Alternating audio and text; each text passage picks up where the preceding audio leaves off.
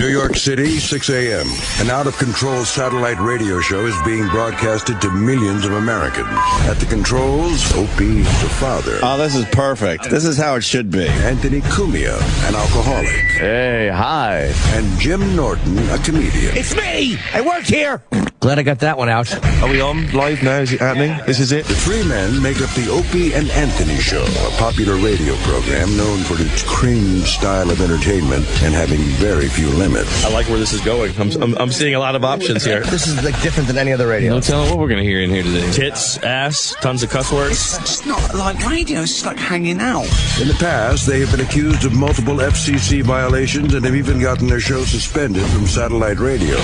This is why. This is American freedom of speech. It's good on every level. Insane. Every second is funny. Wildly fun. And philosophically spotless. Everything you are about to hear is real. Real people, real excitement. This is the Opie and Anthony Show.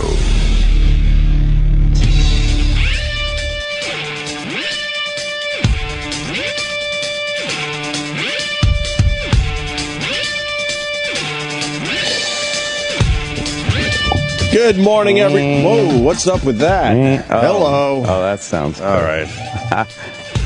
Perish the thought we're gone more than, the standard weekend. Long weekend. Yeah. How was everyone's Thanksgiving? Well, yuck. Good, everyone. I ate too much.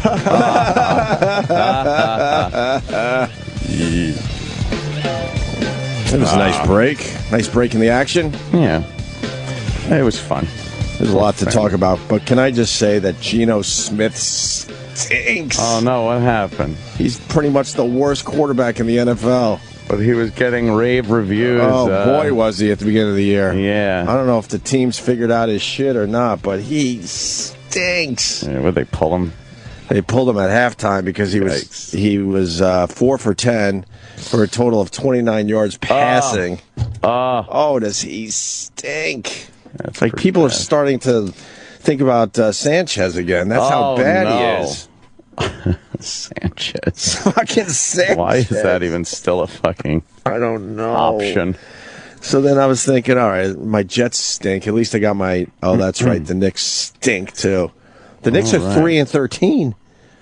Yeah, I heard that on the news this morning. You don't watch basketball. I understand that. But no. The Knicks are 3-13. I heard they dropped 9 in a row, I think. Yes, that's right. And 7 at the Garden. Yeah. Carmelo Anthony stinks. What happened? Well, he doesn't make other people better around him, and that's why he stinks, and I can't wait for the Knicks to be done with him. Fuck Carmelo Anthony. Fuck! So then at least I got the... Oh, that's right. The Islanders suck, too. Oh, man. God, is this going to be a long winter? The fuck? Got nothing. I'm not a huge sports guy, but I like to take my peeks. There's nothing to peek at. You want to see a little, Islanders, little Knicks, and Jets stink. Damn. Algae attacks. That's a good one. Because kids are jumping up and down on my sofa. My sofa. Your sofa. That's how I talk when I got allergies. Your sofa. The Long Island accent comes out when I got allergies. My sofa. They jump up and down, and I see the dust just coming off the fucking thing. Man. Don't that maid vacuum it? Yeah, the maid vacuums it all right. Vacuums that couch? Yeah. Sofa? She vacuums the sofa. Fuck. My eyes. One sneeze and my eyes are pouring water. Yeah. Anyway, welcome back, everyone. Yes. To this shithole. Oh, man. I just could not get my shit together. Whenever we take a few days off, right? I wake up, and it seems like everything I need has been hidden. Oh, really? Yeah. I roam around the house looking for shoes, wallet, like everything. Tissues, please. Everything I haven't had to really, put in my pocket or anything. You don't have a spot for all that stuff? I do, but I don't know. Sometimes it gets moved. I don't know. I have a spot for my lip balm, my building ID, my apartment keys, my wallet. No, with me, it's like my stupid shoes. Yeah. I kick them off somewhere and who the hell knows where they are? And yeah, so I got out of the house later than I like. And then, the traffic. But, well, you know, you can complain, but who's going to listen? The traffic. All right, tree time. We get to deal with the fucking tree for the next month. That stupid tree. The big fucking Christmas stupid tree. Yeah. When you've seen one tree, you've seen them all. I know. Who I got my cares? memories from when I was a kid. I don't need to see that stupid tree anymore. The stupid tree. Are they lighting the stupid tree today? When do they do that? I think it's today. Really? Yeah, so you better get the fuck out because everyone's like heading in. They're heading in right now for the tree. Is it again? Yeah. Oh, yeah, it's a big fucking deal. So, I mean, you know, it could be worse. We could be on a Metro North train, so. Well, that was must have been entertaining. I'm going to say it right now. I think somebody was texting. I'm going with texting. You going with texting? Fuck yeah. And by somebody, it would have to be the engineer. He's saying that the brakes failed. I don't know. Oh, boy. I don't know about that. Because that's like a dead man's fucking curve over there. Yeah. Have you ever seen that turn before? It's a nasty turn. And it's just north of Manhattan, basically. And, you got to slow the fuck down. I bet he was like, fucking so. He was trying to get one more fucking text in before the curve, I bet you. Before he had to slow down. I'm just guessing. I have no idea. But it's too fishy that the brakes failed. Yeah. In this day and age, I don't know. Blame it on the equipment. I think it's always human error. That's why let's go with robots. It's time for robots. They're not going to be texting. Take the humans out of the loop. Mm-hmm. What do we got? 4 dead, though, right? 4 dead and 63 injured? That's horrible. Absolutely horrible. You're just on a little choo-choo train there. From Poughkeepsie. Yeah. Christ. But. Too much. Oh, my God. Yeah. I know. Getting back into this shit. Can't we just take the rest of the year off? How great would that be? The rest of the year. Why not? It's going to be a quick 4 weeks. We take, what, a week and a half at the end, at least? Do we? Yeah. Yeah, we should take at least a nice week or two at the end. Yeah, but then we burn our fucking days, and then you can't go anywhere. That's what I hate about that. Or a week at least. Oh, yeah, well. I'd definitely take the between Christmas and New Year's thing. Yeah, but then we like can't go on a real vacation because these fucking assholes, these bean counters, count every fucking day we take. I think we still have some time, though. I sure hope so. After that. I hope so. Yeah. Well, we had a nice vacation we could have taken. What do you mean? Oh, well, yeah. Oh, boy. The boat thing? Yeah, we'll just call it what it is. The boat thing. I want to go on a boat appearance. I want to do the boat activity. The boat I want to see the boat movie. Yeah. Well, we were going to have a boat movie, all right. Yeah. It's going to be a hell of a boat movie. Oh, well. Oh, God. So, Thanksgiving was good for everybody, right? Yeah. I went to my brother's house and I visited Eroc's Christmas gift. It was nice. All right, I saw that picture. It was really nice to see that it's doing very well at my brother's house. Picture of the poster. Yeah. And we were going to set up a goof shot. I go, you know what? Scott, we don't need to set up a goof shot. I just want to take a nice picture of my it's goofy enough. Christmas present from Eric Nagel. How long ago was that? A couple years now. Damn. Too long. But it's in a nice place. It's in his office now, next to a YouTube poster. It looks good. It looks great. You see it. Yeah. And now I got it on my phone, so it's just like having it in my house. It's just like having it. Look, I could visit it right now. Ah, look at that. That's a nice fucking poster. Who gave you the U2 poster that you gave to him? Oh. No, he's a huge U2 fan. He probably got that on his own. What? I have a lot of windows in my place. Yeah. How was your Thanksgiving, Eric? It was very good. Very good. Very good. Why was it very good? Thanksgiving was great. Lots of good food, as you would expect. Of course. And then the weekend, putting all my Christmas stuff up, which is exciting. Yeah, why do you guys there do you that? go. Anthony did it too. I didn't Well, do anything. I saw people grabbing their Christmas trees yesterday. Yeah. I'm like, no. And I got 2 little kids. I'm going to wait at least another week. You know why? Because Thanksgiving was a little late this year. And true, we only got, It's 3.5 weeks left? Yeah, and all of a sudden it's like, boom, it's December, you know. Right. And once it's December, that's Christmas. Yeah. At my little house. All lit up. And overdid it a little. I fucking plugged that shit in 15 minutes after Thanksgiving was over. All you need is synchronized music with it. Yeah, why don't you do synchronized music? That'd be cool. That's all I need. Why not? The neighbors would really fucking love that. For someone that doesn't like fucking people in general. Right, the Valkyries. You got a house now that people are going to have to stop and check out. I love Why would you people. want that? I love people. You don't love people. You hate people. I'm a people person. You're not a people. You're neither of those things. I had my poker game Saturday, and everyone came over. It's fun. I saw the picture Twitter Colin photo. dropped by. He Did was he have a done good time? with the touche in Bayshore, and he stopped by the house. E-Ruck, yes? I like how you had another edition of Big A taking photos that you weren't aware of. Yes. When Colin was enjoying your movie theater. Yes, and he got a picture of Carl sitting in one of the seats. and he posted. Big A just going around, snapping his little pictures. Yeah. Sneaking around. He's going to capture one thing. He's going to get the equivalent of the Oswald in the fucking depository picture without meaning to. Yeah. He was photographing the Stemmons freeway sign.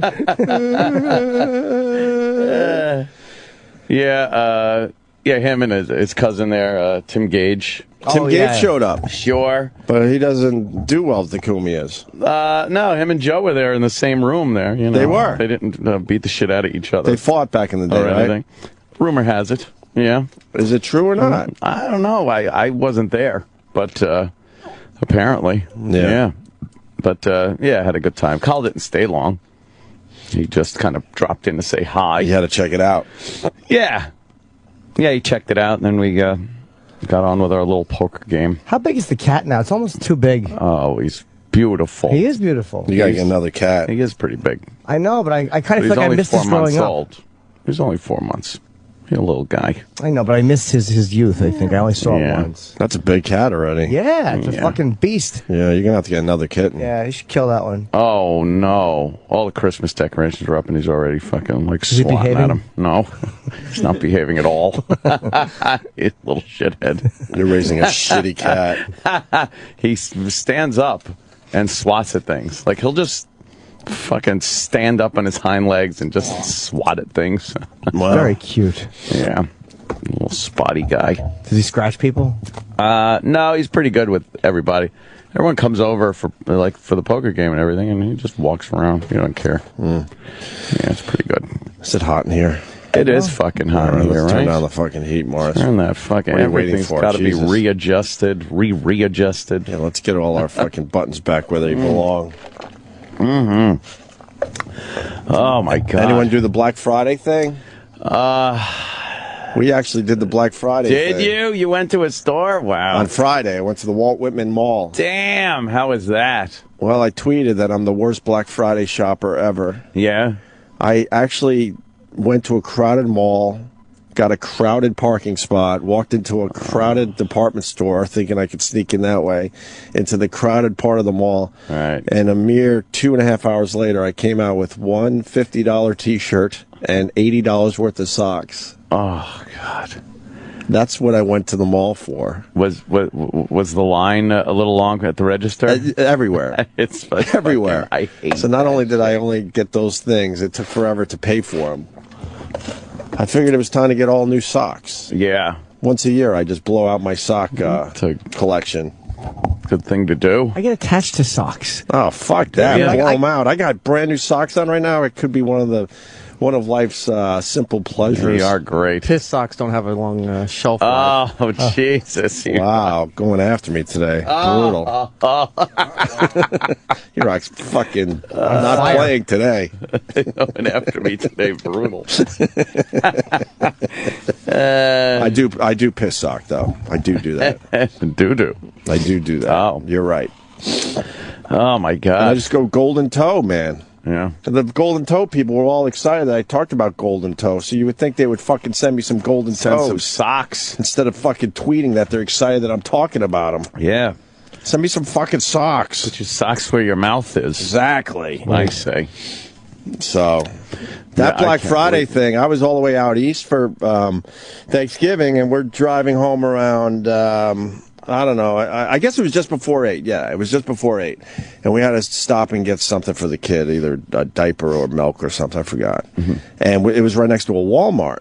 And how I had to loop around to get to a drugstore, basically. I got to see the Walmart. And there was a lot. I couldn't believe it. Thanksgiving night.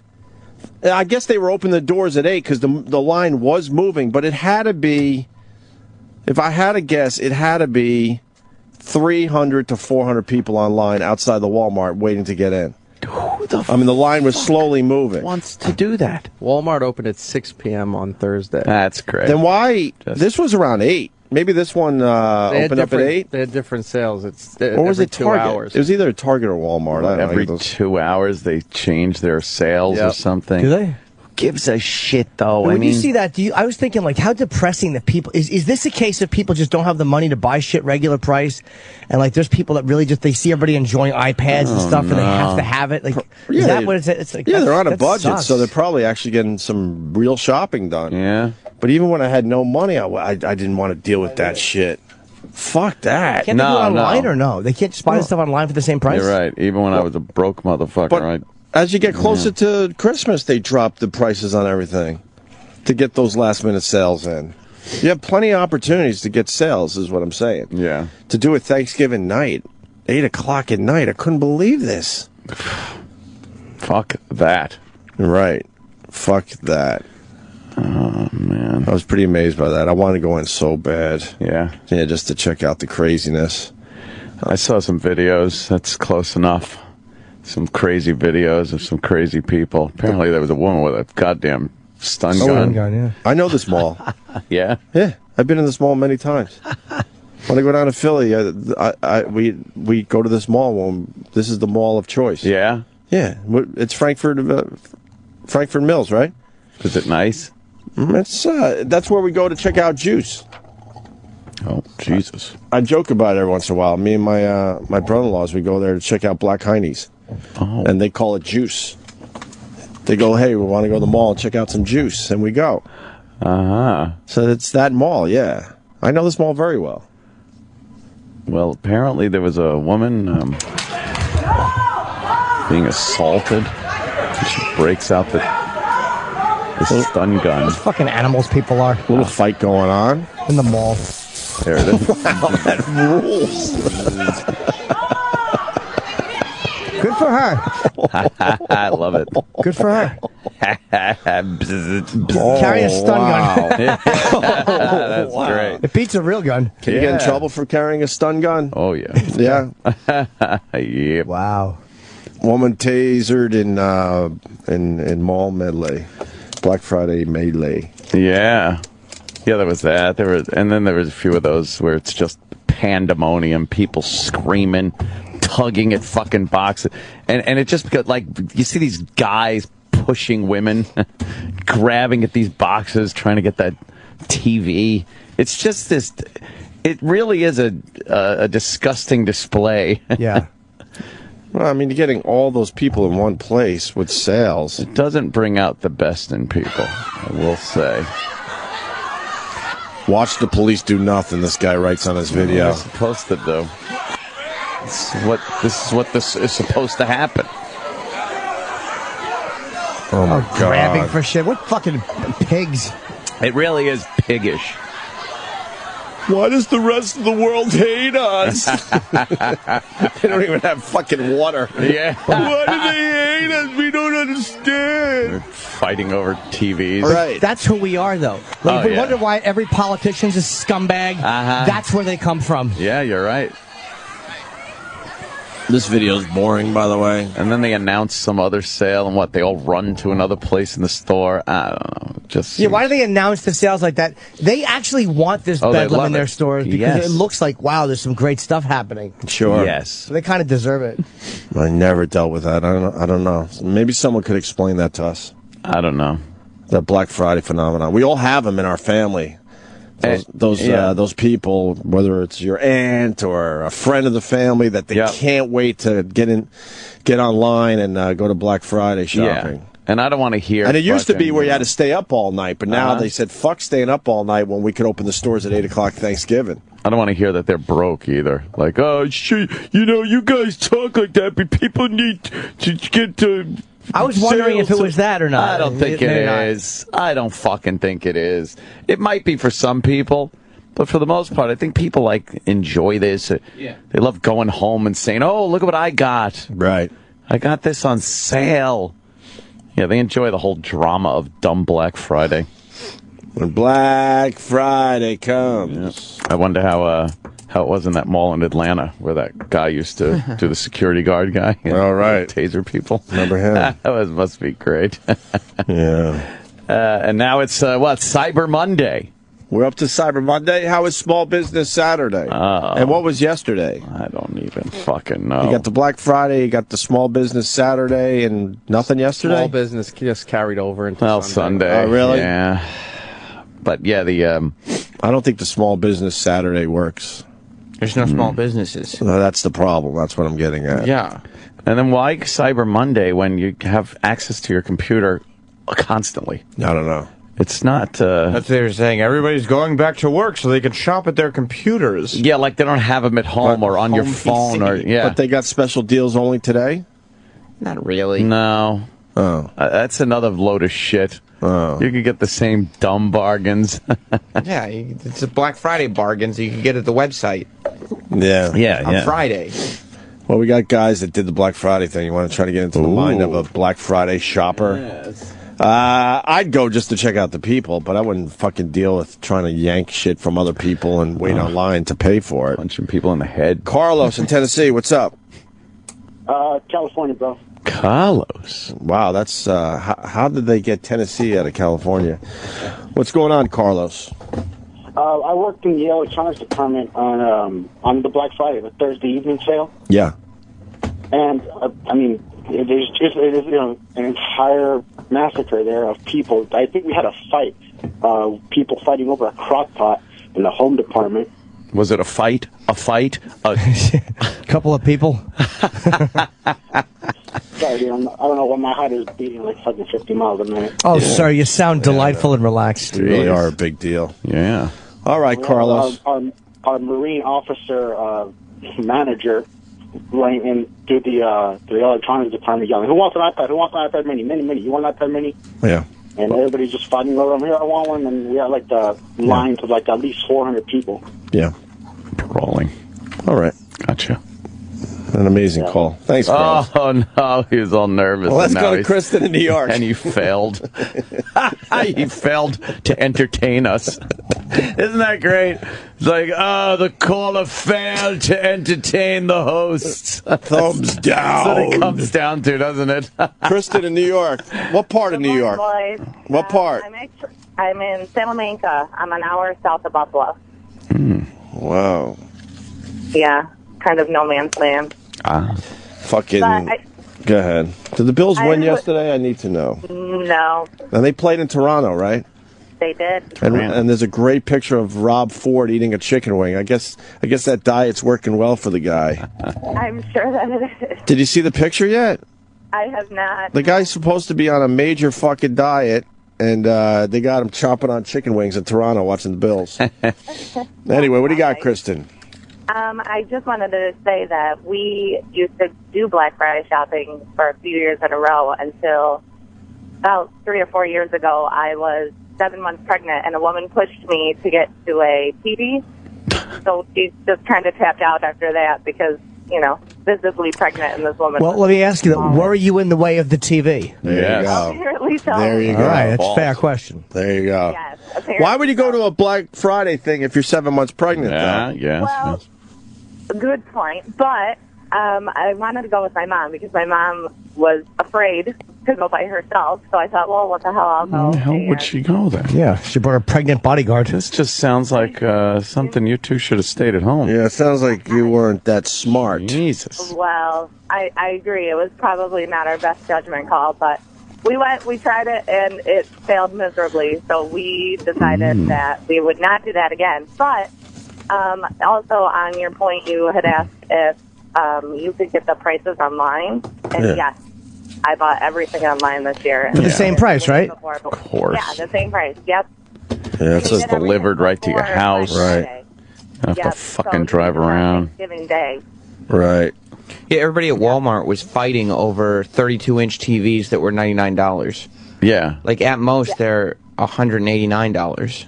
That's right. I bought the exact same TV on Thanksgiving Day this year for a present that was less than $75 more than what it was on Black Friday. Right. You just fucking go online. Buy it online. Exactly. Just do it that way. All right. It's great. Thanks, boys. Have a good day.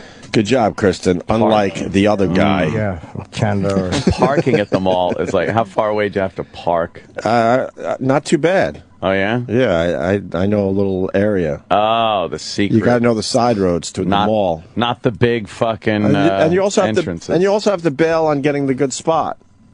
Yeah. Yeah, you got to bail. Well, that's what I. You go a little deeper, and just fucking deal with the walk. It's not that cold out. No, but when it gets like fucking freezing cold and stuff, that's a bitch. True. Windy, and you're like, I gotta park far away. The other problem, too, because I was at the mall on Friday, too. Yeesh. And the thing about Black Friday is that it's all people who don't go to the mall usually. So they don't know how to do anything. Oh, my God. That's like putting your ticket in the parking machine takes a half an hour because nobody clue. knows. Nobody's paid for parking. They don't know how to pay for stuff at the register. No, they're just sitting in the hallways at the mall just looking around. Everybody's just so slow. And then nobody knows how to fucking walk in the mall where they're just like 5 people abreast doing a shuffle. You can't get past them. Holy shit. Now, did we want to stop at Bed Bath & Beyond? That's not here, Dad. When a group of people is walking and you're behind them, and then they'll just stop to chat in the middle of the walkway. Hey, it's infuriating. Yeah. Get out of the way. I forgot there was one other thing that happened at the mall I'm going to show you. Oh. Fucking Santa Claus ripped me off. That motherfucker. That's awesome. Santa. My young son, who's... My young son in the car. All in with the Santa Claus is like, holy fuck. And we're like, all right. So we get in line and we do the famous Santa Claus picture, right? Yeah. But the little one was not having it. So this is my official Santa Claus picture. I wish I could. Oh my God! I wish I could tweet it, but I just don't put my kids online. I don't really want them to be too public. Yeah, my little daughter is screaming bloody murder, and my son has no clue that his sister's screaming bloody murder. She's not going to ruin his time with Santa. And he's got a nice smile on his face. So she was not going to calm down for the Santa Claus picture. So I got this. And then I go, well, can we at least get one with just a kid? And they charged me for 2 fucking packages, those twats. And in that photo, though, she's technically the right one. Yelling and screaming, there's a stranger holding me. Like, that's the right attitude to have. We're going to send this out, because this is going to be my Christmas card. You got That's hilarious. Her just wailing uncontrollably and him smiling like it's the happiest day of his life. But you would think they would go, hey, we'll give you that one for free, because we can't do anything with that. But they charged me for 2 packages. Yeah, they don't care. And yeah, of course I can afford it, but it's just that they try to fuck you. They just do it every chance they get. Every chance they get. Nickel, they fucking... Right. I just thought they would throw that in as an extra. Yeah. They're like, well, it's 2 packages. How many 8x10s do you want? And do you want wallet sizes? What year is this? Just send me a digital. Next thing you know, I was out almost $100. It's like, fuck. Jeez. These Santa Clauses really make little kids unhappy. Santa's a scary fuck. They're creepy, man. He's got the big dumb beard. He's dressed all in red. No one dresses like that. I think a lot of these guys are, Oh, yeah? Yeah. Fuck yeah. It's a weird job to want, especially the younger ones that have a Why would you terrible want fake that beard. job? Yeah, why would you want to fucking sit there with screaming kids? Right. I don't know. Why would you want to sit on Santa's lap? Oh, I don't know. Why would any boy want to do that? Oh, no. Why would any boy... Why'd you do that? I don't know. Maybe I was just filming. Here on Santa's Yes, lap. I am. My daughter needed a diaper change. I'm like, you know what? Uh-oh. Wait till after fucking the Santa thing. Oh, no. Just in case he's a fucking creep. Sat on Santa's lap with a little duty diaper? A little duty diaper. Good. Jeez. That's why they charge you for the second package. Yeah. A little repellent. Like they give us a shitty kid. I'm going to charge him twice. Fuck that. Let's say hi to Dom in Texas. Dom. Ooh. Hey, Oh. we were at Best Buy on Thursday, and it was probably 300-400 people standing outside. And they come out of a side door, and they're like, okay, we're going to open the doors. And about as soon as they said open the doors, everybody started pushing. They had these the Star Trek doors that go to the side. Right. Everybody pushed those doors. They came off the track, shattered on the ground. Oh, doorbuster deals, they call them. See? Yeah. Literally. Everybody who started going in and pushed over a bunch of people that got cut up by all the glass from them.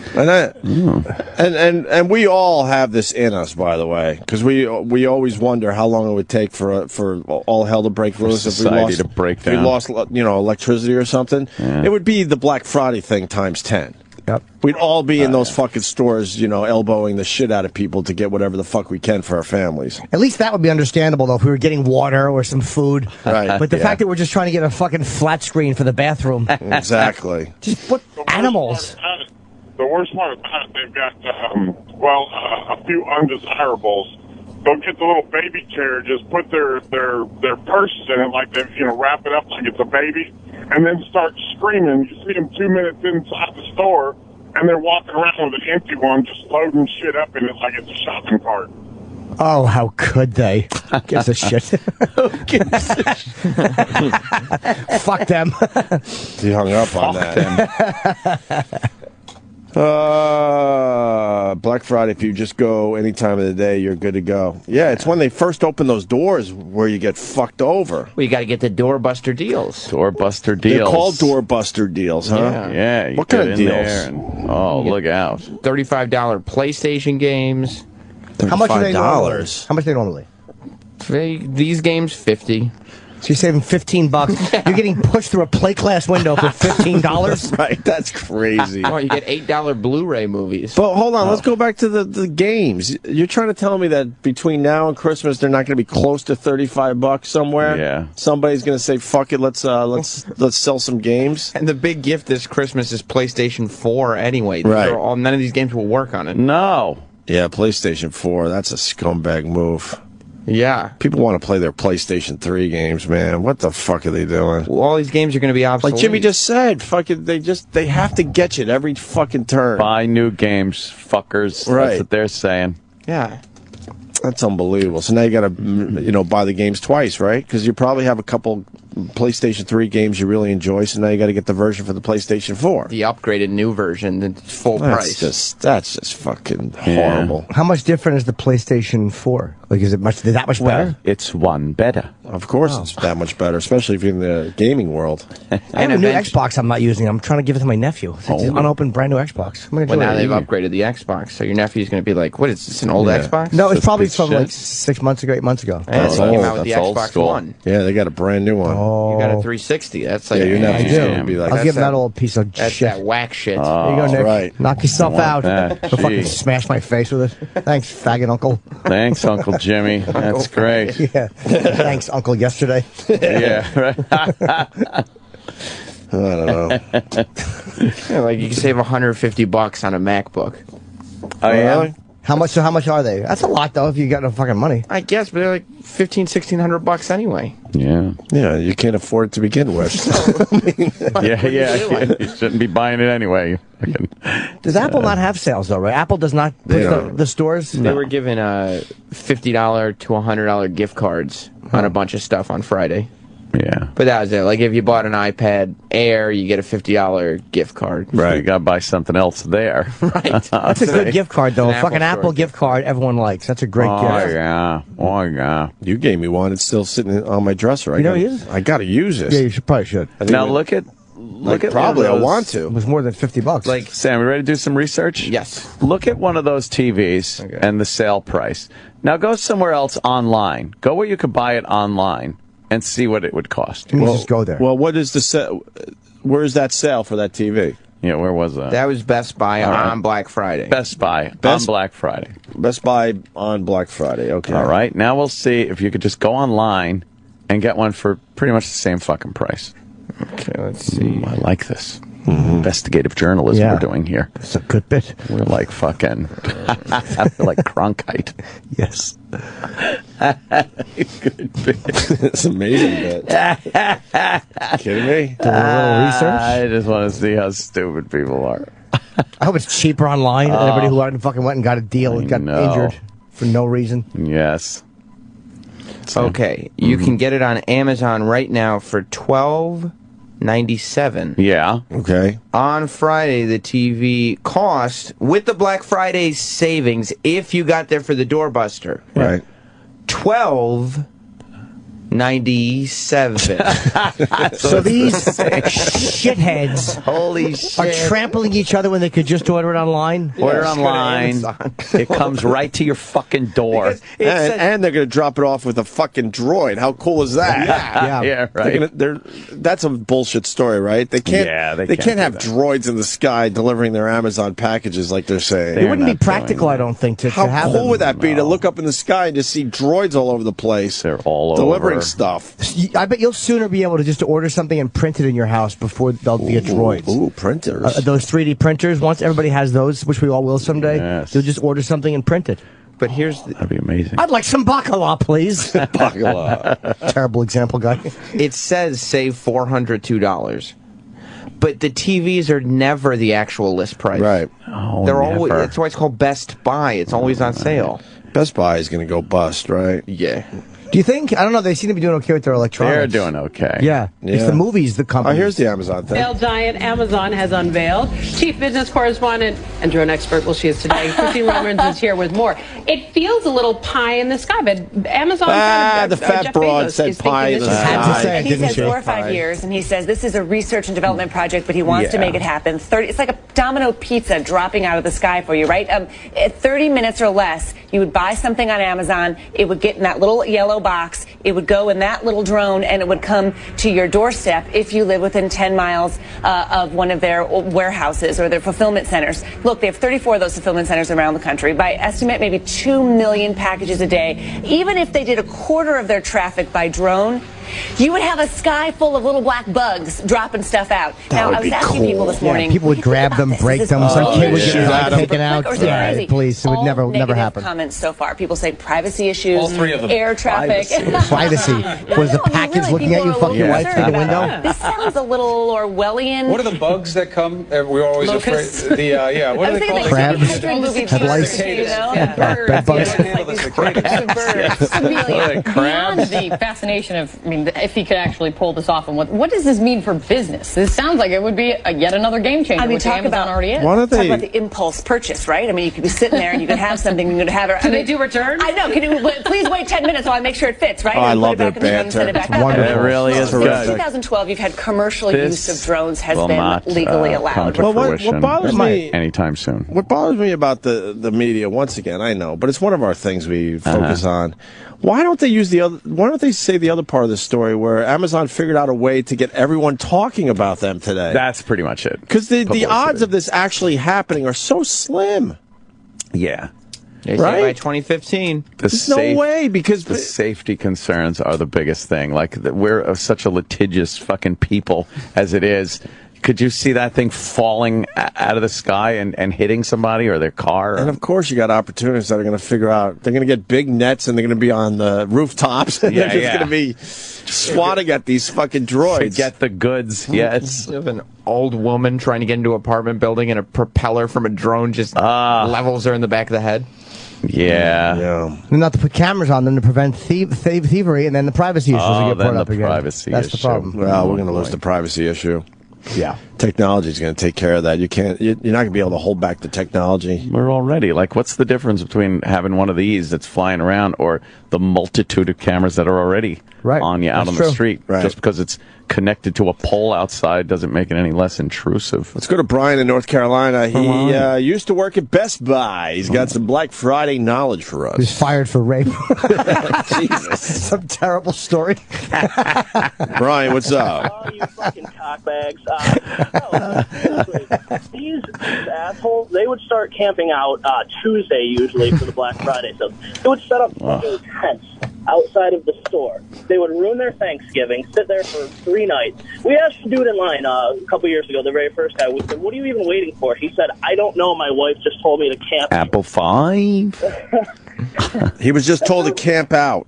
He was told to camp out by his wife. Jesus. That's all he knew. He just wanted That's to a shitty wife. That year, I know she was. She probably didn't even suck his dick or anything either. Wow. Chippa. Just ruining fucking Thanksgiving. Well, that's what it is, too. Like, half the people online, you just point them in the... Where's the deal? And then you point them in this direction, they buy whatever the deal is. Just point them to the other side of the parking lot. They'll probably walk over there to make sure you're not fucking goofing. Well, you're saying they would camp out just to save $50, Brian? Yeah, because this particular year, there was this shitty laptop that was on sale for about $249. Regular price on that one, I believe, was $279.99. That was only about $20-$30. And the TVs, and they're shitty technology. The computers are usually outdated. Right. It's shit that you can only use if you just wanted to browse the web. Right, yeah. It would be good for anybody. All that crap.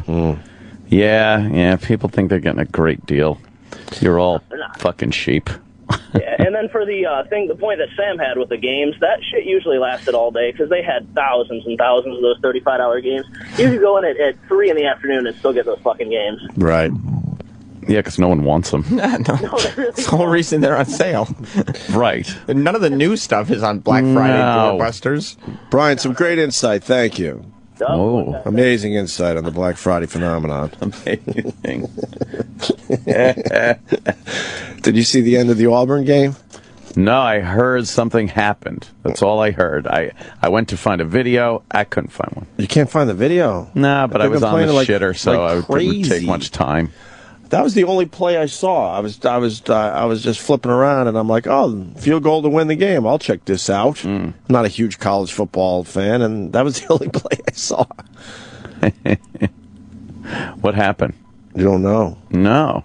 Well, let me play this for you. Ooh, a little odd Joe. Well, the Auburn anchor just loses his fucking mind. Does he? And then the other team, the other team had to call the same play for locally, and you gotta be excited no matter what, even though your team is going to lose in a horrific way. How do you not get excited at what you're seeing in front of your eyes? I don't know if it's their team getting shit on. Guys trying to kick a field goal. How far was the field goal?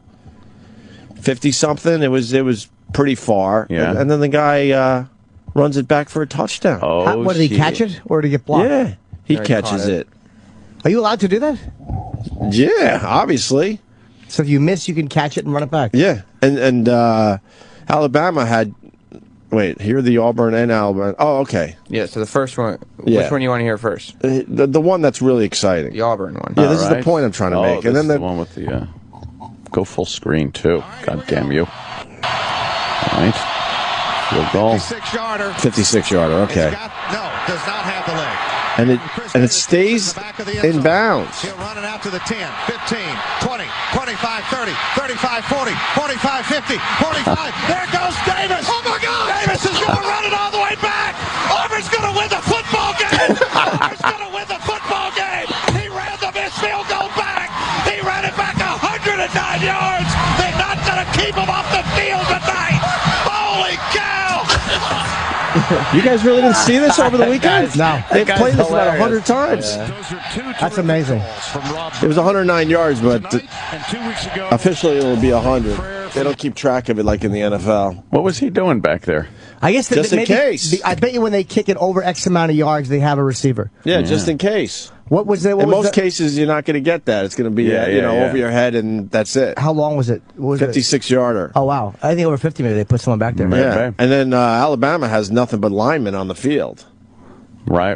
They don't need any of their fucking fast guys. They just want their bruisers out there. So once he got past the initial fucking line of guys, right, that's he's amazing. Home free. But then, the Alabama guy also had the call. And my point is, it sucks for Alabama, but you're seeing an amazing play that you're not going to see anytime soon. It's going down in history as one of the greatest finishes ever. And this is what you got. We're going to show you from Eli was inside. You heard what?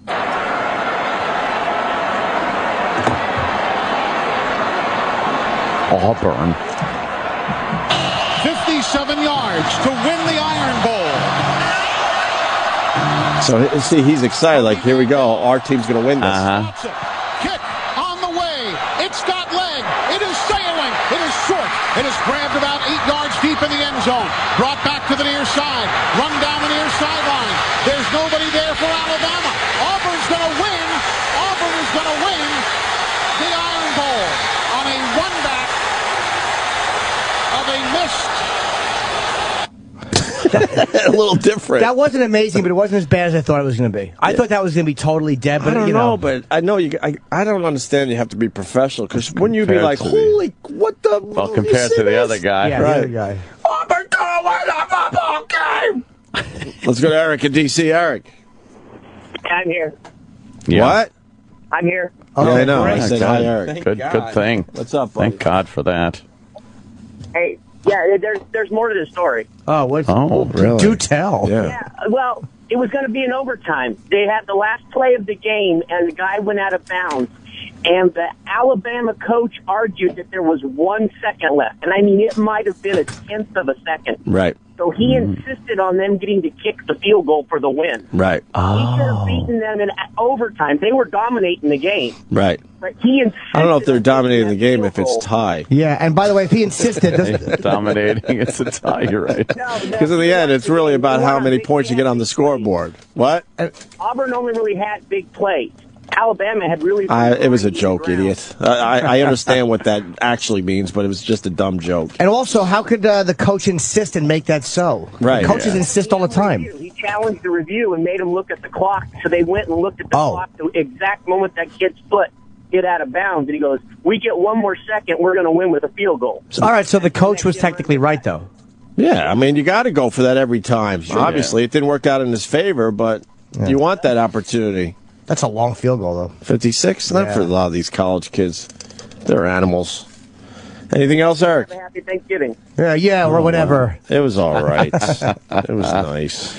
Yeah. My cheese wasn't a hit, which was a bummer, but... Oh, no, that was your only responsibility. I know. You brought sweating cheese down from New York. Nice cheese, too. It was nice. Nobody enjoyed it? Not really. Just sat there. There was a ridiculous clam dip there that was unbelievable that you just spread on crackers. Oh, everybody. Oh, my like God. that. And then they had a taco salad dip, you know, that shit. The sour cream and all that. Nobody liked your hard, blocky, plain Jane cheese? They didn't like it. I was bummed. And then they brought out some kind of buffalo fucking chicken wing dip thing. Yeah. Fuck. Your cheese just sat in the corner? It did just sit there and start sweating. Because cheese sweats when it's realizing it's not going to be eaten. Yeah, it's nervous. Yeah. It's humiliated. Starts getting nervous. I'm getting nervous. What happens to cheese? I know. Leave it out for 1 lousy hour and it loses its fucking mind. Yeah. Relax. It's going to be okay. I need to be refrigerated. Right. Jesus. What are you doing to me? all I'm nervous. sweating. Really? Nervous, What the yes. hell goes on with cheese? Cheese isn't happy unless it's being eaten and spread. When it just sits there, it's embarrassed and humiliated. Swiss cheese almost gets invisible within an hour. What's that about? Yeah, I know. It turns like fucking plasticky. So, yeah. we should break. We got food. Mm-hmm. Hey, today's Jim Breuer Day. I'm very excited. He's here at 7:30, yeah. Yes. Okay. Does he have to leave then fly? Jim's doing a gig tonight in North Carolina. Oh, really? Yeah, he's doing, or is it South Carolina? The Comedy Zone in Charlotte, North Carolina tonight. Tonight? And then tomorrow is at the Atlanta Punchline. I guess he's doing one-nighters in clubs. Just probably doing a bunch of them. Wait, tonight, then tomorrow, then Wednesday, then Thursday. He's working all week, all over the place. One night at each club. Jim North can Carolina. do that. This is where Jim Brewer's going to be this week. I'm just going to give the states. He's going to be in North Carolina on Monday, today. Then he's going to be in Atlanta tomorrow. Then he's going to be in Tennessee on Wednesday. Then he's going to be in Nashville on Thursday. Give out the cities. And then Chattanooga. Chattanooga! So he's hanging out in Tennessee for a few out of the 5 days. Wow, Jesus. All right. Jim Breuer on the way. Stay there. The Opie and Anthony Show. Sirius XM. The Opie and Anthony Show continues.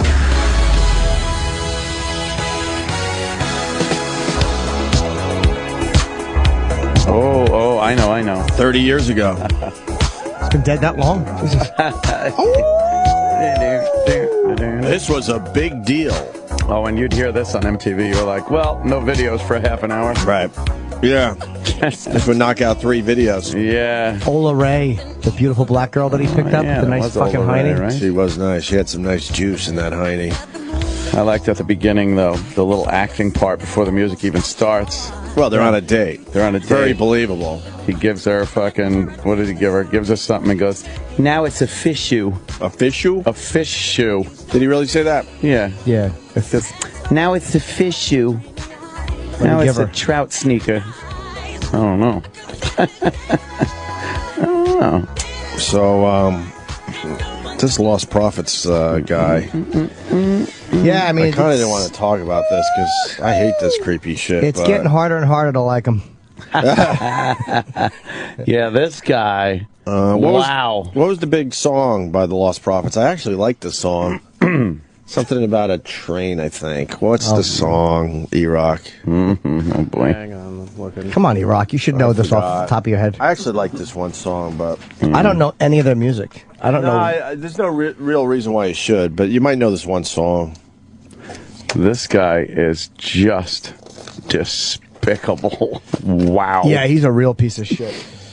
What he's looking for, so give him a break. Yeah.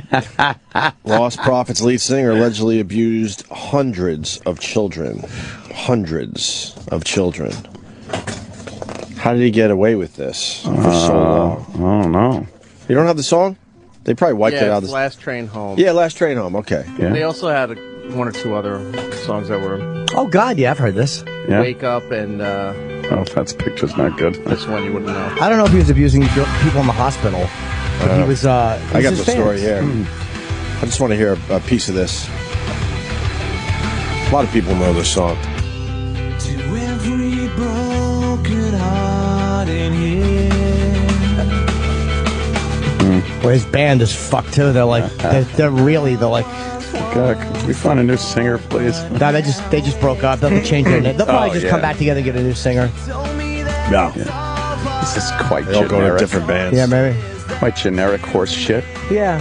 Was this the hit? They had a couple others, but... Do you know Shinobi vs. Dragon? No.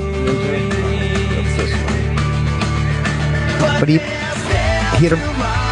Oh, this is a really big song. Yeah. This guy.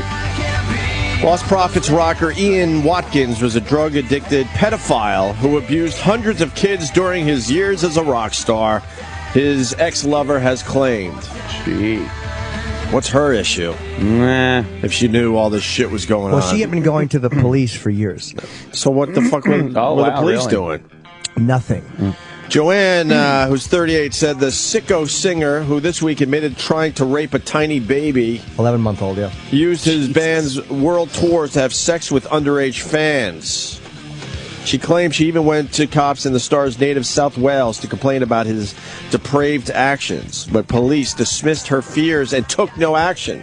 He was, I guess, fantasizing with her and being a real pig. And she might be a jilted lover at one point, but she went and told the cops, and they didn't do anything. And I think that there was photos that went back and forth because they didn't talk for a while. And then she went and apologized to him because she felt bad that I almost ruined his career. Boy. And then he started up with it again. He started showing her pictures again.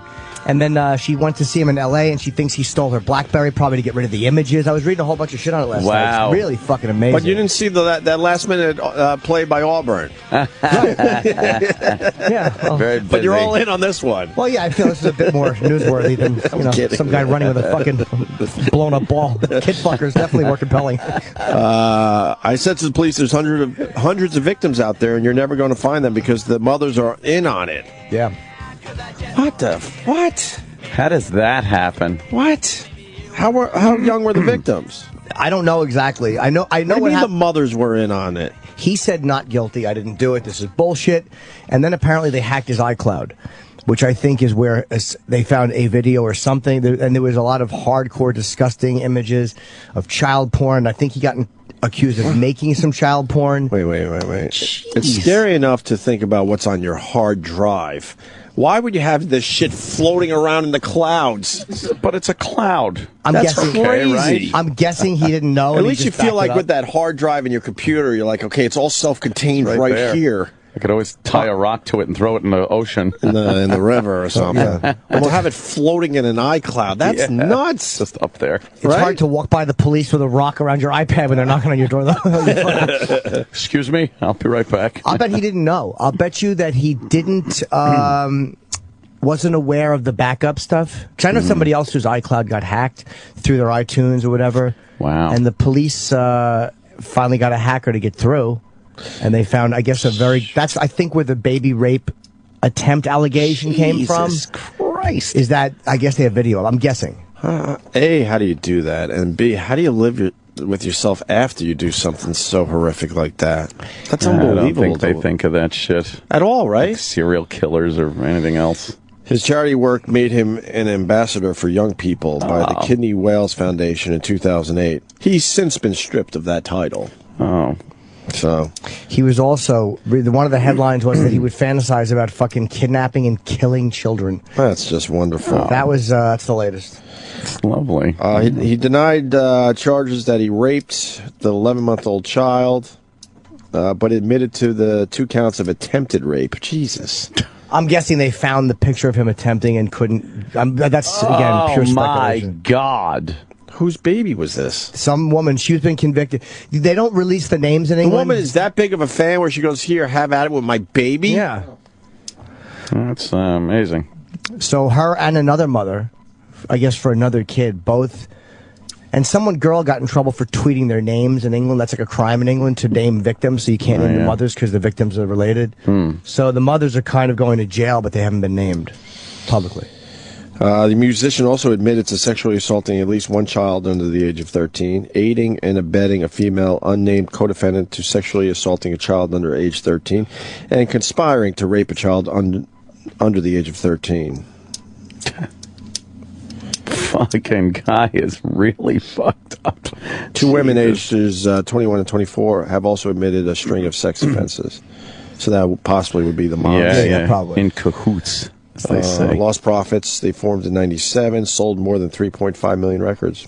They said he would do like coke and crystal meth and heroin, like in just some fucking drug-fueled craziness. But even drugs don't make you do What is that? shit. He was raped as a kid, and I don't know, This is man. how he gets off? Like, how does your brain get so fucked up? There's got to be something in the upbringing. And start misfiring like that. I don't know. Like I don't get it at all. Like what I can't in my worst day imagine what the attraction to that shit is. Like my it's fucking. God. It's so beyond anything relatable, sexual or animal. There was some hardcore animal porn he had too, and it's like I don't understand the fucking attraction of that. Like how do you come to that? How do you look at that and go like, oh, yeah, the animal stuff? Yeah, any of it. Like, you look at it because it's silly, but the animal shit is funny. No, but I mean when you're jerking off, like you know what I mean. He wasn't Right. like we watched the fucking guy in Seattle get fucked to death, and that was a home run. Yeah. But what a fucking... he's getting sentenced like December 18th. So the case is already over? He pled guilty. I think once they hacked the iCloud, once it was indisputable, he's like, I'm done. Because he doesn't want more shit to come out, probably, right? Yeah, or just a trial where the images become... I don't know. I mean, the images probably wouldn't be public, but... So what does he get? I have no idea what their sentencing standards are over there, but I'm going to guess 40 years, 30 years. He's in jail forever.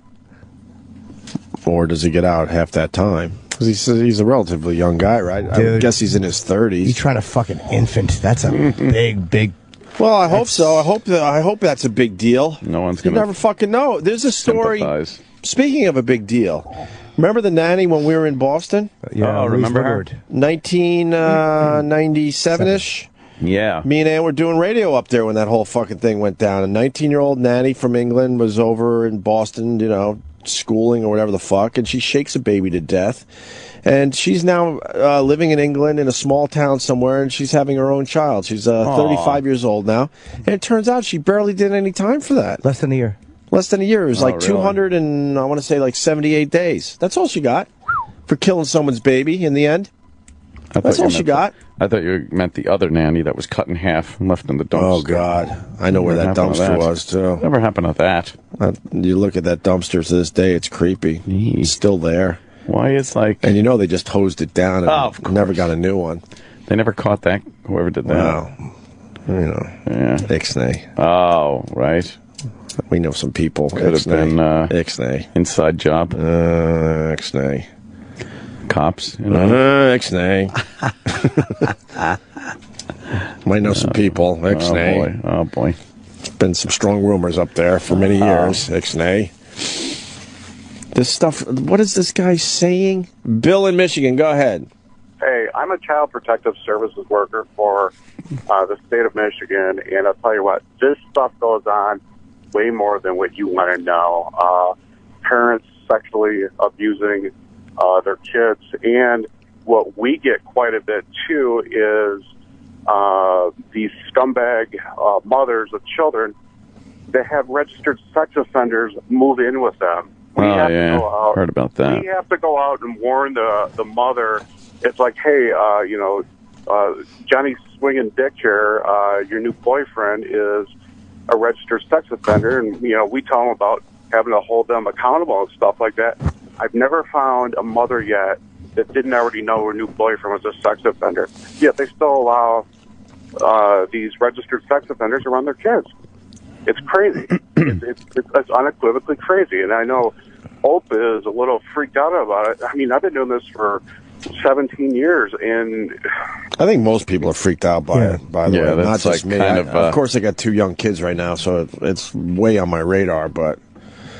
Well, and I tell you what, I mean, and we only investigate the ones where it's parents or guardian or, something very, there's a relationship between them.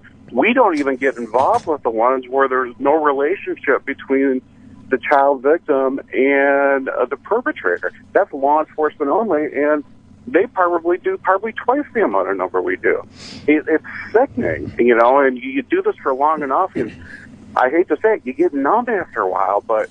How do you get... I don't understand how you could stay in that profession after a while. Well, I know you're saying you get numb by it, but wow. Is it because you're helping some people, too? Like you are saving some kids from that fate? Right. Oh, yeah. I mean, that's exactly it. I've heard, from some of my coworkers who were the foster care worker after I passed it on to them, and I've gotten secondhand, hey, who removed me, down the road, and, tell them I said thanks. You do get that small bit of satisfaction. So you get some small victories. Yeah. But I'm not in it, I'm not in it for accolades, it's... You're in it for the paycheck. I didn't say that, man. But I'll tell you what, I did law enforcement for 5 years before I went to this, and I've had cops tell me, how the hell can you do this? Right. The serious, stuff, and it's like, well, simple, Unlike you being 24/7, I'm now essentially Monday through Friday, 8 to 5, weekends, holidays off. I got to work after hours. It's overtime, and I said, and I always usually get them with I'm not worried about getting shot walking up to a house or a car like probably you are. And I usually get you got a point type of thing. So, it's sickening, but it's there, and it's the reality that people in society don't understand sometimes. So, unbelievable. That's why I just lock myself in my house. I turn a blind eye to the whole thing. And you have lots of guns, Aunt. Exactly. All right, Bill. Thank you for the insight. All right, Billy. Be good. Yeah. There goes Bill. Merry Christmas, everyone. Happy holidays. Happy holidays. Happy holidays as the children are being raped. That's wonderful. Jesus Christ. Hey, let's see what jail justice is like. Oh, yeah. Well, let's just see. I don't know, man. I think you should be able to execute a guy that is attempting to rape a 11-month-old. Absolutely. Definitely. Absolutely should be able to kill him. Absolutely. Especially this photographic or video proof. It's not just he said, she said with the mother. Right. If there's proof, like visual proof, and you see him holding an infant down and trying to fuck it, the state should be able to kill you. Because you have zero value to the rest of us. Zero. Of course. All right. Oh, that was frightening. That was a downer. It happens, you know. In more There are horrible people. In more uplifting news, Paul Walker. Oh boy. I'm not laughing at this. I'm not laughing at Paul Walker. What happened, but I don't know. A little bit of a car wreck. A little bit. Leaving a charity event. Yeah, a lot of it actually. I guess. And they're starting to say that speed was a factor. Everyone. Yes, speed was a factor. Speed was a factor. Really. As was the car bursting into flames and burning them both beyond recognition. There's a picture going around out there. Really? No way. God. Of them dead?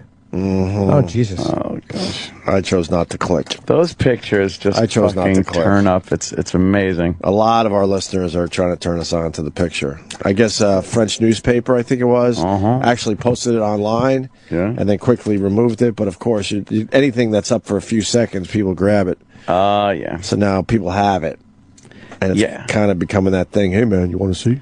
Check it out. Well, they just burnt. I didn't. I just don't want to click on it. Yeah, there was something, dental records. Right. They had to. Wow. That car is fucked. That's demolished. How fast do you think they were going? Boy, hard to tell from the burnt car picture. They hit that tiny little fucking tree. That was it, huh? The pole, too, though. There was a pole. Was there a pole? Yeah, I think that went so. Through? Enough to... Because there's some piece of metal. Oh, that's the forget it's the truck. Enough to... I think it was just that tree. Fire. I really think it was just that small tree. Yeah. You would think they would cut that fucking tree right in half if they were going pretty fast. Yeah. So, that's just horrible news. What was he? He was just in all the Fast and the Furious. He was in Varsity Blues, right? Oh, yeah. He was in a few others. I honestly didn't know who he was. Somebody told me, I mentioned his name on Twitter, and I realized I haven't seen any of his He was a pretty big deal. Yeah, Paul Walker, apparently so. I just didn't know his name. 40 years old. And he wasn't driving. What, he had a race car buddy. Race car buddy. Oh, boy. Ex-race car driver. Great. Jumped into... What kind of car was it? It's either a Ferrari or a Porsche. It was something like that. All souped up and fast shit. One. Yes. I don't like that fast car shit. I have no problem admitting I'm a fucking pussy when it comes to that shit. No problem. I was always the guy fucking bumming everyone out when we were in a car full of guys with one guy driving 90 miles an hour, drinking a beer with one fucking hand. I'd be the pussy basically saying, stop the car. Slow I'm down. getting the fuck out. Drive like a maniac. Never had the balls for that, ever. Yeah. You get up there. Oh, yeah. But never with anybody else in the car. I mean, I hated being in a car when someone else was driving fast. Yep. I don't like that at all. I don't like anyone else driving at this point. Yeah, that's I true, drive too. every single chance I get. Every chance I get, I'd rather drive. And we tell the story. We got those Lexuses. Oh yeah. Back in the day, and I went over 100 on the Long Island Expressway just to see how it feels, and I was like, okay, did it. That's it. Never again. Yeah. And I was scared shitless. At 100, maybe it was like 103-ish, 105, I don't know. Yeah. But I was like, all right, open road, let me go up to 100 in this fucking thing. And it was no fun for me. Shit happens very quickly at that speed. You see shit flying by. Yeah, it's just... Oh, and I did it for like I was... a split second. As soon as it basically just hit over 100, I was like, all right, right back down to 65 or whatever the fuck. Mm-hmm. Done. But there's a lot of guys that enjoy that. But now they got him in Fast and Furious 7, which they've already filmed. Oh, they did? Which No. they've started. But he dies in a car wreck. Why? Oh, boy. Breuer's here. So why don't we take a break and clear the field for Jim Breuer. Nice. All right, stay there. The Opie and Anthony Show. Sirius XM. The Opie and Anthony Show. The guys are back from the toilet. Now, back to our show. Fuck yeah. Jim Breuer in studio. Oh my God, Jimmy looks ridiculous. Thanks, Jim. He's losing weight. Oh my God. He's still not happy, though. No, I'm happy. He was pinching something earlier. You know what looking it was? at me. Helmet. I got some I want to lose, and I'm like, can I not lose this last There's bit? always going to be something you're going to pinch. Yeah, but I want to lose. There's enough here where I could look at it and go, nah, I need to really... Lipo. Do the lipo suction. No. I don't know if I want to do that shit though. out. I don't know if I want to do that. You know what, too? Like, the way Jimmy looks, you get a different confidence when you look like that. Yeah. He's got a swagger. You got a man face now. That scares me. He's got a man face. I wanna be He a almost boy, has a Jim. jawline. Yeah. Almost. He had a little baby face. Little chiseled in the look, man. Yeah. I want to be a boy. We already are, Jimmy. Yeah, good for you, Hammer. Thanks, buddy. Nice. I just caught up with Jim Breuer. He's got a lot going on. Oh, yeah. His parents are still doing well. My father's 90. 90. Thinks he lives in Florida. He lives in my house. Thinks it's 1947. Oh, shit. And he thinks he's in Florida. Right. That's beautiful. Oh, that's great. funny. Oh, my God. So he's good. See, dementia can't be that bad. Well, if you could turn it into living in a very cool year, Right. and in a state you like, Right. He'll tell you anything about the war. right? Tell you anything about the war and the time he went to a whorehouse. He'll tell you anything about that. But yesterday and whose kids are, he's not really sure about that. Oh, man. Does he have a hard time with the tech? Does the technology, like if you show him an iPad, does he realize like, wow, he this- doesn't know what the hell that is. No, but if you show him that, does he go like, wow, this couldn't be 1947, or is there any? No, not even. But the brain is weird. Like he remembers everything from the war, and that's probably completely accurate too. Oh, he's dead accurate. And then he woke up. There was a stretch where he woke up, and I videotaped him. I put on Facebook a couple weeks ago where he thought he was he said, I don't know. He wakes up because she's in the hospital bed, and you go there, you go, morning, Dad. He's like, I'm in the movies. Holy shit. You're in the movies. Who are you in the movie with? No. He goes, Shirley Temple. I said, you're kidding. Where are you filming this week? Because, Atlantic City. I said, what are you filming? He goes, I can't tell you. It's a secret. I said, all right, how much they paid you? $800. All right. What Sounds the good. fuck? I hope I'm in that fucking world. Your man. outlook, your outlook's great on it, though. Do you ever get bummed out or depressed? No, I by really this? don't. No, he's 90. Good for you, It's already every day's all the time, right? Yeah. It's like fucking. It's not like he's gonna protect me from a bunch of bullies. Like those days are over. It's not like he's gonna give me advice about anything. It's over. Who cares? Wow. It's like having an awesome 2-year-old kid hanging out. Right. Holy shit. And how's your mom? How's your mom? Oh, much better. That's another epic. We had a couple epics on here. By the way, sorry to interrupt you. Are you filming your dad? Like you talked about your documentary or whatever? No, because it's real. I started to, and it's more depressing now. So it's more of. I mean, if you want to hear it, it's more a lot of cleaning. Oh boy! And their ass is literally his ass is like an elephant ass. So you have to like spread it. I mean, there's just layers of old skin. Oh wow! So yeah. It's just like here I am. I'm gonna be cleaning my dad with the hose. So it's not really like the other one. He was alert and I could bust his balls and all that. Where here he's not really. It's different. He just says yeah a lot. Yeah. Are the conversations worth filming? Like not that part, but like, is there anything in that would be uplifting or helpful to people?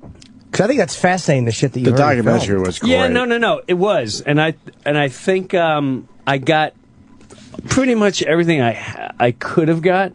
Where and I keep hearing you over and over. Start filming them again. Start filming them again. Or and I really don't know, Jim. If there's maybe there's nothing there. If there's enough there, what you would see is just like, all right, I'm getting him out of bed. And then the only thing he remembers is, what happened in 1945? Well, I went in the Japanese, and I shipped out of Seattle. And then I had to leave for 2 weeks in Australia. Oh my God, I got a cat house, got crabs. And that's true. That's the most, the most entertaining thing he'll do. Yeah. And it's hard to capture is people come up to him like on Thanksgiving and they want to talk to him. They sit down like, hey, James, what this guy? This guy said he's working at the. I'm working the Statue of Liberty. It's about America and blah blah blah. And he kind of lured him in, And he goes, I don't give a shit. See, that would be funny.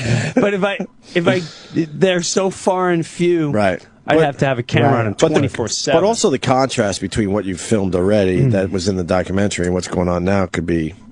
It could obviously it'd be depressing, but kind of. I think it's helpful. People don't know what to do. Right? Yeah. They don't know what to do. You seem to be handling it better than most, which is kind of what I'm saying. Like you seem to be doing a dignified, great job with it, and saying, "Hey, this is what it is, and this is how you deal with it," and that's pretty impressive, man. I learned it from watching elephants. National Geographic. Elephants. The old elephant lags behind. If the lions don't get him, the other ones push him along. And and shit just drips down his leg, and they stick him in a mud hole, and that's it. They move along, and then they're dead. Is he still happy in his own way? Yeah, as long as they're eating. Right. As long as they want to eat, he'll wake up every day and go, I'm hungry. Are there times you feed him certain things knowing that you have to take care of it on the other end? Yeah, no. like no chicken wings or... No, Thanksgiving, I had a huge fight with my wife because she said you got to give him fruit. Because I have a nurse that helps out. Nurse wasn't there Thanksgiving, so I take him all day, no problem. It's 30 people over the house. And she's like, he eats fruit every morning, so I'm not giving him fruit. So you gotta give him. I said I'm not giving him fruit because when we give fruit, 2 hours later it's I'm not cleaning that up today. Oh God! I want to enjoy my. my God! Yeah. My stuffing. I want to enjoy some nice gravy, and I don't want mashed this. potatoes. Gets in your fingernails. Why don't you put gloves on? I do put gloves on. I gotta do it. All the way up to my freaking my elbow. I got gloves. Man. But yeah. If I have them, it's a very strict diet. See, cleaning up after my kids is starting to get rough because it's starting to smell like real shit. Oh, yeah? I can't imagine doing it with a fucking wait till they're parent. $1.80 pounds, eating celery and meat and eggs, just pouncing on.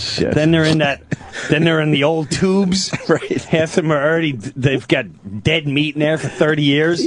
Then comes out. So you're scraping some of that off the walls before it comes out. He doesn't go very solid. It's like bad elephant. Yeah. It's so amazing. So wait, will he get out of bed to eat, or is he in bed all the time? Oh no, we got to get him. We get him out of bed, but we got to. Can he walk around on his own? And stuff? No. No walkers or anything. As a matter of fact, on a walker for about 5 feet. Yeah, maybe 20, 30 feet. Okay. And then it's all wheelchair. Right. And then there's a little staircase, 5 stairs. I got to get him up and down. How do you do that? He grab his ass and he grab one of his under his shoulders and you just kind of push him upwards. And then the other tricky thing is when they're older too, they take this medicine. So if you squeeze too hard, you literally rip their skin open. Yeah. Like literally just gorges open. So you got to be careful the way you. The skin is ridiculously paper thin and very, yeah. That happened to my mom. It's really weird. So. Does he ever make the bathroom on his own, or no? Like, they just can't tell when he has to go, or once in a while can he sense it? You got to sit him like a kid. You got to sit or like a dog. You got to let him out. So, what I'll do is. Wow. Do you have a schedule figured out? Yeah. So you kind of know, like, all right, it's coming soon. So absolutely. Instead of having him make it in his pants, I'll hopefully get to a toilet. Gotcha. Yes. What you do is in the morning he has cereal, bananas, then he has fruit, then he gets toast, then he gets cookies, and then coffee. Then we walk him like 3 times around the island. Wow. He walks around the little kitchen island doing his little dance. He stares out the window and he shakes his head. And then it's like, all right, let's go downstairs and sit on the toilet. And then he sits on the toilet, and just like a kid, you go, did you go? And he goes, no. Did you go yet? No, but you just got to wait for the smell. Like, oh, all right. And then that's another thing. If you really want to hear it, he's too, he don't, like a real guy, he can't tuck your donkey in. You know, when you sit down, you tuck your dick down. Right. And you sit, he's not capable of doing that. So I have to pad around his dick, because when he's crapping, he's peeing all over. Oh shit! So I gotta put pads all over the floor and all over, like literally tape it around his sack and his legs, because it's more cleaning. Oh my God! Why don't you get a bidet? We'll get one of those Japanese toilets with a bidet, so you don't have to wipe him when he's on the toilet. A bidet would do a great job. You still got to wipe no matter what. It is, there's too many crevices, like you were saying. It's like elephant skin, and when they, if you want to hear it. he gets like a callus on his butt cheeks when they get older because they're sit down so much. So they have like this. You have to constantly put cream in. Literally, when I go to the bathroom, as he sits, I have to spread his cheeks apart so there's a nice clear path. Otherwise, if you just sit him down, then it's the whole thing. Yeah, it'll get smeary. It'll be smearing all over. What a good son, though. He's a good son. He's amazing. And his outlook on the whole thing's amazing. Yeah. I really have no problem. Saintly. Yeah. I make my kids watch it. I want to make sure they're in line to take care of me like that. Exactly. Okay. And how about Mom? I mean, Mom lives an independent living, which I think on this show is when the day she went in there. Oh, right. Remember we called and you guys were... I didn't feel good about that one. Dude, people Did I help weirded you? out by Did we that help one. you? Yeah, you know what really helped? I didn't feel good about that I'll one. tell you what made me feel good about that day. All right. Somebody called in and said, while we were doing this whole thing, you guys pretending you're therapists and all that, someone called in and said, your mom has abandonment issues, and this is very normal. They get angry, they can get violent, and it made a lot of sense because her first husband was killed in World War II a month before he was supposed to come home while she had his baby. Then her father died a year and a half later, and then her other uncle, who was very close, died. And then, so yeah, she's always had these... She always resorts to like, oh, my father, my first husband. And she would beat my dad, not like slapping around, but, my father would like watching war movies growing up. And she'd be like, turn that shit on. Yeah. My husband's dead.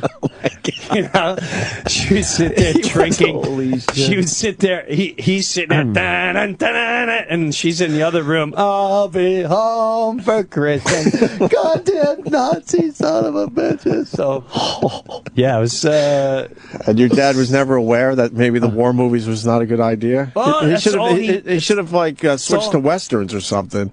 That's all he knew. Right. That's all he knew. And that was her. Wow. Plus, that's his life too, right? He was right. There, yeah. It's his life. I mean, but that's what you got knew her what you were going, getting though. into. You had that drunken conversation one night before you slept with one another. I was in World War II.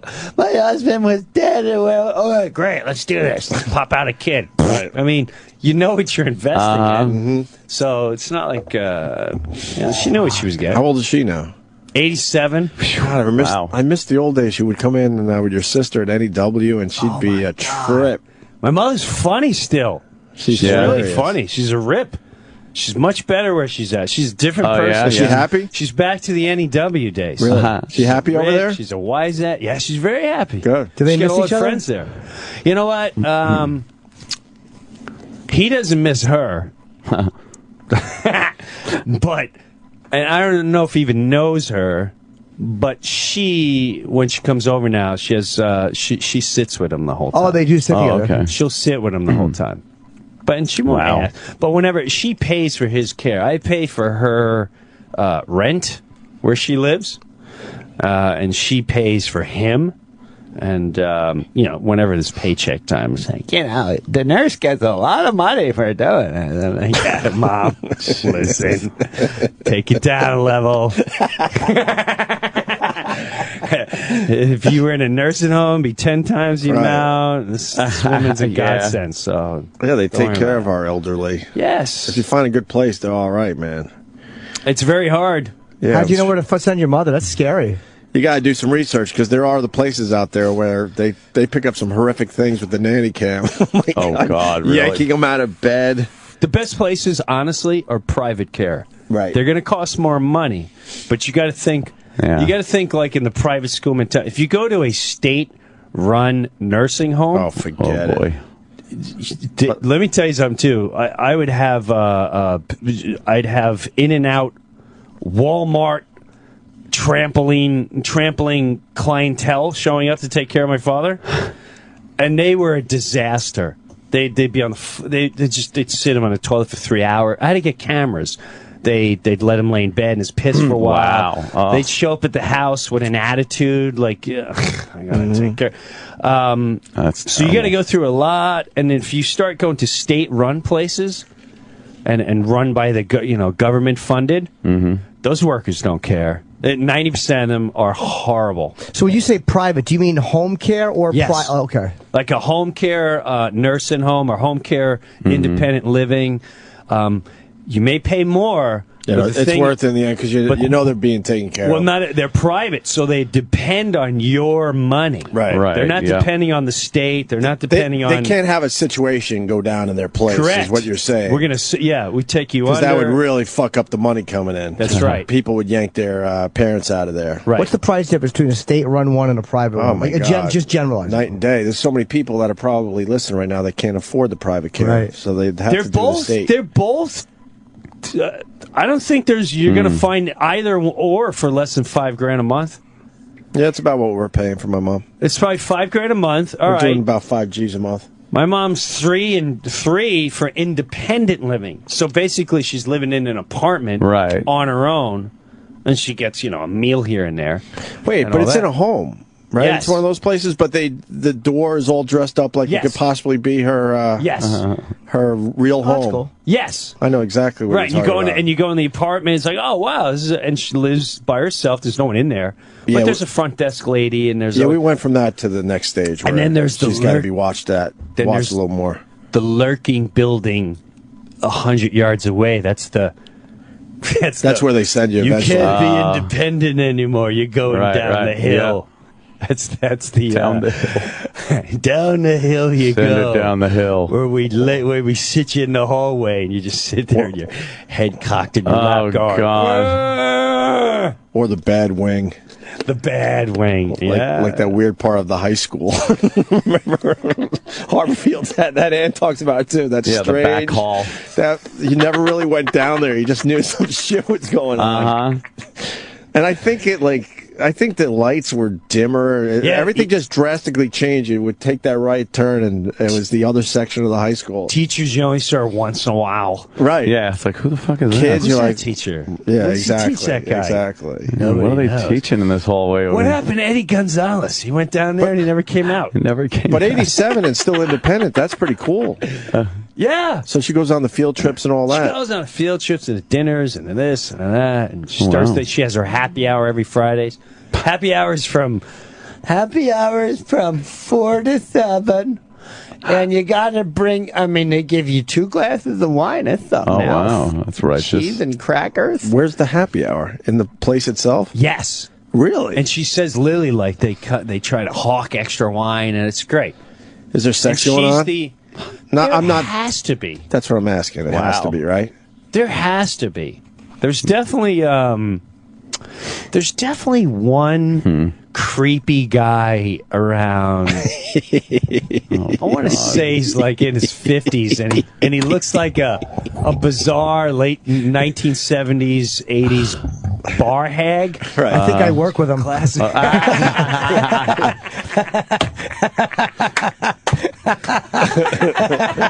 I think that's me. Oh wow! But you look at him, and he has the glasses that his eyes are expanded in them. Right. And he's always sitting outside with a leather jacket, smoking cigarettes. A cool guy. How old do you think he is? Maybe 60. Where the other ones are clearly Right. high 70s and above. Way over, So yeah. I don't know. Wait, if he's almost too young to be there. Yeah, it's 55 and over, I think, or 60 and over. But he's Wow. very suspect. Oh, he's a resident. Oh, I thought he was a worker. Yeah, there's maybe 2 suspect residents where you're like, what's up with that guy? They're trying to get some pussy. Oh, You never God. know. You Check never in. know. You never know. He's like, hey, I can still drive. Right. I can Go out on a date. Yeah, I can drive. I can cook still. I can know how to work the microwave. Man. You never know. So assisted living, you have access to a nurse. Like if you give a button or something you hit if there's a fucking problem. Yeah, they pretty much leave you alone all day. That's cool. Pretty They much. leave you alone all day. But they have services right there, like a nurse's area and a little restaurant-y or cafeteria thing. common area to hang and out a in. place Yes. to fucking go watch Yeah. movies and, Yeah. you know. Like what Paulie Gautier's mother in fucking Soprano, in like what the last season that. Yes. Oh, God. That's Yeah. exactly it. Yeah. But it's a That's pretty real much room exactly that looks it. like it's your home. Yeah. It's nothing hospital-y about it. Right. Unless your mind starts going and Then you gotta go down the hill. down the where hill. the lightning is. The frightening little trip down the hill. And that's always the update. Just Cheryl had to go down the hill. Poor thing. My mom does have great... Does she talk about all the people that are dying? Dying and certain ones. I don't know if she doesn't take her meds. The lady across the street from her says if you go to her apartment, she has an umbrella over her chair, over her lounge chair. Oh, no. Because she says at night they come out of the ceiling. Oh, well, they'll do that. And they... The fuck? They come out of the ceiling and they're trying to get her, but the umbrella stops them from getting on her. Yeah. And what are they? All right. Not really the people. And they're little people. Wait, so that should be right. She's got the umbrella inside. Yes, over her chair because that protects her from the people coming out of the ceiling. It's got to be a hell of a way to live. Right? It bums us out, but I wonder if in your own head that it just all makes sense and it's cool as fuck. Yeah, right? I guess so. I don't know. I'm just wondering. You imagine being scared of fucking people. You imagine thinking that your umbrella is stopping people from attacking you. That's a pretty horrible place. That is frightening. I could see if you were convinced that there was pussy on your chair and you kept grabbing it. But being afraid of the little people in the ceiling. Yeah. That's far out there. That's rough. We might all be there one day, which is really weird. Fuck yeah. Good Lord. Good Lord. So, and then how's the daughters? I'm trying to catch up with Breuer. It's been a while. They're really good. The next... What are the ages again? 14. I know you told me off air, but I'm trying to keep them from dating. 14, 11, and 8. The 8-year-old is 8. 11-year-old is... what does an 8-year-old do? Let's go up the... Mine is full-blown tomboy. She's bow and arrows, cuts knives. Wow. Pocket knives, hangs out with boys. She will not wear chick clothes at all. She's into That's rock. pretty normal at that age, though, right? Yeah, she's into rock, metal. She wears metal stud plates now. Really? At 8? I totally corrupted her. That was funny. Then, what kind of music does she like? She likes AC/DC. No kidding. Yeah, she An likes 8-year-old. Yeah, Wow. you'd be surprised. The 8-year-old AC/DC. And then 11-year-old is... she's, Katy Perry and blah, blah. But the 14-year-old... That's that's a world that I guess I lived in. They literally only exist in their world. That's it. Right. Nothing else exists. And it's a lot. This is minor, but social media is a big problem because she won't get her work done. She'll sit there on a freaking iPad or whatever, like a junkie, and you give it to her. She's like, take it away from me. Like, what are you doing? I'm Snapchatting. It's really bizarre. And then, and she's constantly showing you, like, Todd, Snapchatted, this funny. All right. Snapchatting. It's exciting. This little Anna's Instagram. So we came up with this rule, like, listen, 10 o'clock at night, it's over. Give me that thing. If you don't give it to me, I come in and take it. Okay. Go in there, and she hides it under the bed. So while she's under the bed, you come in at like 10:30. Like, what are you doing? Nothing, sleeping. You open up, and there she is with the Instagram. And you go, give me that. And then they don't go. My wife. This is why I can't have guns in the house, because she would shoot one of them. She really would. Oh my God. She's got hormonal.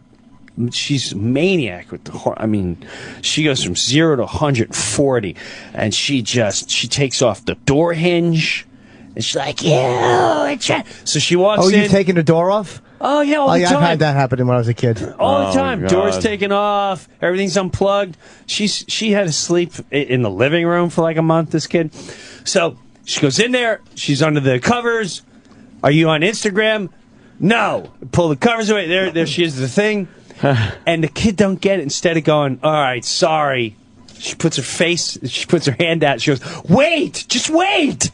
I'm not, just wait. Oh, no. And, well, you'll cut your hair. And I'm like, listen, meatball, to think of a bank robber. I come in and, okay, everyone hands up. You You don't go, wait, let me finish putting the money in the bag. It's over. You're caught. Put the money down. Put your hands in the air. Right. Put your face down on the ground. There is no, hold on a second. Just hold on. I'm not done stealing. So it's. Oh my God! You're doing little. I say no. Yeah, have fun. No dating. Hey, listen, no dating. I don't care what you say. You no dating. You're 14. Well, so and so. I don't care about so and so. I wasn't allowed to date in high school. My mom made it a major fucking issue. No dating. They're too stupid. They're 14. They don't know what they're doing. They don't know what they're doing. She wants to date though, huh? Yeah. So now I know. Are her something's friends going on at dating? school. A couple That makes of them, it tough, right? They start at like 12. So then you have to deal with that shit. Yes. The You have peer to start pressure of the weeding other friends kids. out. Oh, really? Yes. This one's out. It's just out. I know this guy. Yeah. Can I hang out with this family? No. Why it's can't over. It's over. Because, no. Wow. Because your kids are out there banging. No. The eyeliner's on the face. That's it. It's over. Once the eyeliner starts getting in, it means they're hunting. They're looking for something. They're hunting. And they show up quick. Oh God! Can your daughter hang out? No, You've had that? Can't. No, I honestly haven't. Oh wow! But I've seen it with the other makeup. kids. I had a New Year's Eve thing last year, 2 years ago. Like 12 years old. I left the kids alone for like 15 minutes. And people were sucking face. Oh man! I'm like, what are you doing? Jesus what are you doing? Christ! Now I gotta call your parents. Did you call the parents? Yeah. Where'd you go for 15 minutes? They were just waiting for you to just leave. wait for me to turn the corner. A dry hum and stuck in face. So what are you doing? But that's what we all did at parties. And that's the thing. Like, I do remember it, but even then, I don't. I was too scared in someone else's house. I'd rather do it behind a garage or something like that. Oh, that's funny. Dude. So I call the parents. I'm like, listen, your 12-year-old sucking face. Oh my God! I just need you to know so you don't think I'm allowing this. Right. You want me to pick her up? No, I just maybe should talk to her about condoms and getting banged. I'm just saying, she's with a 15-year-old boy. I thought you might want to know. I'm just giving you a heads up. But they're bummed because they don't want to go get the kid. And that's it. They don't care. They're just like, oh man, I got my buzz on. You really gotta. All right, I'll see what I can do. I'll get her porno off her thing again. I would have known fucking. Oh, dude, kids cut Jim's each other. a cock blocker. What? They cut each other. What do you mean cut? Girls cut themselves. Oh, the cutters. The cutting thing's becoming big, huh? That wasn't a thing when we were growing up.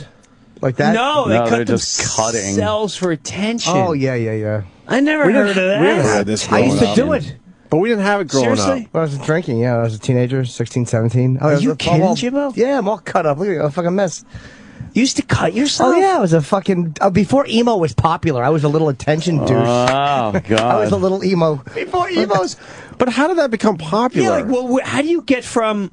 But all right, where did you discover that? You had to see it somewhere. Where do you go, my God, I'm going to drink... All right, I'm going to raise it up a level. I'm just going to cut something on my cutting skin. myself. I don't remember. I always carry a box cutter, so I thought it made me to protect myself. And I just did it when I was drunk. I don't remember the first time. Was it a turn on in a weird way, It or felt like a adrenaline rush, or yeah, it felt satisfying. Somehow Really? satisfying. Yeah. Wow. it made everything okay? Yeah, it just felt like there was results. Oh my God, at your age, I was How bad were the cut? tapping pillows. But This some guy's was pretty cut bad. himself. Yeah. But what would you do right after you cut?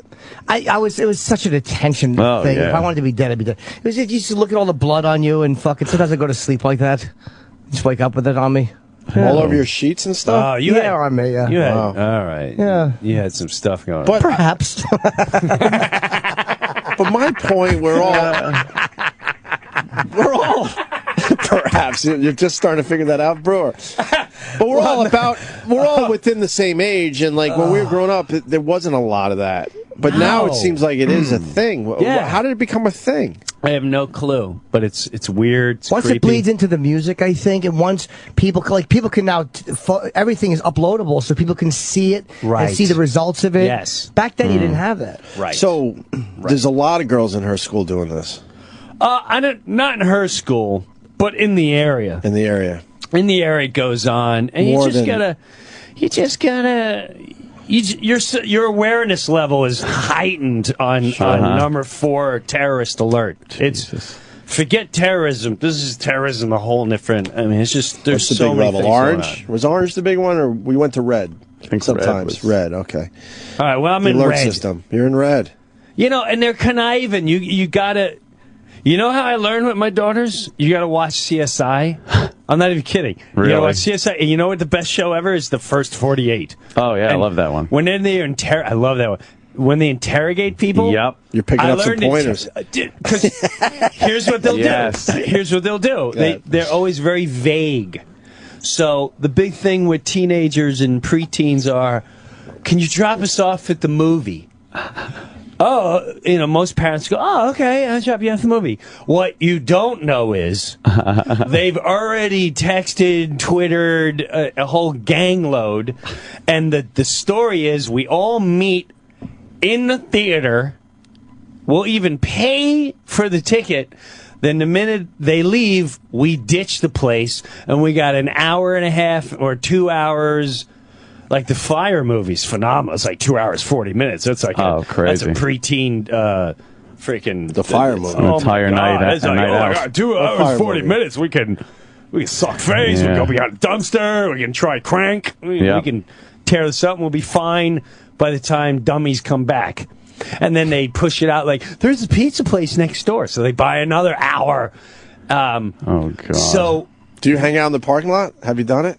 No, but it doesn't even get that far because it goes like this. It goes, and usually on the road is when she first started. My wife was like, you gotta talk to your daughter. She wants to go to the movie, and she always wants to see a rated R movie. So we go, and she calls me up. I'm gonna see out. Dad, can I go to a movie? What movie you want to see? No, I want to see, whatever, tit and booby movie. No. Okay, what if we see this movie? So I already know the con job. Yeah. Right. They're gonna, of course, pay for that movie and go into the other one if they even go to the theater. All right, so this is the game we're going to play. Well, we did all that. I know. That's what makes it weird, I think, and that's why it's even funnier, because I know it, and at the same time. Right. So I go, all right. So that was one circumstance, and it was no, just no. I'd rather go in the theater, in our theater, and go watch a movie in there. So, now the next time, Dad, can we all, me and my friend are going to see a movie. Okay. Who's your friend? Oh, it's my friend Lisa. Okay, now I know from the past Lisa definitely hangs out with boys. Are there boys involved? Silence. Maybe. No. That is yes. No. The minute they hesitate, it's immediate no. Yeah. If they don't know the time of the movie, it's already no. Because they know everything. Right. They plan days and weeks. Okay, the movie's at 5:40. There's a movie at 6:10. If we show up at 5... They would know all this, yeah. Right. So there's always like, you got to probe them. Who's going to the movie? A couple friends. What are the friends' names? And then I go right to the mothers. I need phone numbers of the kids. What? Why do you need phone numbers? Wow. And then I go, let me talk to your friend. And Lisa gives me the phone. Lisa, let me talk to your mother. I'll call my mother. No. Yeah. Give me the phone number. I call the mother. And we'll so, yeah, I'm a pain in the balls. Good for you, man. That's a lot of work. Interrogating. A lot of parents don't want to go through all that. Well... I think you should, but I'm just saying. Yeah, when you're 17, 18, knock stuff out. You're 14. When did she start becoming what am I trying to say? Where she's just social and boys? No, just in her own world. When the family didn't matter as much and you don't matter as much, and it's all about. Probably. When did you lose them, I guess? 12, 13? But then probably around 12. So I literally just had to talk to her like, I have to put her in volunteer work. Right. I have to put her in something where she has an awareness of what others go through. And then and it's partially my fault. I mean, we live in, suburbia, right, upper middle class, like waiting online at Disney. There'd be none of that. If we can afford first class, we shall be on it. And so there's right. There's been no sitting in an economy for the Brewers. Are you kidding me? She's got no clue. Right. So, she'll be like, why does this one have a small house? Sorry, no. This one has a normal house. Right. We have, so I can give you some examples. Here, I'll give you. You want to sit down? You better sit down. I'll give you an example. Of something Brewer never sits down. No. He sits down. I'll give. Is it 8:20 already? Yeah, you're killing it. Oh no, you're killing it for us. Why? Darn it. We got other stuff to talk about. Well, we will. yeah, but I have. Wait, you this gotta go? whole ridiculous. Oh wait, you're not here for the duration today? Oh, No, man. I'm here till like boo. 8:50, 8:55. I have this whole ridiculous. Jimmy's done this. I'm sure you. Once we even have done when that. you sit in and you got to do like 40 radio stations, one after another. I got that today and Wait, tomorrow. media tour. Wait, what are you promoting? We don't even know yet. A song. Oh my God, Jim! You sent me that and I forgot. Oh my God, am I an asshole? It's all good. It's all What good. song? it's not. I It's swear terrible. we don't even know. It's called Santa Ain't Coming to Town. It's Okay. It's called Santa Ain't Coming to Town. and it's pretty much reprimanding your kids. How about And if you don't shape up, guess what? He's not coming. So it's got like a hard rock metal edge, but it's like, why don't we play the song now? We'll take a break, and then we can get into the second half of this. I apologize to Yes. Jim. You sent me this and texted me, and I'm fucking sorry, dude. I need just the don't worry first. about it. Nah, that's Why shitty. didn't You're my friend. I should and you open didn't it. send it to me at all. You son of a bitch. It was for the Boneyard. He sent it to me. Oh. It was Yeah, it's heavy for the song. Boneyard. How do they get this? iTunes you can go and all to that? iTunes and all Okay. that. And listen, my wife's redoing a lot of things, so if you can iTunes, it'd be great. I had it free on my site for like 3 days, and now like, it's like fuck on. that. So now it's on iTunes. So even if you don't like the song, but you love Brewer, just fucking download help a Brewer. brother out. I'm All right. redoing freak. Oh, All right, we're gonna get into it. Let's play the song. We're gonna take a break. Then we're gonna continue with Jim. Do you Brewer. have it? E-Rock said we Hope do. so. I had no idea about I it until hope the today. fans. All right, it's What? very rock, very. right. Whatever. If you like it, you like it. But it's Exactly. Well, Merry Christmas, boys and girls. Now listen, I know we're excited because Santa's coming, but we're going to have to go over our little list first and make sure that everyone's been a good boy and girl. Okay?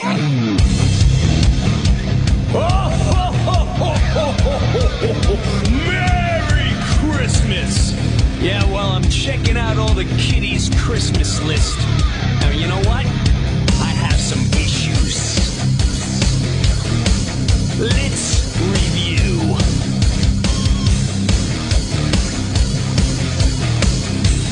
Listen up. Hey, little guy. How many times has Mom asked you, not once, not twice, but over and over again, clean up all your toys? But you never do you? No. You leave them all over the place. They're in the kitchen, they're in the bathroom, they're outside, they're inside, they're in my bed. Please do as you're told. Otherwise, Santa Claus just might not make it this year. So will you do me that favor?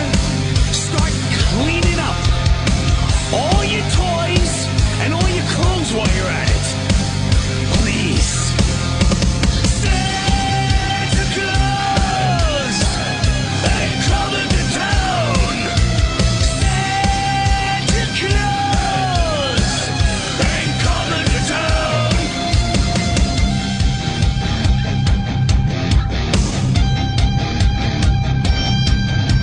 Oh, my sweet little girl.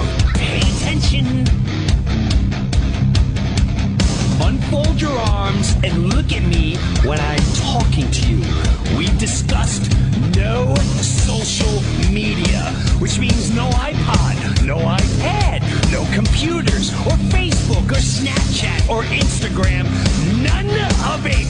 Do you understand? Until all your schoolwork and all your chores are all done.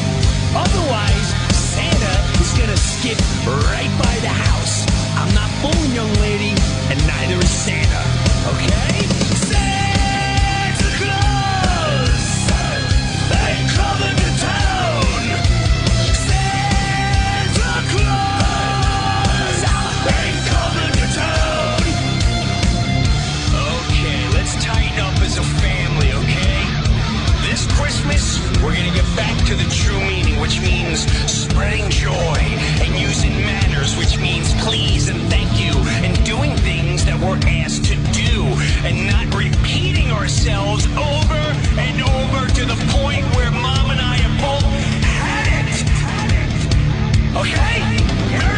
Christmas.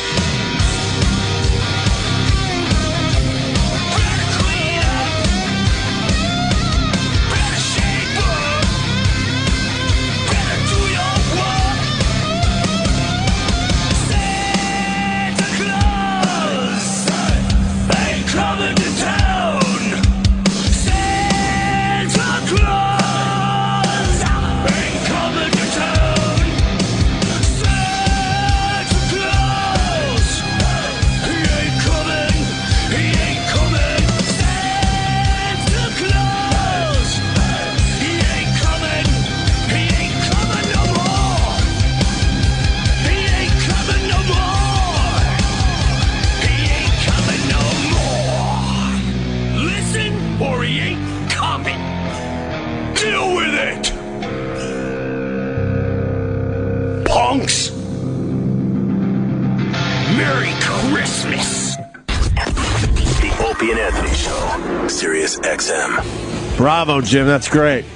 Brewer's new Christmas song over there. Sirius XM. This is the Opie and Anthony Show.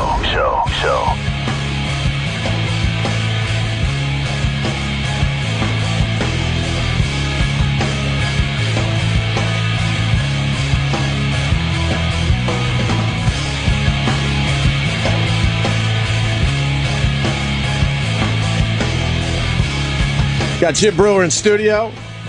Make sure you go to iTunes and get that Christmas song, please. Breuer says he needs the money. And if you missed it, I'll be playing it on my Boneyard show tonight. It was really good, man. I'm not being polite either. It was actually really good. No, I'm nervous. Oh, look at you. Why are you nervous? Because it's just out of my butt. Out of your comfort zone? I'm a little cocky. I like this song. But when I have peers like Jimmy, like when I hit send, it's like, oh God, it's out of my hands now. That's it. It's done. He's either gonna go fucking Breuer, fucking stupid little fucking little retarded little faggy song, and then I didn't hear from him. I'm like, oh fuck, I feel so horrible. We were texting, and the problem was I haven't been on. I pre-taped some Boneyards because I was away. I was in L.A. last week, and so I wasn't on the air that much. Yeah. And then even seeing you this morning, I didn't remember until you mentioned. I'm like, oh my God, what a dog shit friend I am. Yeah, but I'm the same way. Yeah, I'm the same way. People send me stuff like, yeah. I mean, you get 40 emails a day and texts, and you're diverted 24/7. And then you go, I think the song's going to do well. Our audience should go to iTunes and get it for Jim Breuer, please, because his wife's remodeling. Also, really fast, JimBreuer.com, because I see you're all over the fucking place this week. It's unbelievable. This week, it's like you're everywhere. A bunch of different cities. North Carolina, Atlanta, and a bunch of places in Tennessee. So if you're in any of those areas, go to JimBreuer.com to see where he's going to be. Okay. How are the one-off and comedy club nights, Jim, that you're doing? They're good, right? Always sold out. Really? They're phenomenal. I may even I may next year tour just during the week. I love being home on the weekends. So to do a Monday, Tuesday, Wednesday, Thursday, and come home like Friday, or a Monday, Tuesday, Wednesday, Thursday, and like 2 shows on a Friday and come home is phenomenal. And I like going from one city, the next city, the next city, the next city. Keeps it fresh, right? Instead of staying in a hotel for 3 days. Not only that, like I hate 2 shows. I'm done with it. I'm too old. I don't have the energy. I'm done with it. I don't like doing, even same premises. It drives me nuts. It drives me bonkers. Right. And I'm tightening up an hour right now. So it's I'm done. I'm ready to go. So just before break, you were sitting down. What were we going to discuss? We were talking about just the attitude. I think we were going into Africa. Oh, all right. You were done with the daughter? Is that where we were going? I thought it's part of the daughter thing. Oh, okay. It's part of the daughter thing. Yeah, you went to Africa with James Hetfield. I mean, it's out there. We were on Instagram and all that. How great is that? And that's when I knew I was safe. Because I was very nervous about going into a safari because we're staying in tents. Literally in tents in the middle of nowhere. And wow, that's cool. It was cool. Were you scared? I was real scared. Yeah, because you had your whole family. Yeah, that's why. I would Google every night people mauled by lions. You're just prey at that point. Who's been mauled by safaris? Is there just more food out there? Right. Is there a lot of people getting mauled? I didn't find any. So my first question: you're in tents in the bush, basically. Yes. So how do they protect you? Well, this is what they say. They say, listen, you have guns? Yeah, but we're going to sleep way over there. You're not going to have a problem. You're going to hear lion, you're going to hear hyena. You hear shit. Oh yeah. Man. This is what you hear. And you're in your tent. Your eyes are bulged like a cartoon, and you don't want to move or make a sound. And the sweat, I literally could slide off my bed because I was sweating so bad. Now, what I was really petrified about was in the tent next to us was my 8-year-old daughter, and she's staying with 3 other kids. And they tell you, like, listen, don't turn on lights. And don't make like a noise in the middle of the night. Oh, my God. Because the animals just think it's a big tent, and then, if you start going, oh, I'm in here, and the now curiosity. It's a TV dinner, right? Where's your bathroom, by the way? Is there a bathroom in the tent? There is a bathroom in the tent. However, you have to unzip the back of your tent, and then you're kind of in another section of the tent, and then you got to unzip that. And literally, you're sitting on grass, and there is a little bit, it's not like staked down. Yeah. A snake, anything could be. So I was doing a lot of hovering. You see ants and big bugs and beetles while you're and all lights are off. So you got to kind of bring a flashlight. All the generators, everything's off at night. So, and the first night he's like, listen, you're going to hear lion and hyena. Just stay in the tent and you're fine. I promise you're fine. But you hear hyenas are eerie. You hear like, ooh. What is that? Ooh. And then and it's all around you, and oh my God, and you freaked out. And then the second night, a freaking hyena went against our tent. You can hear him walking on the mat, and then he scraped against it, and then sat in front of him for a second. It was just complete silence. He got up, walked away. And then I remember D going, did you hear that? Oh, yeah, look at her. Just be quiet. And we got out, and there's his footprint in the morning right there. And holy shit. And then you ask the guys, and they're like, oh, yeah, he was, they smell the food, and they're like coming for the scraps. Like food. To them, it's normal. Yeah. The stupid lions come around. They want the freaking chicken legs. Yeah, but can't you get a guy to stand in front of your tent with a gun? Give him some extra? You probably could, but at the end of the day, they don't really bother. They don't stay up at night? No, they go to sleep. I would assume they would stay up at night and let you guys sleep. No, they got a brand new crew in the morning. They stay up a little bit, but no, they're up all night. Now, the second is the first drive we go on. Right. I'll post this. I'll try to post this online. We're videotaping, and there's three cars. In the back car is them, just the adults. Me and my wife, James, his wife. The middle car is the teenagers, preteens. The first car is my 8-year-old and one of his sons, right? His one son. And we come across these elephants, and elephants are kind of close, a little baby elephant, and you're like, oh my God, we're in Africa. And then they freaking charge. No. And I'm videotaping, you just see the camera go kablunk, go straight down. And the thing charges my daughter's car, the 8-year-old, while she's sticking out of the top, hits it. It's like Jurassic Park. And drags it. Holy shit. About 10 feet. And the whole time I'm just visualizing getting tossed, crushed to death. They jump out of the car. No guns. Guy's clapping. And you hear him going, come on.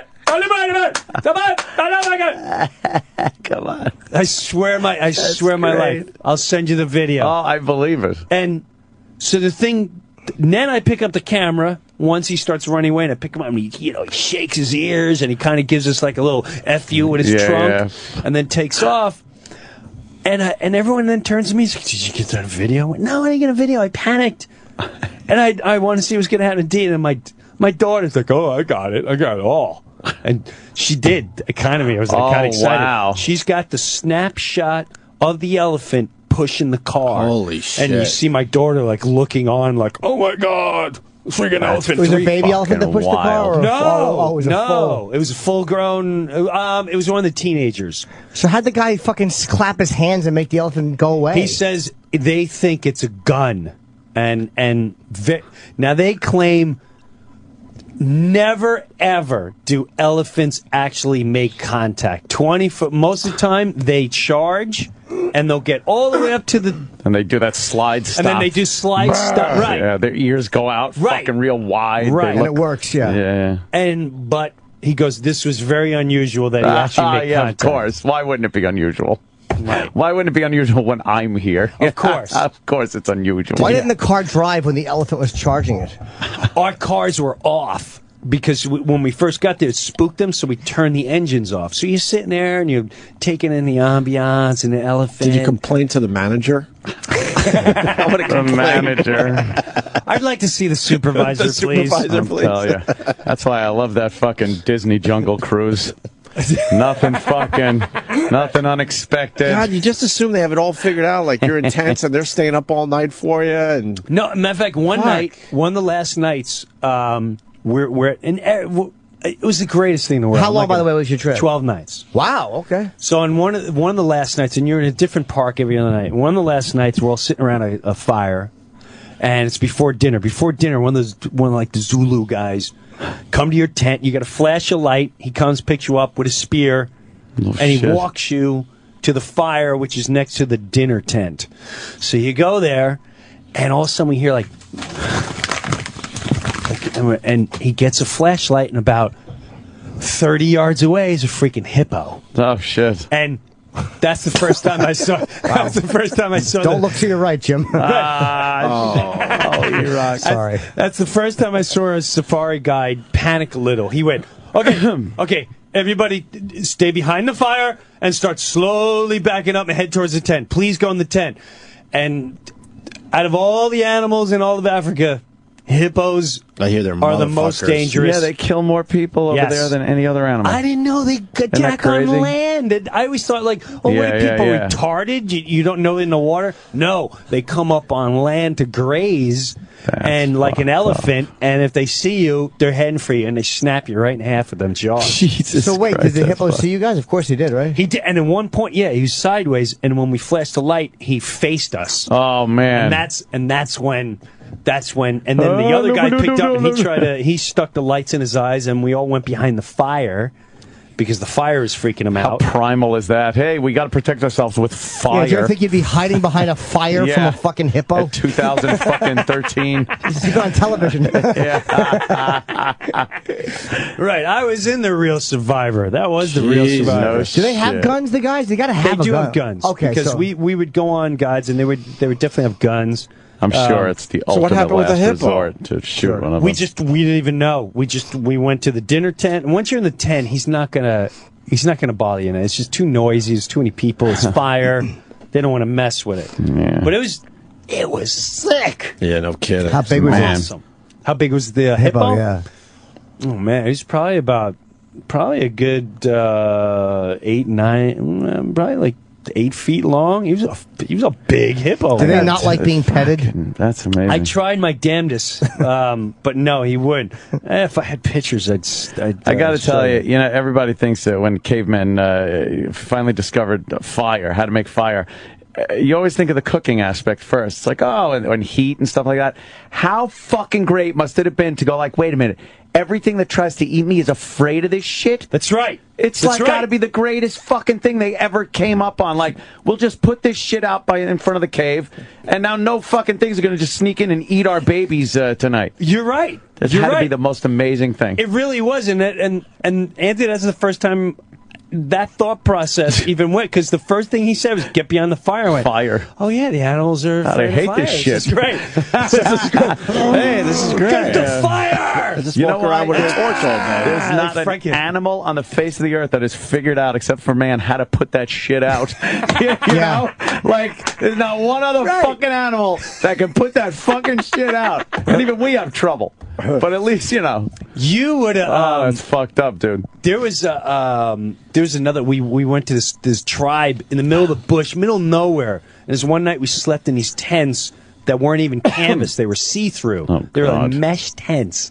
So we're sitting there, and there's no big animals, but there's no predators, so they say. Yeah. And the mission was to find these guys called the Hazda tribe. They think that maybe they're the original man. I don't know. So they're like our Indians. They're nomads. And we find them, and they take us hunting and show us how to make fire and all this stuff. And, you give them salt, and they're like... Meanwhile, they're just African actors. That's like our Disney there.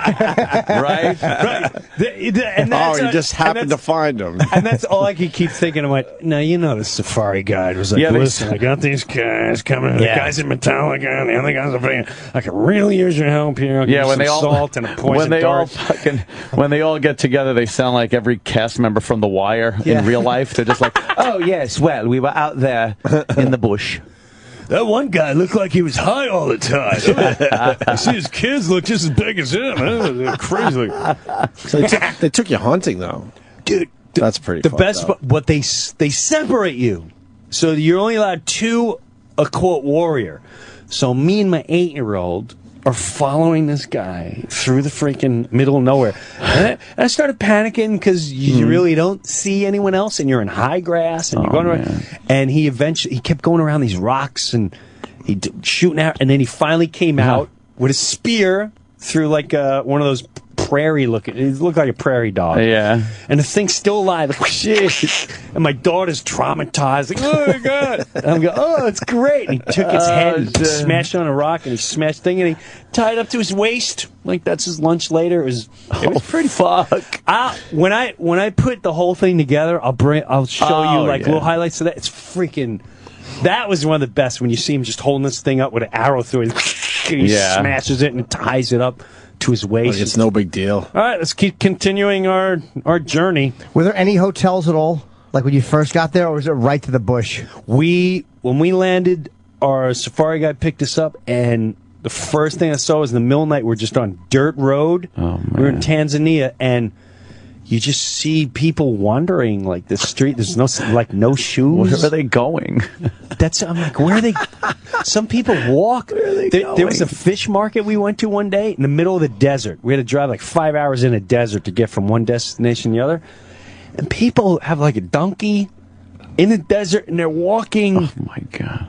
Like a day and a half, 2 days just to go buy some fish. And the way they keep the fish fresh is they smoke it. So they smoke it right there, and and they do this once a month, and they stack up on like enough fish to get them by. And it's literally living in the middle What did you of eat? nowhere. Oh, we ate like kings and queens, I'd say. Did you brought in the good stuff? Yeah, no. This guy literally would set up dinner like a 4-star restaurant every night in a tent. It was one day, he surprised us. We were in the middle of the Serengeti, and we wake up one morning, and we didn't have anything, and then all of a sudden we just stopped, and they have this full-blown freaking buffet set up. So we sit down, and we're eating. It's freaking amazing. And I started backing up because the picture was amazing. So I'm about maybe 50 yards away, and I'm snapping, shot. I got it all on video. And they're going, hey, no, come back. So what is it? You can't wander off. You got to stay in the group. Shit. And then we finished breakfast, got in the car, and I don't think we drove 60 yards, and it was a whole pride of lions just hanging out. Oh, fuck. Underneath the tree with babies and everything. They were probably just watching us like, if this dope it goes back any further. Any longer. It's like anybody else watching an ice cream cake back up towards them.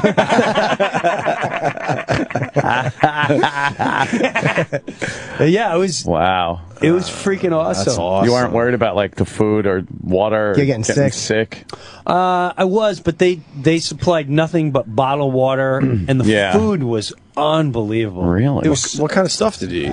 well, yeah, we had steak, we had chicken. It was like curry chicken. It was. But did you eat any of that weird shit? Hippo or cheetah? No.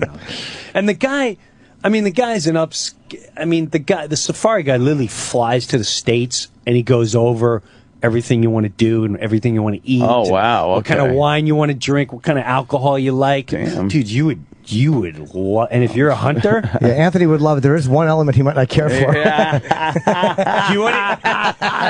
you won't even have to deal with that, Ant. You won't even have to deal with that. Hilarious. Fucking Jimmy. Totally different. Totally different. I know. I've heard. Totally different. Yeah. There's no music culture there. No. If that's what you're worried about. Yeah, no. Totally different culture. What airline do you guys take? KLM through Amsterdam. 8 hours Amsterdam, 8 hours to Kilimanjaro. Out of L.A.? Something like that. No, Jersey. It was unreal, man. It was freaking awesome. unreal. Sounds like a great time. Dude. You would like it. I probably would. I probably would.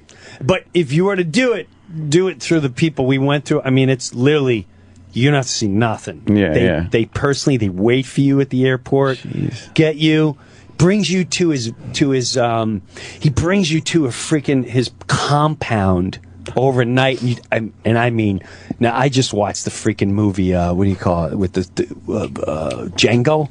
I'm on the plane. I watched Django, and then I show up at his compound. And you're like, wow, this reminds me a lot of the movie. I mean, it's just like they're waiting for you. He's a white guy. Oh Jesus! And they're waiting for you to pick up your bag. I'm like, I got my bag. Like, no. Why do I go? All right, take my bag. Not gonna, and you stay in these amazing places. It's pretty awesome. Wow, it was awesome. It's Sounds really good. Damn, dude, it's that time. That's You gotta so go. fucking cool. Breuer's gotta go. This sucks. I love listening to Breuer. There's very few people I've said before that have the gift to be able just to hold everyone's attention for a while. Jim is like, Louis is a guy who can do it, and you. I can't think of many, even comedians, that can be as interesting as talking about anything. What does Louis do? Is he resting for a while? What's he doing? No, he's shooting a show. He is shooting a show. God, he's freaking brilliant. Yeah. I was just watching one of his stand-up specials over the weekend. Just threw it on. I had seen it before. His fucking act actually has rewatchability. Yes. It's so odd with comics. Like, there's certain comics that you could just watch the whole thing again, and it's funny still. Yeah, and that doesn't happen a lot. So weird. He's made me work real hard. Yeah. I'm not even kidding. Like, he made me go, oh, that's what you got to do. You just got to keep pumping and pumping and pumping. So I owe a lot to what he's doing. All right, Breuer. Thanks for having me, man. JimBreuer.com for concert dates. He's got the brand new Christmas song that sounded awesome. Go to iTunes and get it. It's called Santa Ain't Coming to Town. Santa Ain't Coming to Town. Parents reprimand their kids. And you're flying out today to do the Comedy Zone in Charlotte, North Carolina. Tomorrow, the Atlanta Punchline. Yeah. Wednesday, it's Side Splitters in Knoxville, Tennessee. Thursday, Zanies in Nashville. And then Friday, what a week for you. It's the Vaudeville Cafe in Chattanooga, Tennessee. Jim Breuer fucking rules. He's been a great friend of the show for many, many years. We're going to take a break. So the great Jim Breuer. You got to run, though. All right, brother. I have to be on air at 9:20. Oh, man. All right, great seeing you, buddy. We will return. Take care. The Opie and Anthony Show on Sirius XM.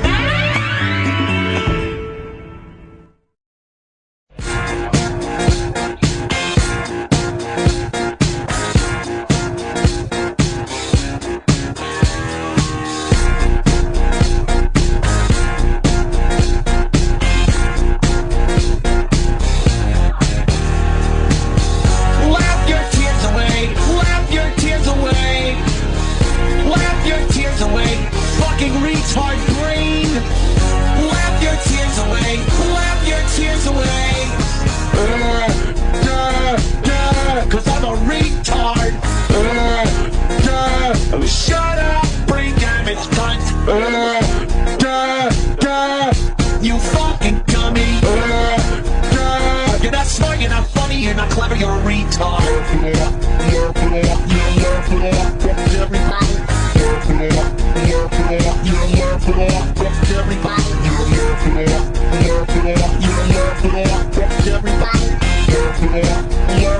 You're laughing off, fuck everybody. Laugh your tears away, laugh your tears away. Laugh your tears away, fucking retard brain. Laugh your tears away, laugh your tears away. Take your medication before you kill a child.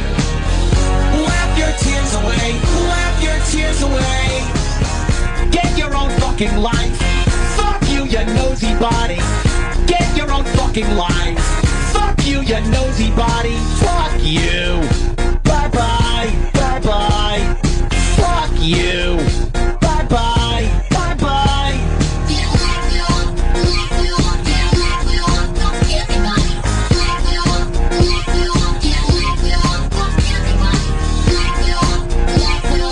Laugh it off. Fuck everybody.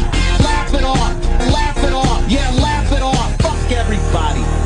Laugh your tears away. Laugh your tears away. Laugh your tears away. Fucking retard brain. Laugh your tears away. Laugh your tears away. Take your medication before you kill a child. Laugh your tears away. Laugh your tears away. Get your own fucking life. Fuck you, you nosy body. Get your own fucking life. Bye-bye. Bye-bye. Laugh your tears away. Laugh your tears away. Laugh your tears away. Fucking retard brain. Laugh your tears away. Laugh your tears away. Take your medication before you kill a child. Laugh your tears away. Laugh your tears away. Sirius XM. This is the Opie and Anthony Show.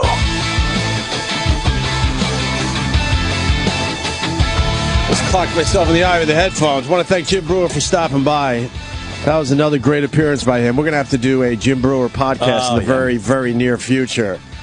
The latest podcast doing very well. We didn't even promote the latest podcast. It's Michael Madsen, and what else is on there? Ooh. It's a good one. It's Michael Madsen. The first appearance, I believe it's when he's talking about like his movies that he was in that sucked. Right, and why he did those movies. Right. Yeah. And the Idiot Pyramid, the $10,000 homeless pyramid. Oh, was that great? Starring Tibby Tom and Papa Rock and Francine. And a big thank you to everyone that downloaded the Patrice O'Neill Best Of podcast. It's up to 112,000 views in 1 week. Yeah. Views or clicks or whatever the fucks. 112 fucking thousand. Amazing. This podcast thing might be a thing we got to really look into. Without a doubt. Considering we work for a company that doesn't give a shit either way. They don't care if it's good or bad with us. They don't care if we're here or not. Give a fuck. They do not care if we're here or not. So please keep pushing the podcast for us. This week, in a mere couple of days, it's going to be the best of Tippy Tom on this week's Opie and Anthony podcast. We could spend every podcast this month doing the best of Tippy Tom. I know. But we'll do volumes, though, because a lot of people are asking if we're going to do another Patrice. Of course we are. Yeah. That'll be a bunch of volumes.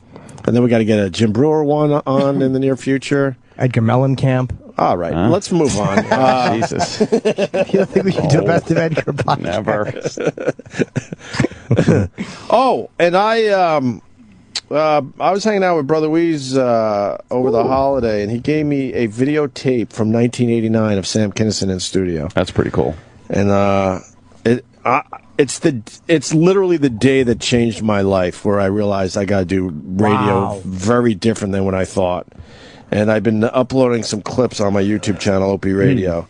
There's one where, actually, this might even be worth playing. He talks about protesters. He had the gays protesting his show. All right. Are you in the videos at all? Did they catch you at all? I'm a complete and utter nobody. Trust me. I was just getting my radio career going, and Brother Weeze sort of took me under his wing. He was cool to me. You could see me in the background here and there with a fucking camera just taking pictures and being like a rah-rah guy. I got like a WCMF lobster sweatshirt on. I'm just like fucking promoting the company and the radio station. You're a Denny. Yeah, pretty much, yeah. A young Denny. So I got more clips that will be going up in the coming days, but you'll see me in the upper left corner because I was up on like a cabinet or something because the studio had like 30 people in it. Anyway, after the show, local TV talked to Sam Kinnison about these protesters that were at his show, and what he's saying is like the same shit we're dealing with today in 2013. I want to see the video. Wow. This is 24 years ago. Fuck. And this is just the news talking to Sam Kinnison. One of the videos up on my channel, Opie Radio, on YouTube. Go there. But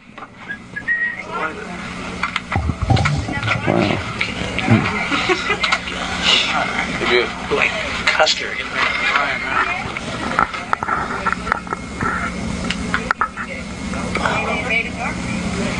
Okay, Sam, you had some protesters at your show last night in Syracuse, and there's a group here in Rochester that's planning to do the same. Oh, they are? Yeah. What's your feeling? I don't know what they're trying to accomplish. I don't know what their message is. I mean, I'm not on public radio or television doing my routines. It's a show that you have to come and see and pay your money to see. I think the Constitution allows people to be entertained by what they consider entertainment, and that's all I'm doing. I'm a comedian. That's a comedy show. And if I was David Duke down in Louisiana, I would understand this kind of reaction. But basically, I think they're totally misinterpreting me and maybe even using me to establish a name for themselves in the local area as some kind of new AIDS awareness group. We're trying to figure out what the protest is about. I guess they don't agree with the jokes, but, I mean, what do you do if you don't agree with the jokes? You just don't go to the show. You don't support the entertainment. You are what you are. Yeah, that's exactly. I'm like any other rock band or any other movie. I mean, I didn't enjoy Torch Song Trilogy with Harvey Fierstein and Matthew Broderick, but I didn't hold a sign up and go, "Don't see this, or you'll know what Ferris Bueller does on his day off." So I mean, everybody has a right to their own taste in entertainment. I don't think these people have the right to legislate what I can do on that stage. I mean, I have a constitutional right too, and if I don't want to understand the gay movement, I don't have to. I can misunderstand it. That's my constitutional right. So they want to protest. All they're going to do is make me bigger and sell out the room for me. Wow. What are you doing here with Weeze? And then it goes on. But That's pretty good. Isn't that wild? Yeah. That's exactly what's going on. Yeah. I disagree with them, though. I think they do have the right to tell you what's appropriate. So, yeah, well. You think Sam Kinnison, if he was live today, would be into the gay movement thing? He probably would change. He wouldn't be thinking the same way, probably. I don't think so either. Because in the last 20 years, a lot of people have changed their opinions, or kind of like, oh, all right. Right. Because the more gays that have come out and the more people that you realize you're working with, well, you know what I mean? I just think in that bit, it's really hard to all of a sudden hate gays. And I don't think he was hating No, gays, I don't mean though. him, but you know what I'm saying. I'm just saying in general. Look at that studio, though. That's Jimmy Schubert with really long hair on the left. Is that Jimmy with the sunglasses? Yep, believe it or not. Wow. I mean, it's 1989. Carl LeBeau is in studio. Where's Carl? There. Is that With the black Stevens? hat. That's Alan Alan Stevens, very good. And then this guy on the right is Marty something. Do you know a comic named Marty from... Marty? No, not Mitchell Walters? He hung with Sam, so I don't know if he was just a friend or if he also was a stand-up. With the hat? Is this Mitchell Walters with the hat or no? Mitchell... I'm only guessing with the ponytail. Oh, wait, was it Marty or maybe it was Mitchell? Mitchell Okay. Walters. It looks like Mitchell Walters. I can't see his face. I'm only seeing because he has glasses and a ponytail. Right. And Mitchell. Was he a funny guy? Yeah, yes, I just would love to see his face. I wouldn't have recognized Schubert, though. Right. God damn. So I'm just getting into the video. It's like an hour and 10 minutes. I'm just throwing, I'm editing the shit out of it because there's a lot of downtime, music playing and shit like that. But wow, what a cool it's vibe. literally the day that changed my life when I watched Sam Kinnison work. I'm like, holy fuck. You could do a lot on a live mic at a radio station. I pop in every once in a while. I want to see you in the background. I don't even know if I'm in this clip, but there's other clips I am. You'll see my stupid little fucking Opster head pop in to take a picture of Sam Kinnison. And then, could you go to another video? I find it hilarious. I don't even know. But as I'm going through this tape, there were two guys in another studio. They were filming through the glass, and there were girls in the studio, and they were all horned up and creeping on these girls, but they sounded so fucking pathetic. What do you Could you mean? play part of that? Did they sound... And I just cut this up and put it up there. It has nothing to do with Kinnison. Oh, thank you. That's the girl. She faxed it in. It's got her tattoo of her boyfriend. Man, get her out of there. Get her out of there. Okay. The blonde. I like that blonde right there, man. She looks like a fucking gobble queen. Unbelievable. Her up the ass. The gobble my boss is sitting there going, "Oh, show us your tits, man." I'd like to see those. She's gonna talk about. I think the blonde is gonna do it. No, you think so? Yeah, she just watched it on. Oh, there's Weeze. Okay. And I'm Sam's giving her the pressure. Pause. Yeah. Pause right there. That's my midriff above Weeze's head in the white sweatshirt right there. That's me. Oh, okay. So I was in there that day, but I think this video is hilarious because these guys just start completely losing their minds. Gobble queen, ugh. I know, they thought they were being cool by saying that. Play a little more of it. Looking at all the 80s attire. And then they're laughing at us. There's 30 guys in the studio, and they're laughing at us. Show us your tits, man. Show us. There she's gonna. You can tell. That shirt's got The shirt's got fucking titties. It's a tuxedo shirt. Come on. That shit's got titties. This guy It's got titties under the shirt. The shirt. There's titties under it. But I'm watching this whole video over the weekend, and all of a sudden I just like honed on these guys and how just awful they are. What D-bags. Right. Keep going. I think it's working. I don't know. And she's not even that great. Then you got the shit. They got more tits in there than they can fucking count. Really? She's good looking. I like that. A real sleazy look to her. She'll be backstage, guaranteed. She's good looking. I like that. All right. Oh, the guy's fucking cool though. Yeah, you think so? She'll be Fuck yeah. backstage, I guarantee. Fuck yeah. We'll see. But someone on Twitter pointed out over the weekend, they saw this video, and the girls in the 80s, you just couldn't tell how old they were. Like, how old is that girl we're looking at right now? And she's not hot. She's either 15 or 40. Exactly. Like, yeah. Do you think she's hot? No, No, because the hair is all fucking weird. It's all 80s hair, awful, and it's right? like... Yeah, but you know under that shirt is titties. Do you like this? Titties under the shirt. How bad do they sound? Keep going, then. Looks like the singer from like The Fix. Right. And she got fully fucking vamped out for this action. Yeah, no good. She's going out for the night. We get the best room in the fucking place right here. Sure do. Do you? Just the two of us hanging out together. Two guys talking about girls like you're 10. Right. Yo, dude, would you want to like jerk me off? Or? Yeah. Talking about a girl in a What do you say? tuxedo shirt. You can't. It's like a fucking waitress shirt. Yeah. A maitre d' shirt. You can't see anything. Right. You can't. It's puffy because it's a bigger shirt. I must be a pirate. And then their pants are pulled way too high. Like, how did we find any of this Dude, the 80s attractive? were very odd. I feel like there's time. one guy in that room that's like a douche, and he's just the one who keeps saying all this shit. Right. And the guy next to him is like, oh, I gotta get the fuck out of this room. But this is the coolest room in the whole place. And I gotta add, I forgot how much I liked the band Cinderella. Oh, God. I fucking loved Cinderella. Heartbreak Station's I love that album. This song I love. I forgot all about these guys. Huh. Tom Kiefer was the lead singer. I never really got it. You didn't like Cinderella? No, I'm laughing because the Sam's went, huh. Well, there'll be a time when he's an old fucking douche, and there'll be some young fucking douche giving you the reality check. Trust me. Happens to all of us. We'll be claiming child of the 80s, though. Everything just seemed to be a fucking like a Motley Crue fucking bite back then after a while.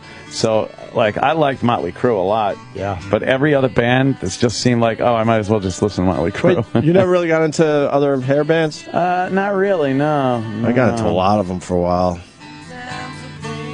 Ugh, this fucking ballad. You don't like power ballads? Everyone had to have a power ballad. Every bad boy has his soft side. Right. Fuck yeah. 80s power ballads. You like this, Chip? Fuck yeah, good power ballad. the Gets those fucking- pussies wet. The video, guys With playing the the lighters. acoustic. I wrote one. It's all You wrote a power ballad? Fuck yeah. Yeah, how'd it go? Hold my face while I cry my eyes out.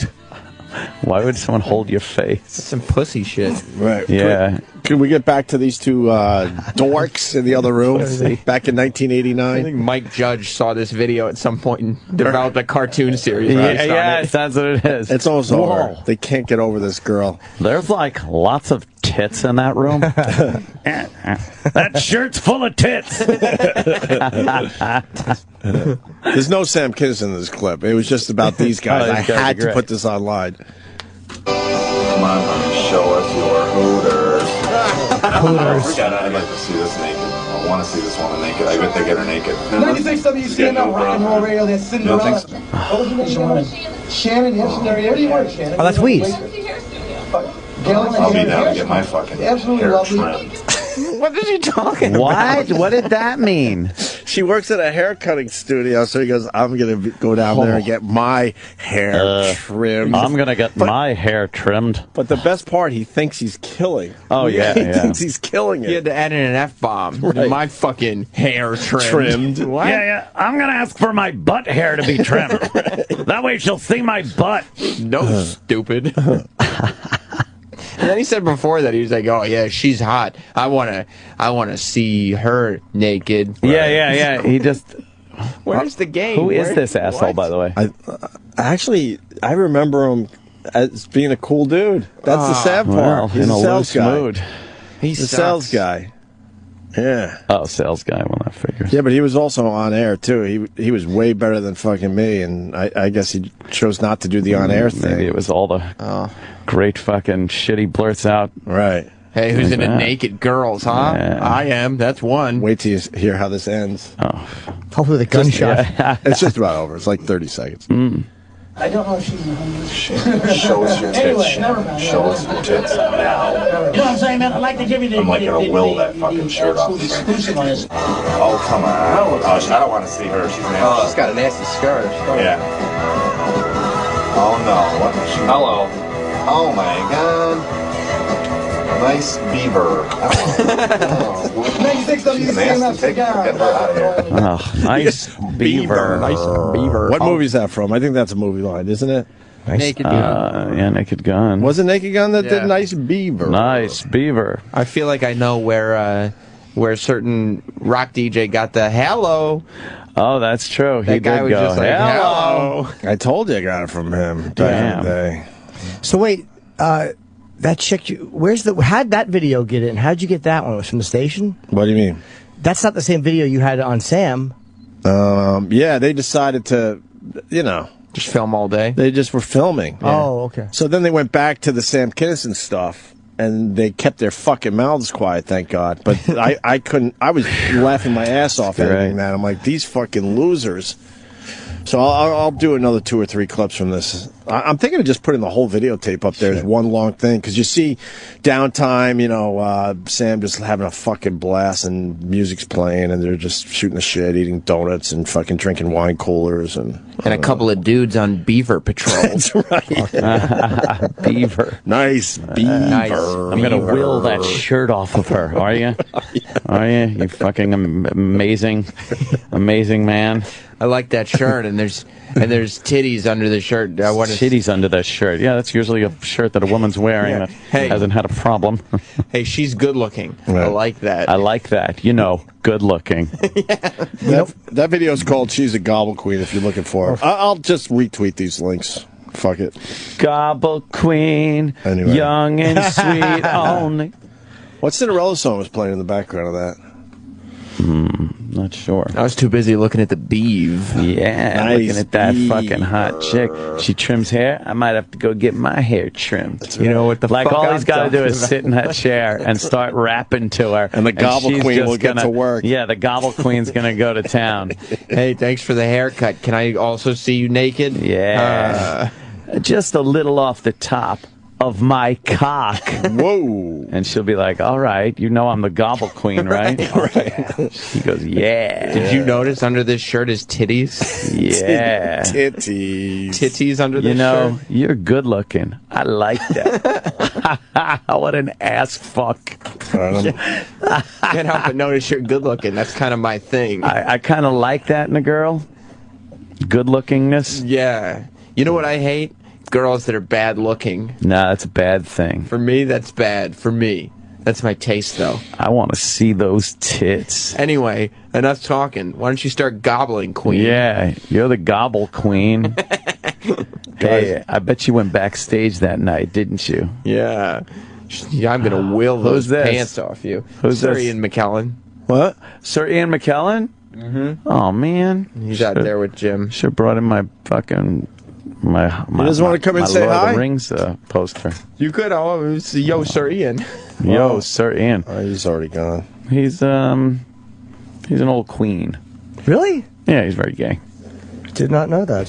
What? I would have commented. What? Which one is he? He's the Gobble Queen. He's a Gobble Queen. Yeah. That guy. Magneto. Magneto Oh, God, and fucking Gandalf. Yeah. Oh, God, he is Gandalf. That's right. Yeah. Guy's been in some movies. Fuck yeah. He likes guys naked like I like girls naked, though. Yeah. That's right. More tits than we could count. Oh, there's more tits than you can count. You know what? It's There was really 3 girls in there. It's a safe bet. You could just count heads and then double it, barring any right. And barring any unpleasantness. unpleasantness. It's terrible. The guy next to him was just stuck in the room going, yeah, dude, whatever. Okay. Yeah. Fine. He's like, yeah, we got the best seats in the house, huh? All right. Yeah. You like that, didn't you, Sam? Yeah. It's so Oh, it was so good. And I also like the idea of him recording that in like the 80s. No, it's... And now it's coming back to haunt. What a dick and a douche he But we've was. talked about this shit with Instagram and Twitter and YouTube channels and everything. That fucking tape, I've been asking for that tape forever. And Weeze always goes, I just don't have a copy. I don't know where it is, all that shit. So someone had that tape for 24 years in a box in an attic somewhere. Finally decided, he was probably looking for someone. Holy fuck, yeah, the Sam Kinnison tape. Yeah. Got a hold of Weeze, who finally tells me I found it. He gives me a copy. Now it's all over technically all over the world. Yeah. And it was just buried for a long time. And those guys were in the clear safe. And the headline is douchebag and dickhead rating the chicks that walk in. Right. You know what? Also back then, if you had a camcorder running and you were videoing something, it was a big deal. Yeah. So you had to talk or something. You just felt like you had to do something. Now you just fucking video your lunch and post it so everyone could see it. Right. But you'd tape over everything then. Yeah. You didn't have to go buy new tapes. You put the little piece of tape over the thing and you tape over every tape. Yep. Thank God that gold stayed. Beaver. Nice beaver. Nice. Right. Beaver. You know what's under that shirt? Right. Tits. Yeah, dude. Yeah, I knew that. Yeah. What an idiot. I'd love to hang out with that guy. I hate to say it. My memory is that he was a pretty cool dude. He was a fucking man. I swear to you, I would like to say that, no, he was always a dick, dork, or a douche. Did you hang with him, like, in bars and stuff? Because I bet he was, like, scoping the chicks. Yeah, he was. I mean, like, because he was a sales guy and we were on air, the two didn't really kind of mingle or whatever. Yeah. We hung every once in a while at a gig and had beers, but I just always thought he was all right. I don't know. He came across kind of... I'd love to hear him pitch in sales meetings. Like, he was probably fucking the man. He was the man. He thought he was Gordon Gekko. I would love to know what he's doing. Here's what we're going to do. We got a nice ad campaign. Let me tell you something about the Wheeze show. Let me tell you something. You're not advertising on this show? Let me tell you. You're not advertising. Yeah. If you're not advertising this show, you're not advertising. Yeah. No one's hearing you. You want to go across the street? Be my guest. Come back to us. Prices will be higher. By the way, you want any chicks, you come to me. Yeah, I got the hookup on a lot of shit. Yeah. What do you want? Blow? Chicks? Yeah. What do you want? Girl? Boy? A little booger sugar. I'm down. I'm down. And he could will the shirt off the broad. Oh, yeah. He's like a Jedi. Will He's fucking Jedi shit. Trying that shit. You like good-looking girls? That's my thing. I'm kind of into that. Right. You don't need to wear that shirt. I don't need to wear this shirt. Yeah, that's it. You're the gobble queen. I'm the gobble queen. The gobble queen. I could hook you up with a styling after that, a little hairstyling. Yeah, she does it.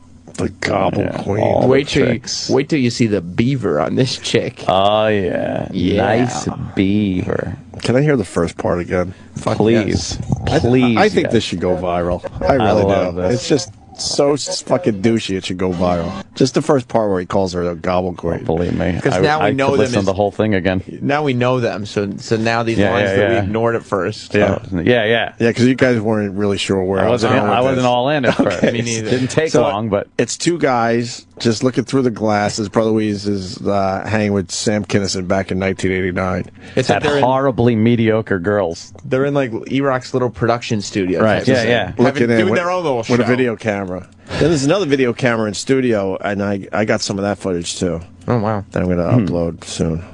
Without this great director's commentary, though. Oh man, right. Commentary. And then maybe I'll just throw the whole thing up as one long fucking hour video. Go ahead. Oh no! Here we go. She's gonna show. Oh, thank you. Pause. I forgot about that. That line's great too. Oh, thank you. Thank you. Oh, thank you. Because fucking Rosie O'Donnell is showing a tit. She's like a midget flatso. Yeah. Thank you. She's like a fire hydrant with no titties. That's a great name that's a great Twitter name, Midget Flatso. What a great name.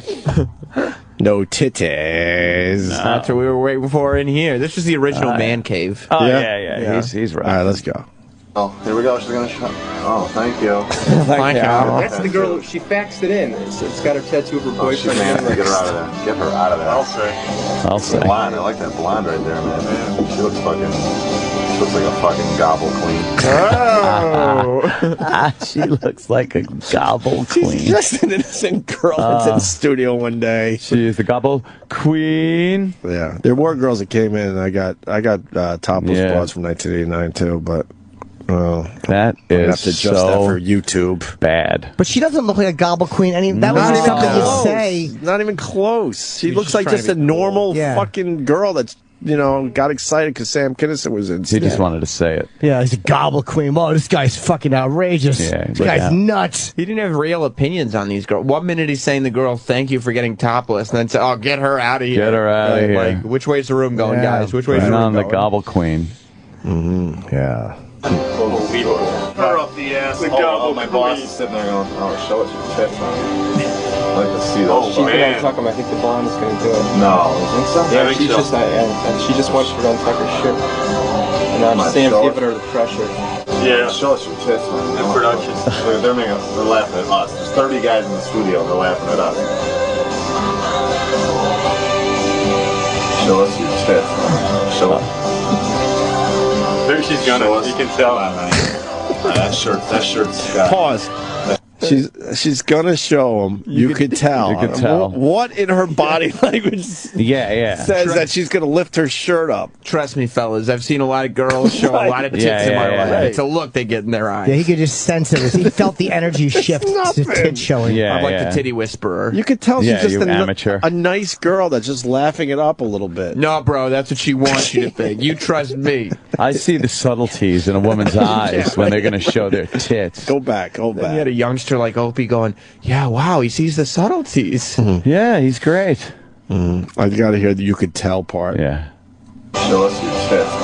Show us. Maybe she's gonna. You can tell. That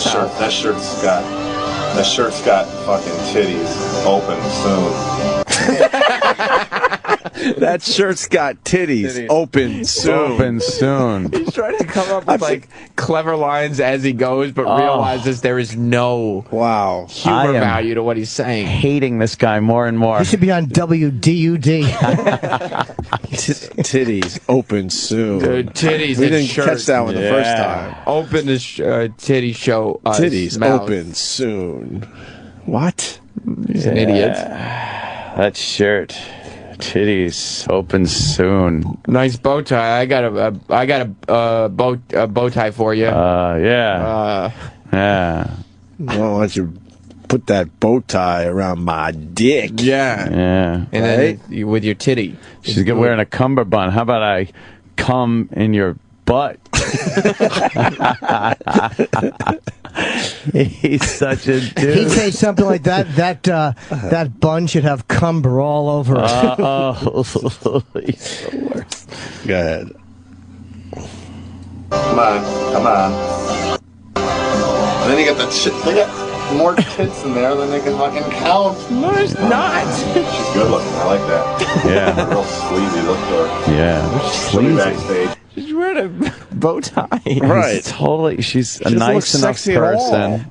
She's just standing there. She looks all right if she put on like bar clothes or something. But she doesn't look sleazy. No, not at all. She doesn't look like somebody you'd find like laid out in a dressing room. And granted, where you can only see half the room, I think she's the only girl you could see. Yeah. It's half of the room. So what is he talking about? There's more tits than you can count. He's got her backstage sucking dick.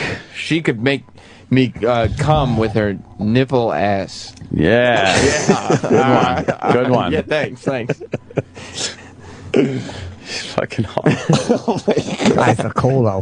He's horrible. Yeah, you could. This guy could easily be listening to us. Easily. Oh, I hope he is. And he's like, holy shit, this tape was buried for 24 years. What are you doing to me? He could be listening to us because you can bet he's not broadcasting. Yeah. Tuxedo, yeah. She should have worn her sexedo. Yeah. Sexedo, yeah. That's good. Yeah. A real sleazy look to her. How about you tuck this in your seat and go, something. Bullshit. She got fully ramped out for this act. Yeah. No question. Does she look fully ramped up to any of you? No, not at all. She's like a dumb catering hall waitress who just stopped in to hopefully meet Sam. Right, that's it. Exactly. Scoliosis. Yeah. Spine's all curved over. She should be lighting those little sterno things and putting them under fucking French fries. It's my magician name.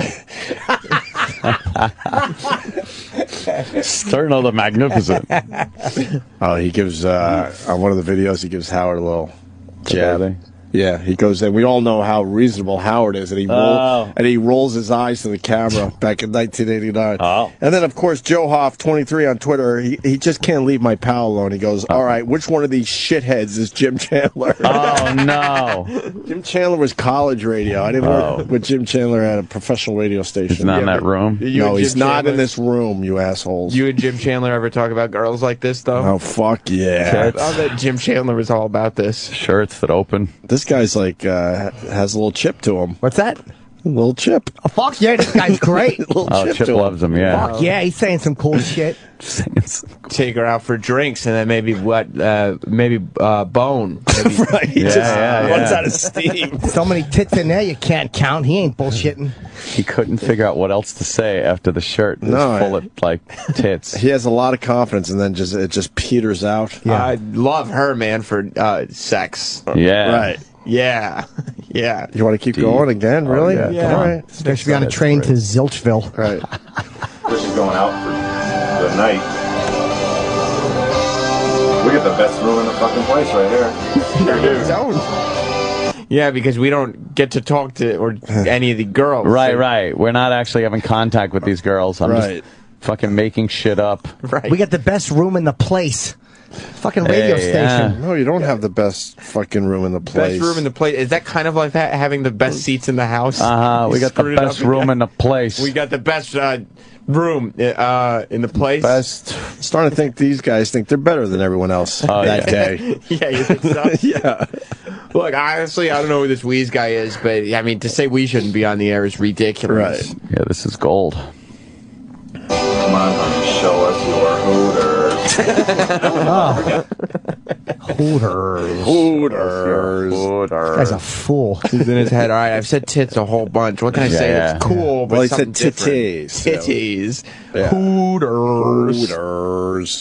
He thought someone was going to just watch this and be like, this guy is a fucking hoot. Where'd you say he works? Sales? That's insane. This guy should be on air. This was filmed for nobody.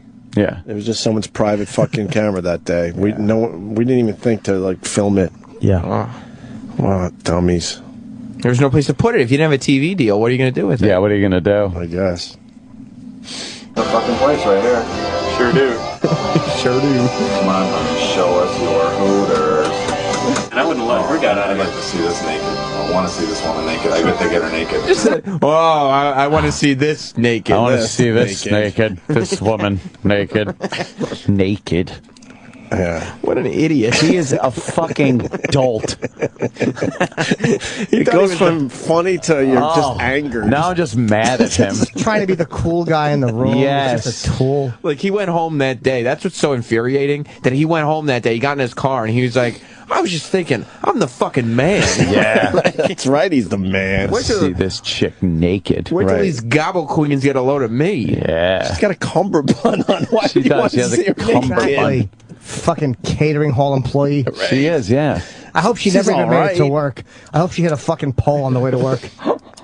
Didn't make it in. I got a pole for her. Yeah, how about on my, that? on my dick. Right. Dick. My dick pole. My dick pole. Fucking dumb bow tie she has.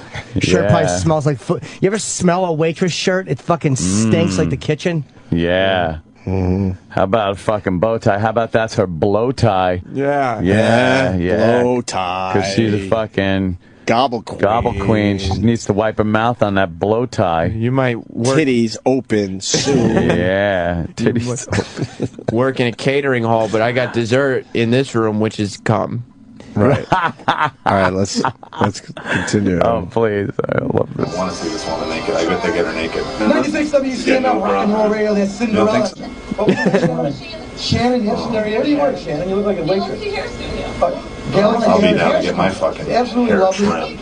I'll be down. I'll be down. He has a hair metaphor. Come on. I'll be down to get my hair trimmed. trimmed. That's all he could think of. Just trimmed. Yeah. Working on a metaphor. No, he was, yeah. But he was thinking trim. Trim. Get a little trim. What did she get? Like, does she trim Hair pubic trimmed. hair? Yeah. You know what but I it's want? all about the pussy and tits with this guy. I'll be down there. I want a good looking. Who are the broads girl. walking by? I don't know. Some famous people just walked by. Are they going into the swag? Who are they? Mob Housewives. Oh, we did those The mob broads one. already. They got the big one? Yeah, I'll be down The one there. that's got the spin-off? Yeah, She's the one- hilarious. the one with the tits in all in her shirt. Yeah. Open soon. I'll be down there, get myself maybe some shampoo and conditioner. We blew it. We could have had more tits than we could count in studio. Yeah. We let them walk on by.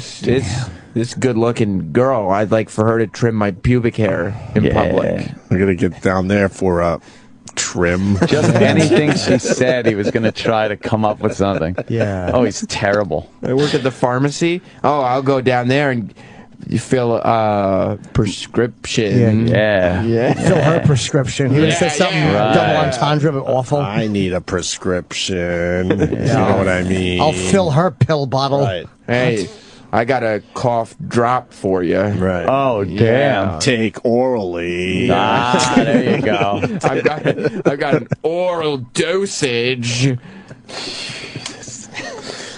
No refill needed. What?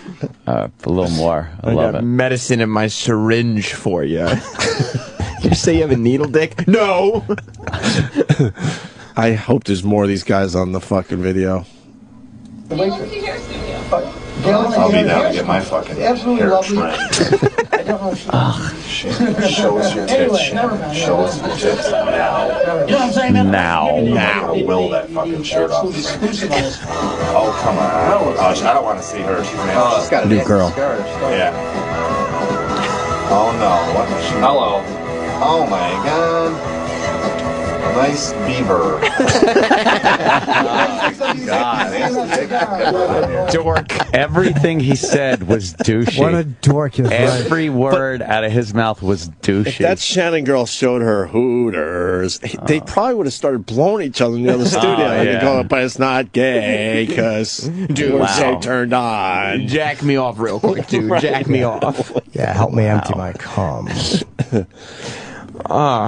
You don't think they're cool? No, they're a bunch of nerds. It got me away from editing the cool shit of the video, which is Sam Kinnison. I'm like, fuck Sam Kinnison. These guys are a treat. That shit is gold. I love it. And they were just like spicing their dialogue with curses to try to make it seem more edgy, just to each other. Right. Fucking those Hooters fucking and tits. Yeah. Well, one was the older guy. I bet his coworker was like a younger guy, a newer guy, and he's trying to sound like the old fucking cool radio guy. but Look he's at me. just You're not sounds wrong. cool.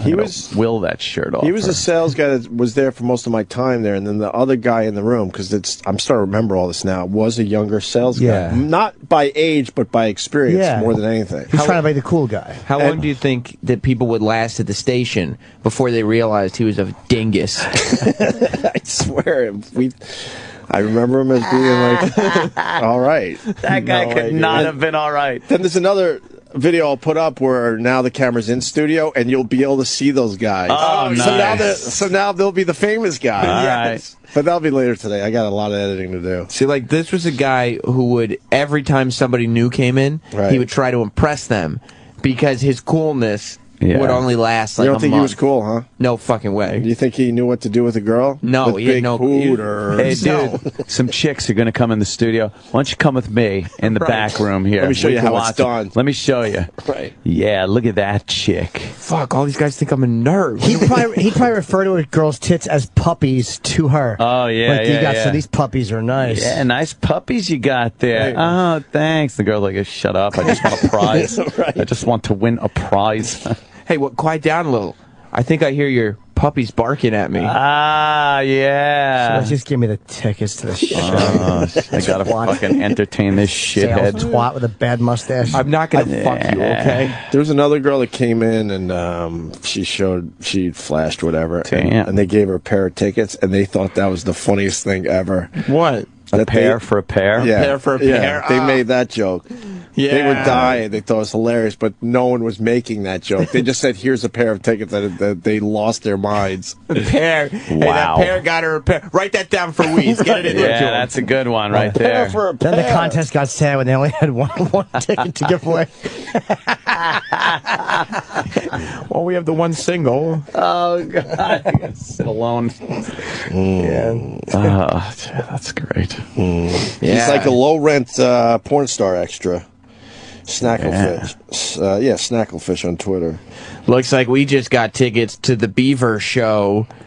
What's a Beaver show? The Beaver, yeah. What's that? Nice Beaver. He sounds like Jim Florentine if he had zero confidence.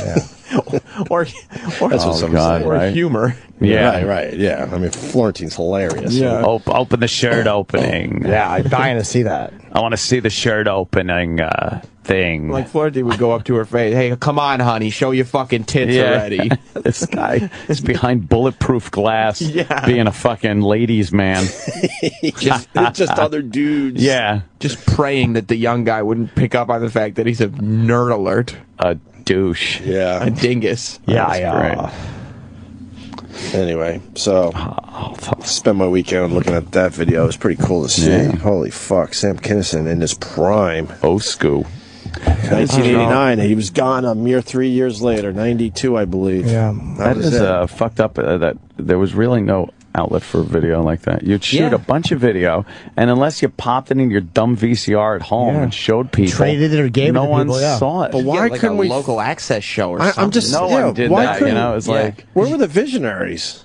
well, they I didn't know have it the was tougher technology, with the technology, but Yeah. there were, outlets on TV and stuff. But it was a big deal to show people, though. Yeah. Like, those tapes made the rounds, though, man. Like, fucking Faces of Death and all those. Right. They did make the rounds. It just took longer. And your copy would be horrendous because Yeah. it was like 100 generations or whatever. Twitter was hand to hand. YouTube was hand to hand. But I Right. mean, it was but getting it was around. very like if you, just things like that though. That you would just record. You record a fucking family vacation or a birthday party or all that shit just sat there. Yeah, I'm talking no about- one watched it. But like you're taping your vacation, some whacked out thing happens, somebody does something ridiculous, falls on his head. Yeah. Now that would be a massive viral video Right. on YouTube. And back then you didn't even know what to do. You would show your friends and your family. That was about it. Yeah. The only visionaries were the ones that were going around trying to buy people's weird clips and then putting out those compilation VHS tapes. There's that, and then there was Or the the TV shows. TV show. Yeah, or the America's Funniest Video. Right, America's Funniest Videos. Buzzy's good friend had a guy, and I've showed you some of the tapes over the years.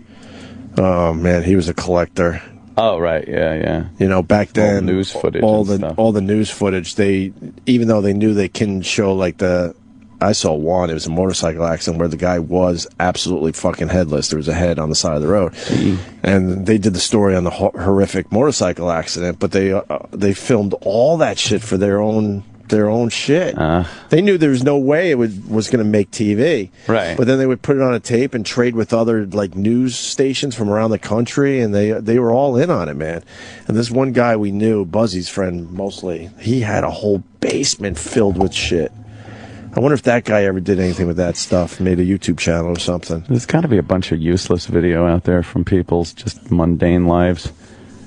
A lot of birthday parties and things. Right. But it's cool now because some of the stuff's like 30 years old. Well, just yeah, to so see you life. could What do you now mean? you It's can out there. put it. People are putting it up on their Facebook That's what left I mean. and right. Yeah, A quick video of them when they were 10 or 8 or whatever the fuck. The weird videos that you put up, like Christmas. That's like throwaway video, but you put it up now and it's Video. like, It's not throwaway anymore. It's film. Wow. It's actual 8 8mm film. Yeah. We got a little bit for everybody. A little bit. Did we do everything for today? A little tit. Pretty much. The only thing for me is I like to have the bigger ones. Yeah. Yeah. That's what I like. Good looking girl. She's good looking. I like that. Fuck yeah. Oh no. What is that? Oh my god, you asked. Chip Baka. What? Chip Baka. Yeah, maybe it's The Wookiee. Yeah.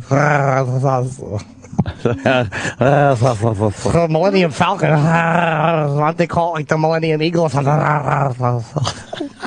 Where did you create Chipbaka? Just hours alone in my house doing that over and over again. Television show or a joke to write or just alone. Hours you did that? Dude, hours. I walked around just being Chipbaka all day in my fucking house. To yourself. Yeah. Han Solo, how come he doesn't have friends? Or something. What the fuck? Fucking Yoda. Fucking green with envy. Whatever. That's horrible. Jedi. Should be a jet nose. Oh. Yeah. I don't really like Chipbaka either. No, I don't either. It's Who shot first? Oh, Han right. or Greedo? Yeah. What's that? True. Who shot first? That's a... Yeah. Greedo, how come he doesn't be happy with what he's got?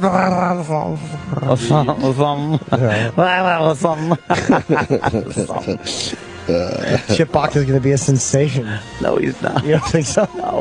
I thought of it because I was talking to somebody about the Star Wars fucking Christmas special. I watched a little bit of it. Yeah. Oh, God.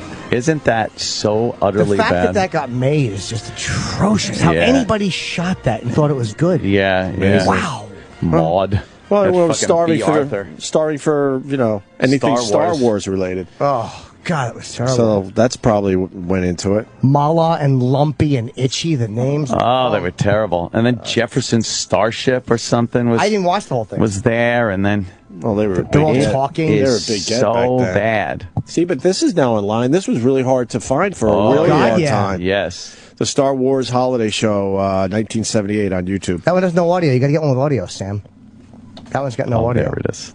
No. The audio was taken off. Yeah, they took it off. Why? Because there was a copyright violation. Oh. So you have to find little clips. To find the one with the Spanish subtitles. I was watching that one. Wait, but they allowed the video to stay up there, but not I the don't know audio? how, yeah. Lumpy. The announcer. With special guest star, Beatrice Arthur. Beatrice. Art Carney. Oh, is this Oh, embarrassing? my God, is this fucking horrid. Diane Carroll. Oh, You think this is good? this is embarrassing. Jefferson Starship. Jefferson's You know, Starship. 'cause Starship. Right. That's cool. Harvey Korman. Who thought this up? Oh, how awful. Animated Star Wars story on the Star Wars Holiday Special. Oh, so awful. Life Day. They had to get back for Life Day. Right. Oh, this is so bad. You don't like when they zoom in on the Wookiee's house On the and cartoon for Wookiee 10 house. minutes there's no dialogue? Yes, they're just making noises. They show Itchy and Mala and Lumpy playing in the house. Nice music. It's like a regular house, except they're shit sticking to their fur. Connection. Shit sticking to their... For the kids this coming is down with it. a fake plane. This is it. Them just making Star these Wars, noises. Like Star Wars was like a massive movie and on a big movie set and everything. This is Yeah. on a shitty TV studio. This is all Like, about marketing, though. It's like, that's why I hate George Lucas. It's just to sell stuff. What are they saying? Chipbaka. He's going, look at this plane. How come it's not called a symbol? And the old guy's going, get away from me, Chipbaka. Go in your room or something. I gotta lay down with Lamar. This is ridiculous. They just make noises. There's no subtitles. There's no anything. No, they're little cute, like Pekingese looking things. More dog shit fucking products. It's terrible. You don't like that? It was one of the worst things I think I've ever seen. Yeah. Oh, look, she's got the apron on, the mother. Why is she wearing an apron? She's a cunt. It's like fur. Be hair all over everything. She cooks a pie. There's just hair in it. It's terrible. A hair pie is not A bad. hair pie. Hey, show your hair pie. Come on, honey. Nice. Hair pie. I'll take a slice of hair pie from her. And another helping for dessert. Hey, you know what I'm saying? Yeah. Oh, shut up, Lumpy. Oh, God. I know. Lumpy's a twist. Oh, I wish he got that name because that's what they felt in his neck glands. That's the mother and him talking. She's pointing, go play. All right. Well, That's what's like listening to old people talk. Just noise. Shut up. Shut up, you burden. That's all you hear. Just noise. Babble noise. George Lucas did try to get this removed from every fucking possible place. Yeah, I that know. It was like it used to be at the sci-fi conventions. You could buy a VCR copy, and he tried to put the kibosh on that. I'll bet you though that even though he probably didn't have much of a hand in this, it's still. Come on, you couldn't. Whoever did this is just terrible. And then for them to get the stars of the movie, fucking do that. I mean, they got them for these little parts. Apparently, Princess Leia was all drugged up. She's trying to sing a song, and she's just fucking hammered. I'd love a whole copy of this. Oh, it's really bad. They're doing Star Wars auditions for the new movie. You can do it online. Oh, yeah. Like you can go. Someone was going to send me the link and she didn't. But there are for the new film that they're doing. You can audition on video. Like they have like dialogue. So I was thinking I wanted, but it has to be in by December 3rd, I think. Oh. So if anybody has a link to that, please email me because I would love to maybe put in an audition tape. Oh, yeah. What for the fuck? Chewbacca? No, just whatever. Oh. I used to say Boba Feet and people would crack up. It is funny. I know. He goes, I know. I was watching Star Wars last night. It was on, I guess, Sci-Fi Channel or some fucking shit, whatever it was. And I was just thinking how like the new version, the J.J. Abrams version of Star Trek looks, and how the original Star Wars looked. It's going to be such a huge departure from that. Like, because even as technology got better, it was still stupid Lucas with his fucking mitts in there. And his dumb even if he wasn't toys, directing it and stuff like that. And the Jedi toys and that fucking new hunk of shit with Hayden Christensen. He had final say, you know? Jar Jar. Yeah, Jar Jar Binks. This is going to be like a complete departure. A cool movie. Yeah. I'm very hopeful. He's going to want to make it his own. He's not gonna fuck around with, Right. But he's also very good with I was going to say tradition. I mean, it's going to be traditional, but... Well, Darth Vader will look the same, but there'll be something different about him. No, I think he's going to be look like a motherfucking badass. Oh, different. Fuck yeah. I think he goes all in and makes him different. Yeah, absolutely. I mean, there are certain things that he's got to stick to just because the purists will be like, fuck him. But then other things, like, you could just make it so much better without Lucas and his dumb fucking paws in it. Yeah. Chewbacca, what is he, tasty or something? I think Chewbacca's a sensation. Oh, he's something. Well, enjoy him. Get used to him. When is that supposed to come out? What? The movie? 2015. Wow. I think. All right, we're getting there. Yeah. Why don't we get the hell out of here? We have a Bobo bit. Bobo bit. And I was thinking of playing that Cinderella song today, actually, but Coming Home. It's kind of a cool song. No? I'm not going to plug all my dates because it's apparently not doing any good. So go to my website if you want to come see me. If not, go fuck yourself. Come on, man. Support our shit. That's all we I've been on the road too much, in the last few years. It's a new hour material. Like, what do people want? It's brand new. Brand new shit. Yes. All right. What do you want to do? You want to do Cinderella? You want to do this Bobo bit? You want to do nothing? Cinderella. You want to do both? What do you want to do? I'll take anything over a Bobo bit. I like the Bobo bit. Oh, is it a pre-bait bit? Or is it a yeah. Oh, It's okay. a bit. All right, we'll play this. Let's and I'll play Cinderella on the way home on my fucking Galaxy S3 still. I don't know why I don't have the S4. I'm fucking lazy. Or should I get the Note? I'm hearing the Note's really good, too. Oh, man. I got to figure this shit out. But that doesn't concern you. Listen to this. We'll see you tomorrow. Welcome, and thank you for calling PornChat, connecting you with the adult industry's greatest legends. For English, press 1. Para español, chinga tu madre, pendejo. Please enter the first 3 digits of your desired starlet's name. Now, connecting you with Jenna Jameson. Yeah, Jenna, you there? Hi, how are you? I'm doing fine. And Bobo Man's getting hard hearing the sound of your voice, Jenna. Sexy. I'm just thinking about you. Just thinking about pounding you right. It's pounding you in the ass. Yeah, it's very titillating. What are you looking for, Jenna, huh? Nowadays, I'm so single and so in need of a man. Well, if you're looking for a man, then you're talking to the right person. I just like to have sex. Oh, well, you want sex? You'll get it, baby. I got my hand on the boat boner. It's there just waiting for you. It should be huge. Oh, it is. 3.5 inches there just waiting for you. Oh, yummy. You want me to make you happy, Jenna? You happy? I'm bummed. I'm super bummed. Ooh, I like that. What has you down? I have,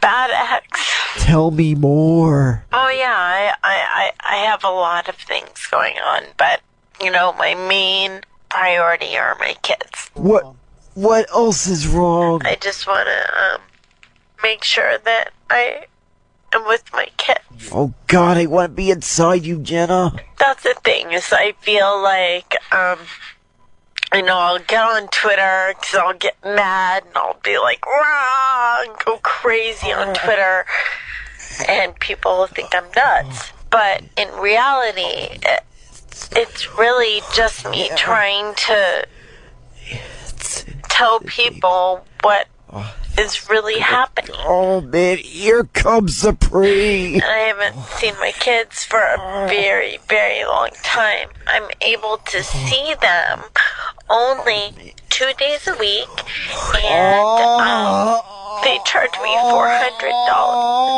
an hour. Like, that was good. Thanks, Jenna. Come here, Mr. Maloonigan. Daddy has something that needs cleaning. This is After Opie and Anthony Live. Here's your host, Sam Roberts.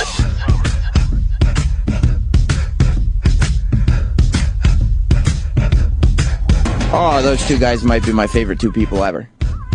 Not Opie and Anthony. They're very far down on that list. Not even close to the top. I'm talking about whoever those two people were in that room with Opie.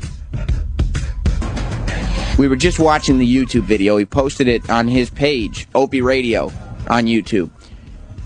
And Opie was able to discover a VHS tape from, I guess, '89 of Sam Kinnison in studio with Brother Wheeze, his radio mentor. And there's two mystery douchebags, I'll call them the masked D-bags, who are in like a little producer studio, and they're commenting on the girls that are in studio, but it's the worst thing you've ever heard. Like, and it's the typical, I was talking to E-Rock about it during the break, it's the typical thing where we've all met somebody like this. This guy, because my theory on The Room, not to film The Room, but the room that we just saw via those YouTube videos, my theory is that one of those guys has been there for a long time, and he's the one who's doing most of the talking, and he's making all the stupid comments, and he's the one who's talking about titties being under the shirt, and he's the one going, oh yeah, she's good looking. I like good looking. He's that guy. He doesn't have an ounce of, as they say, game with ladies. Like, he's not good with women, but what he does is he takes young people or people who are new to the office, and he tries to convince them that he's cool. Because everybody in that office has caught on to this guy by now. Everybody knows that he's a lame wad, okay? Everybody's aware of it at this point. But what he does is he has to wait until somebody new comes in and then try to convince that new person that he's cool and try to keep that person away from everybody else in the office, because everybody else in the office is just going to tip him off anyway. Opie was talking about during the break, before he left, saying that he honestly thought the guy was cool, but he doesn't know if he's at that age that he didn't know any better. If his perception was skewed, maybe the guy was just having an off day.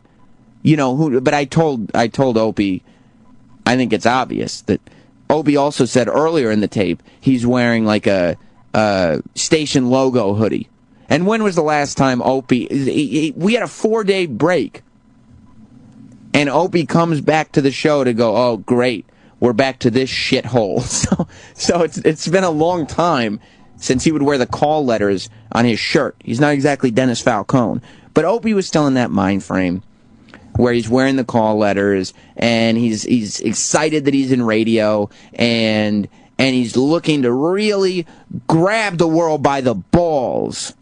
Yeah, I know who can grab me by the balls. That chick in there, the good-looking one. Not the fucking dog.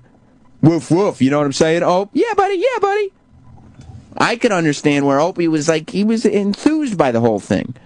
Because this guy seemed cool, he seemed like he was having a good time, but I got to imagine if Opie had not moved on from Rochester very quickly after that, he would have caught wind of it too, even at a young age. Anybody would. I mean, you know, it's like when I was interning for Scorch in Syracuse.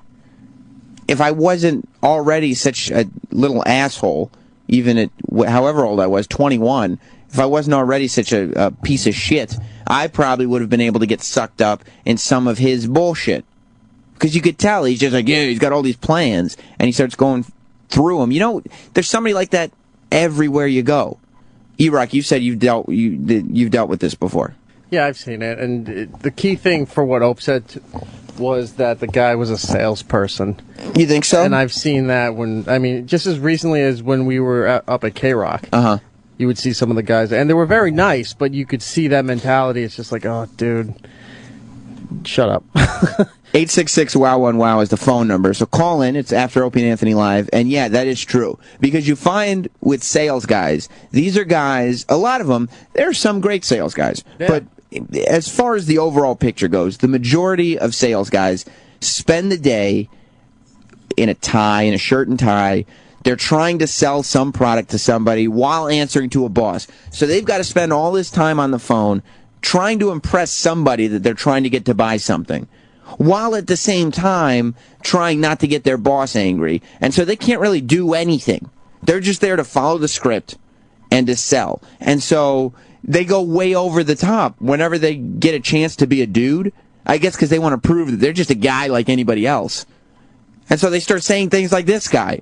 Yeah, I'll bet under the shirt is titties and nipples. And they're the same guy after the whole event is done. They're saying, come on, let's go get a couple beers. Yeah, and it's like, dude. And you're like, it's 2 o'clock. They are home. They are, yeah. It's like 2 a.m., and the night's been great. No, I was saying p.m. Oh, it's yeah, you're like, when I don't do the morning shift. They're like, come on, let's get some beer. No, I'm going home. I thought it was just because, dude, you just told me that your preference as far as women goes are good-looking women. I don't want anything to do with you, buddy. Sorry. I'm going home. It's only 2 p.m., bro. Because they don't want to get home to their family, because that's where it's the same deal. Just like their boss tells them what to do all day, their wife is at home telling them what to do. They got to answer to their little kids. It's a miserable existence. I feel for you people out there. But you got to calm down a little bit. When you get that opportunity, like, I'm not cool. I'm not a cool guy. I don't know how to talk to women. But I shut my fucking mouth. You know what I mean? I shut my mouth around when I'm out in public. Unless I'm making fun of somebody, then I'm okay. Kevin in Philly. Hey, Sam, it sounds like one of your old characters, AJ Poopy shit. Yeah, he does. Just going over the top to impress everybody with your flamboyant heterosexuality. Oh, who doesn't love tits? That's right. I love tits. You're right. Thank you, Kevin. And that guy does love tits.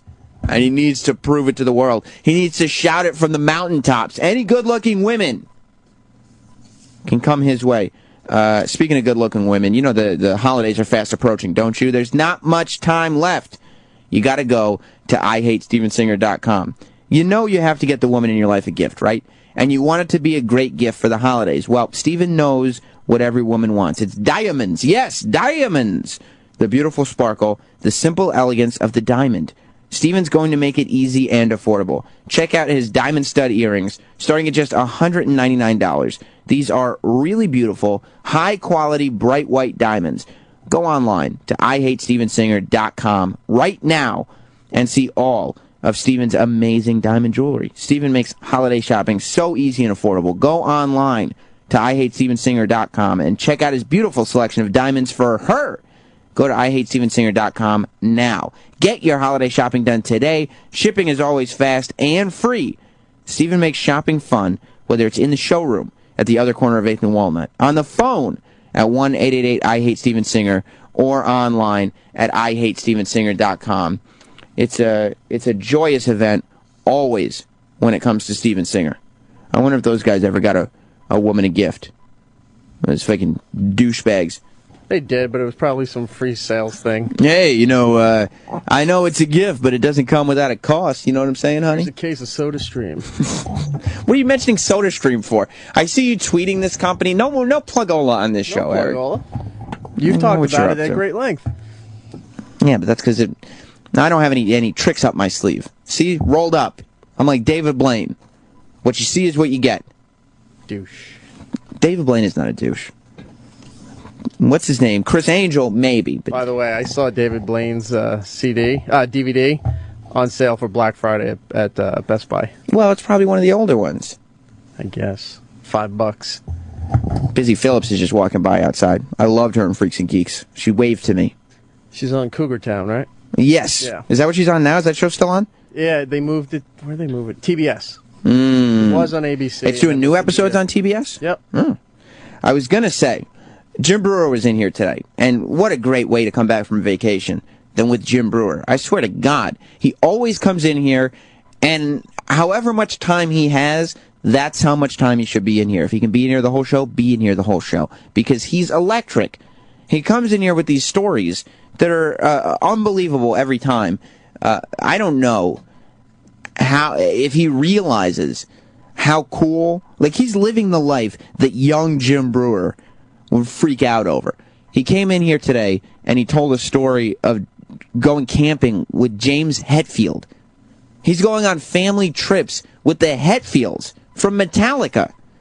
Jim Breuer has been a metal fan forever, and now he gets to go camping with the god of metal.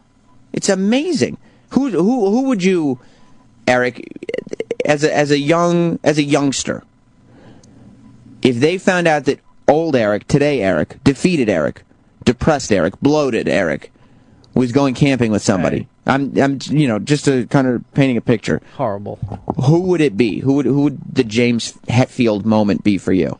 To go camping with. Because I would imagine that if James Hetfield, not James Hetfield, Jim Breuer, talked to his 13-year-old self and said, "Young self, I just went camping with James Hetfield," little 13-year-old Jimmy would be freaking out. Right? Yeah. So who do you think it would be? I would have loved to have gone camping with Hulk Hogan or Randy Savage. Not together, though. The mega powers would collide. Oh, my God. That'd be fantastic. Would you do it now, though? Okay, now, going forward, Macho Man is dead, so I guess you could sleep above his grave if you wanted to. But Hulk Hogan is still alive, and I was going to say but he's still alive. Would you go camping with him now? Like, if Hulk Hogan came to you and said, "Eric, brother, I got a Hulkamaniac camping trip coming up right around the corner, and I need my number one Hulkamaniac there with me. I need you representing the red and the yellow and the training and the saying your prayers and the eating your vitamins." And he did his whole spiel, and he went fucking crazy, and he ripped his shirt off. Would you go camping with him? Hell yes. You would? Oh, yeah. Would he even have to go through that whole spiel? No, but I would let him. What if it was just like the way that, like John Stockton basketball camp? When I was a kid, everybody wanted to go to John Stockton basketball camp. Ugh. If it was Hulk Hogan sleepaway camp, and it was all little kids, except there was no age restriction, so you could go. Would you go? To a sleepaway camp? But Hulk Hogan was there. I don't want to go with other people. But you would get your own cabin. Would you be a counselor? Maybe, then. Would you be a counselor? Would you try to get a job as a counselor at the Hulk Hogan sleepaway camp? At Hulk Hogan? Yeah. At Hulk Hogan's campground? Yeah. Would you be a counselor maniac? Yeah, I would. Counselor maniac. You would. Sure. You would try to get that job. Oh, yeah. Would he have to pay you? Room and board is fine. You're a hell of a negotiator. As long as he puts you up. And how long are you willing to stay? Morning exercises, you're just doing his poses, Yeah, counting to 5. You just hulk up. You put your hand by your ear. How long would you stay for? I'd stay for... How long is camp? 3 months. June, Summer July. camp is 3 months? Well, maybe 2 months. I'd do the 2 months. You would? Yeah, I've never been to camp. So you call up Tim Sabian and go, Tim, look, you know I love the show. You know I love my job. I don't want to put any of this on the back burner. But an opportunity has come my way to be a counselor at Hulk Hogan's sleepaway camp. I need to do this. I need to be that kid at Wembley. I need to do it. You think Tim would be like, I understand, brother? Yeah, I'd take a leave. No, I don't think Tim would understand at all. Freak Dog in New Jersey. What's up, buddy? Hey, guys.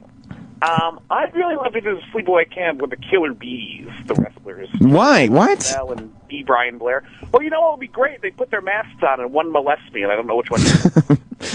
What about that? What about that, Eric? More like a dream. What if Hulk Hogan puts on a wrestling mask and molests you? No. Is that E-Rock, what if Mr. America molested you? Wouldn't that be fantastic? Be honest about it, E-Rock. If Hulk Hogan put on a mask and it was stars and stripes at night, Mr. America just sneaks in. Yeah, and he was just spooning you at first. You'd be okay if he was spooning you, correct? No, I would not be comfortable with If that. Hulk Hogan was spooning you, you wouldn't be okay with it. No, I would not be okay with that. That seems a little hard for me to believe.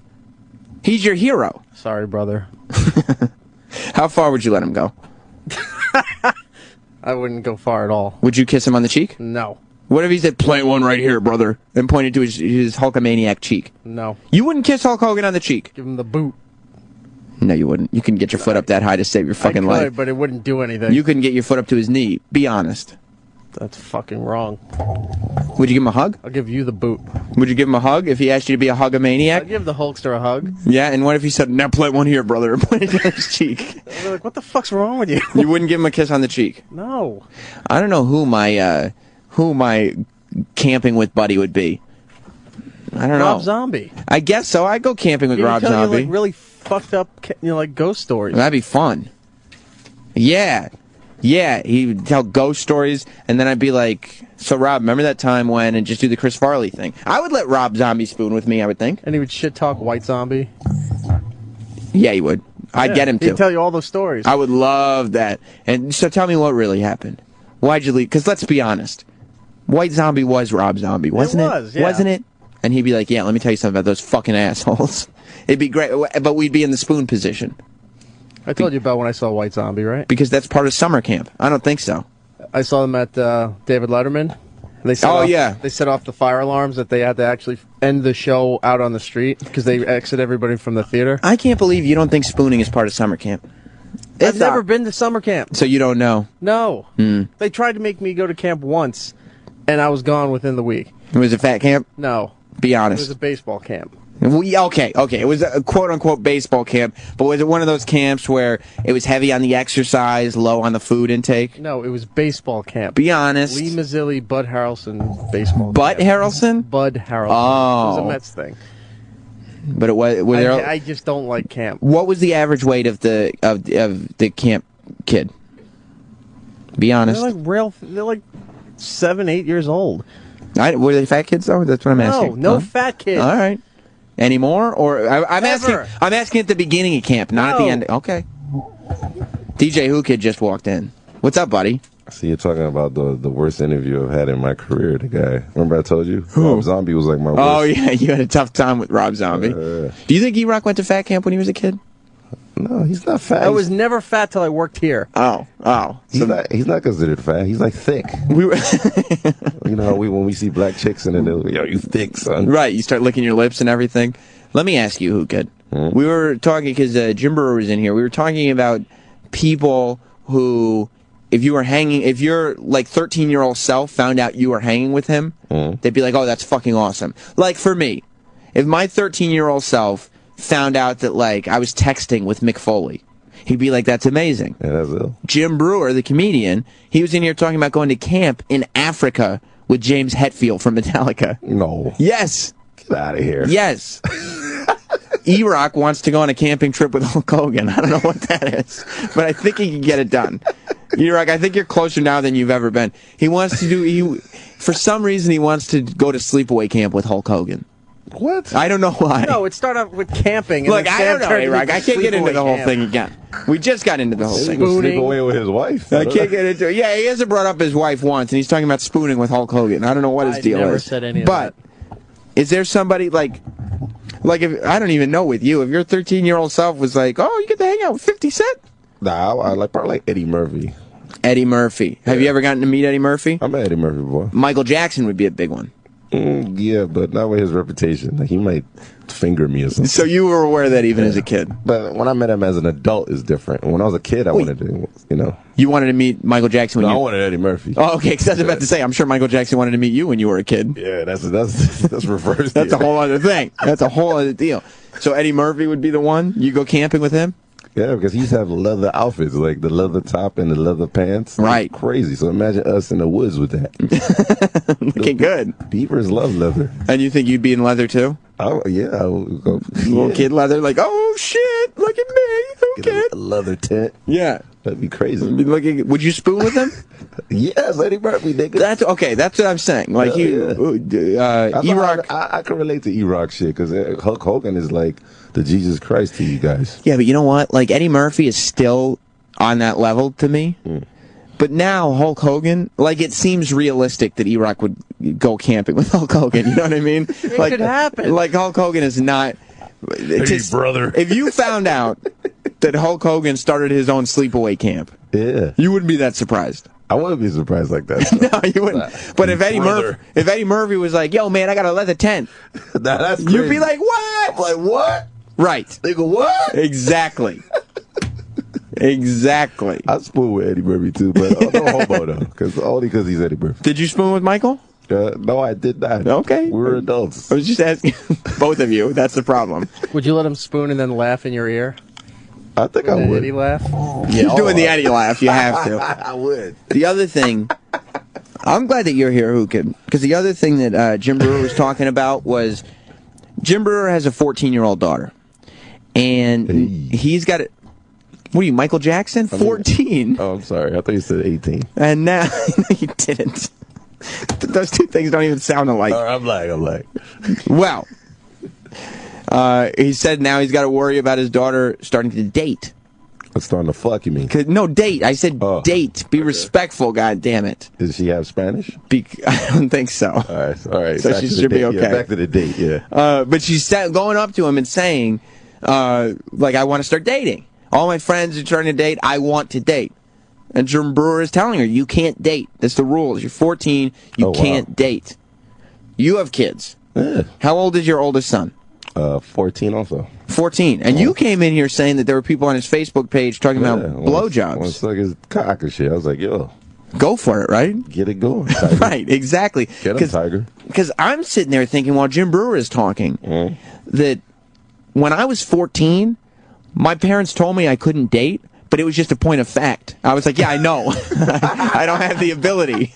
Are you ugly? You have pimples or something? Well, no pimples, but I was very small. I had just a big head, and it was just awkward. Believe it or not, Kid, I wasn't always this suave, debonair man you see in front of your face. Man, you're like so fucking hot right now. You think so? No homo. I guess not. Weird with the mouth thing and now this. But you say you had a small cock when you were young? That's not what I said. You just said that. No, I didn't. E-Rod, is that what you just said?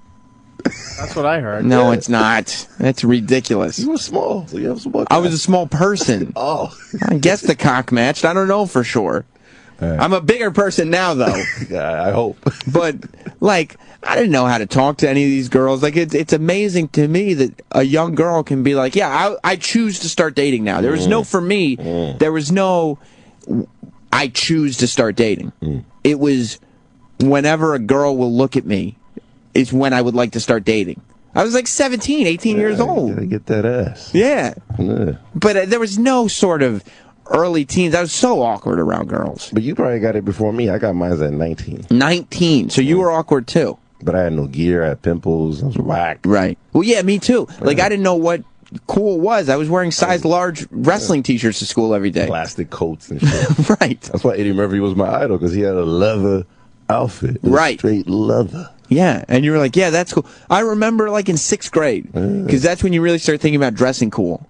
And I was sitting there going, okay, how do I dress cool? Because girls, that's when you start becoming aware. You're like, look at these girls hanging out with these guys that look way older than me and are much cooler than me. I could recognize that. And I go, okay, well, why is that?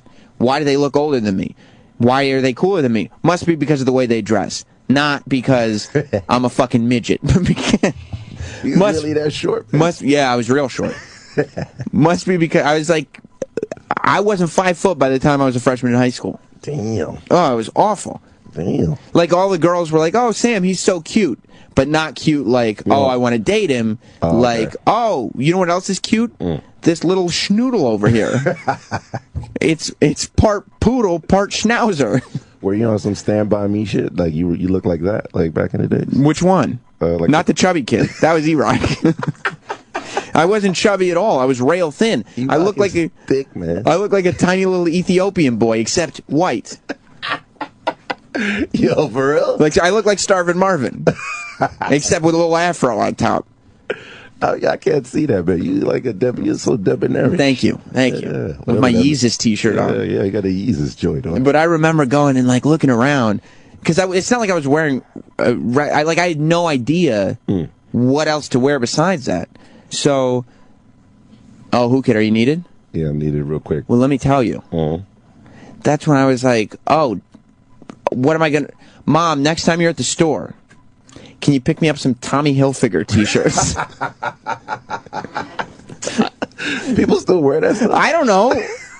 But she was like, oh, yeah, sure. She never did. She thought way better of it. She was like, you're not going to be able to pull that shit off, you little idiot. How about we get your stuff from the WWF catalog?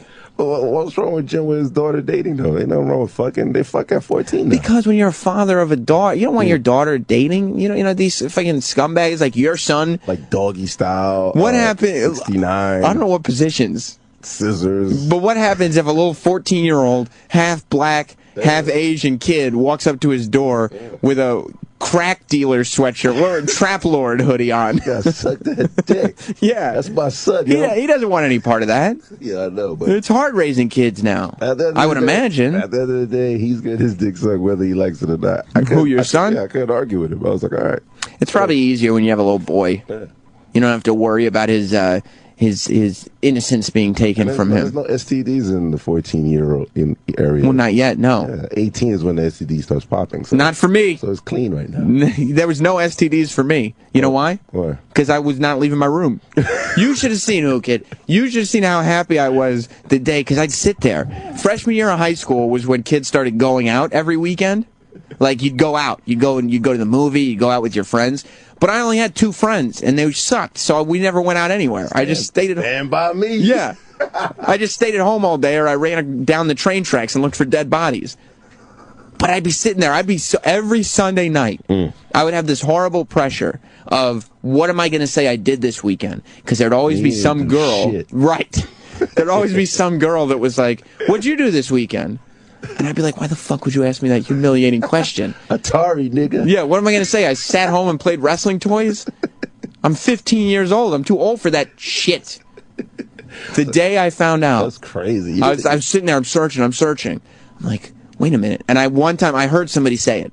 I was eavesdropping on the conversation. And the girl goes, what'd you do this weekend? And the guy goes, oh, not much. I just hung out. I was like, hung out? That sounds cool when that guy says it. That's crazy. Except, you know what I didn't realize? I started saying it because that guy sounded cool. Yeah. Sounds cool when he says it. Yeah. I'm going to start saying it anytime this girl asks me, what did you do this weekend? Oh, not much. I just hung out. But when you do that every single Monday, oh shit, it starts to become apparent. Like I came in a girl to say that. You were hanging out with your parents. I probably didn't even know what came in a girl was. I did that the first time I told you. That's why the chick got pregnant. I thought, Your first time. You're 19. Yeah, first time having sex. But I thought women get pregnant randomly. Like you come in them and then just pelican comes through later. Right, you didn't know. Dropping that little nigga off. Right, you know right. Yeah. Little brown pelican comes down. I'll be right back, man. Where are you going? I'm just going around the corner. So 5 minutes, I'll be right back. Oh, okay. Yeah, come back, because... We're coming to girl. Yeah. I'm just going to go around the corner. I'm just going to hang out for a couple minutes. I'll be right back. Just to hang out. All right, come back, Who Kid. You're welcome back. But yeah, I mean, I thought it was going to be a life changer, and it was for a couple of weeks when I could just say, oh yeah, just hanging out. But they saw right through that in no time. And I didn't have any, like, I didn't know how to hang out with people. I didn't know what people did in their free time. I didn't know what was cool to do. Like, hey, you want to come over to my house and watch wrestling tapes? That's my only point of reference. I was a senior in high school before I broke out of any of this. Eric, were you like a cool guy in high school? No, but I didn't have any problems with anybody either. What do you mean? I just did my own thing. Just like right now. You just went home, you went down to your basement, you watched cartoons, and then if people gave you shit, you were just like, whatever, I got a soda stream at home. Exactly. That's it. Yeah. Did you have friends? Oh, yeah, I got along with a lot of people. But did you have friends? Yeah. Like, that came over to your house? Mm-hmm. Were they, like, freaks and geeks? Like, yeah, I guess you could say that. Dungeons and Dragons friends? No, none of that. What'd you guys do?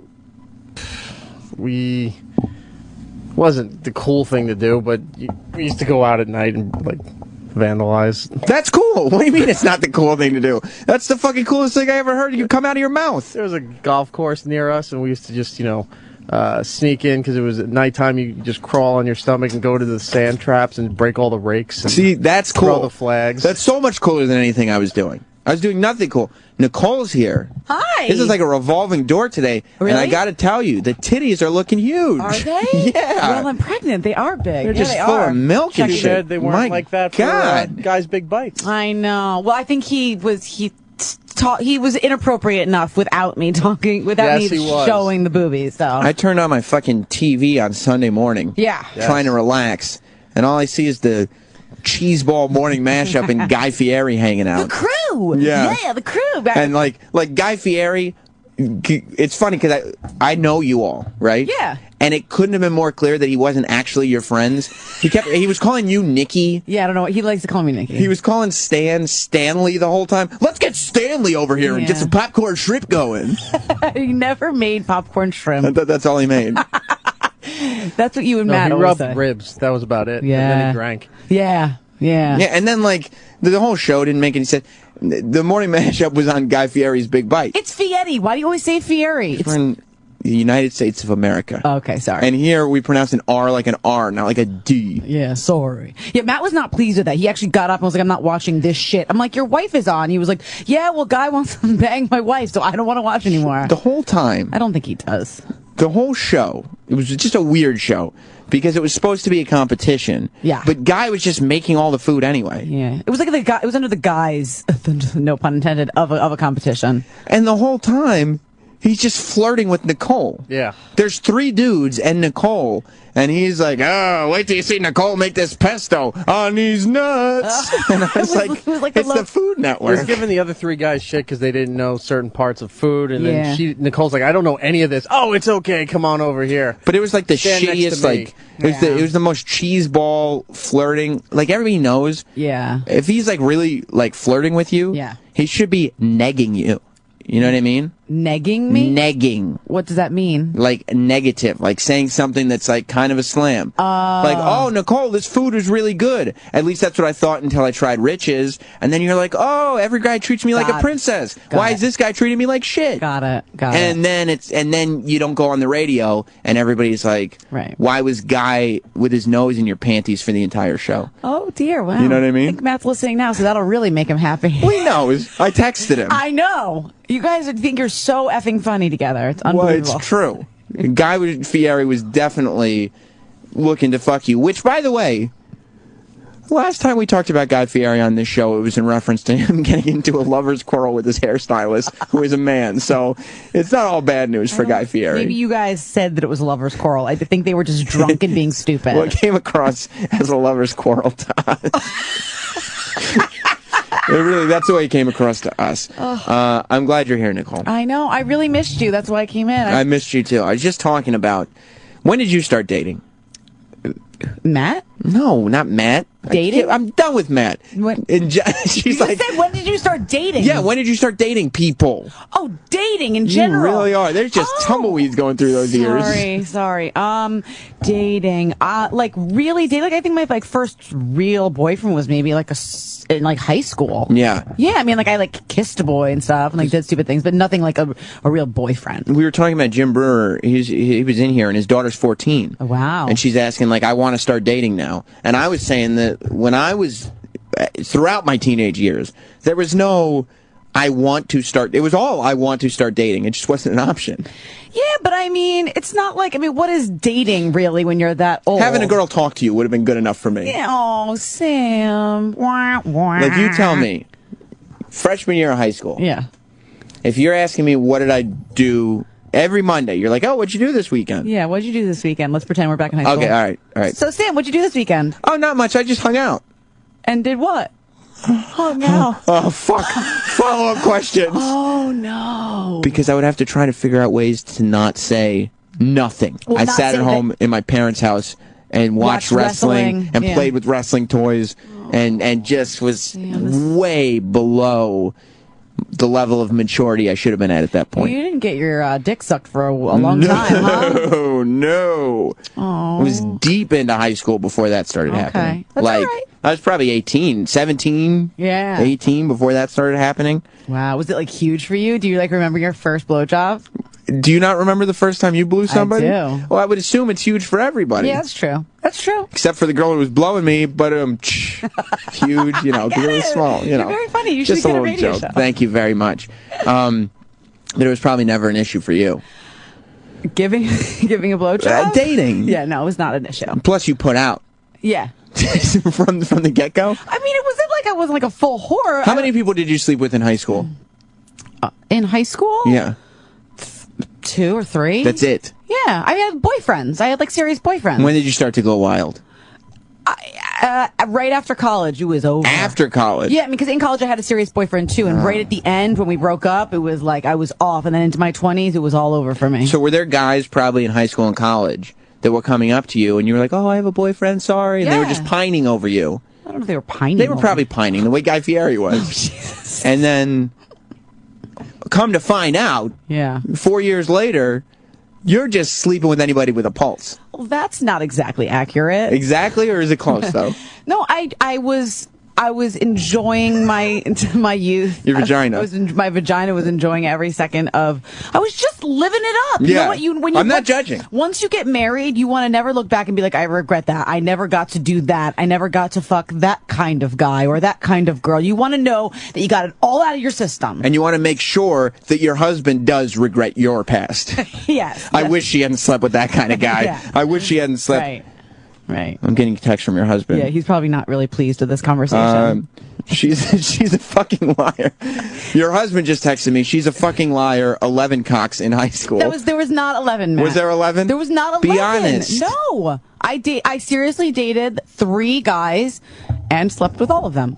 So after college is when you just decided to just dip into the variety bag? Yeah, man. I really went buck wild, and I have 0 regrets about it. I had a great time. Is there any type of person, young, old, black, white, Latino, I don't know, alien, tried them all, that you haven't had sex with? No. Creep? No, you have sex with a fat guy? Maybe someone a little bit larger, not full on fat, not like I can't find his penis fat, right? But maybe a little bit overweight. Did you ever have sex with somebody with a tiny, tiny penis? Pinky, yeah. And, really? Yeah. And his story was the next day he wouldn't leave my apartment, so I had to make up a lie and say that my friend had an emergency and I had to go. I couldn't get him out, and I just was having nightmares about how small. I couldn't even feel it. It was is it in? It was awful. It was. You just had to wait until he came. Oh, I don't want to think about it. Even it gives me the heebie-jeebies. Was it like if he's jacking off, is he using fingers or is he using a whole hand? I just remember I didn't even know if it was hard because it was so small. Was it like when you roll up silly putty? Oh, I don't want to talk about it. Did he achieve climax? Maybe. He probably did. I just kept looking over at my closet is it over yet? Now, is this a guy who looked could you tell this going in, or did you assume that there was going to be something to work with? I thought there was going to be something to work with. I mean, he was kind of a hipster. He was. Was he confident? Yeah. I mean, what? I don't know, because this has to be something that I always wonder. Guys with a penis that's too big or one that's too small, they have to know that there's an issue with. I would think so. Right? Somebody would have alerted them to it. Right. Or at least, like, you look at a porno, and it's like nobody's going to have it that big. Yeah. But if it's, like, the size of one of his balls. Like, doesn't he get embarrassed when he Yeah. pulls down his pants? I would think so. Did he seem embarrassed? No. He was like, you're going to love this. And And if you're not, I am. So it doesn't matter. Exactly what happened, Sam. It's awful, man. You took on a very masculine role in that scenario. Yeah, man. It was not one of my proudest moments. Do you usually do you usually take on a masculine role like that? Like when next morning, goodbye. At the time, a little bit. Yeah. At the time, a little bit. Except for with Matt, because Matt was like, Your husband. see, I'll call you, and then never called. See? That's negging. Oh, now I understand what negging You're is. used to all these guys fawning over you, right? And this is a lesson for all the guys listening. This is something that I had to learn eventually. Yeah. Because I married way over my head. God, she's beautiful. I love her. And I went from being the guy who had to figure out a way to say I didn't do anything. Exactly. Okay? I've been there. Right. But the whole reason that worked with him was because he is a sweetheart of a man. Yeah. So you have to be nice to the girl eventually, or like in private. Right. But if you see guys fawning all over a girl, and Nicole had it set up where guys would, because she gave up this vibe, like, I'm too good, blah, blah, blah, like, fuck you. You were there. Yeah. Okay. Yeah, I can tell. Okay. And so the guys would be all over it. Plus, but they also knew, you know, you talk a big game, but you will give it up. Right. So they'd be all over you. Yeah. And all these guys are in love with you, and you're like, goodbye, see you later, we're done here. Matt's like, your husband is going, she doesn't have anybody being like, yeah, bye, no, you go. Yeah. Yeah. And that drove you crazy. Yeah, I hated it. Right. I don't like that one bit. But that's how you were treating all these guys. I know. I feel bad about it a little bit. Do you or not really? Not really. No, because everything worked out fine, But didn't I it? have to say that I feel bad about Do it. you still talk to the guy that had a micro penis? I do not. I never talked to him again. Never. Like, he called a few times, and Was that a direct result of the penis? It was 100%. Wow. Yeah. I couldn't even work with it. It's not like, some things, like when you are dating a guy and something weird happens when you're being intimate, like you can maybe work with it. Did you blow him? I think I tried. It was blurry. I was super wasted. Yeah. Yeah. But it was probably just like, yeah, I don't even really want to think about it. Like, it's actually traumatizing a little bit. like you have to be really delicate, like when you're almost done with a lollipop and you don't want to bite it, but it's going to break at any moment. You're almost at the gum Because it's or this the tiny sixth little, grade. right, Yeah. right. Just like that, actually. It's this tiny little thing at the end. Oh, God, you're sick. So you were mad about it. I was really mad about it. Because it was Wow. like, I feel like I wasted a notch. I can't get out of this. Our clothes but are off. At that point, it was like you had enough notches for Sally Struthers to be wearing that belt. You know? Really, Sam? I thought so. Really? I thought that's the idea I was getting. I don't know for sure. Struthers? She's a big woman. She is. Yeah. But that was a weird reference. That's the first fat woman I thought of. I don't know what's going on in my head. I would have gone with like Paula Dean or Okay, something. that's a little more topical. Maybe I need to spend more time with the mashup. Maybe. Maybe I'm spending a lot of time with some gentlemen who are a little older than the people who are hosting the morning mashup. Perhaps. But Sally Struthers is a pop culture reference nonetheless. Okay, my bad.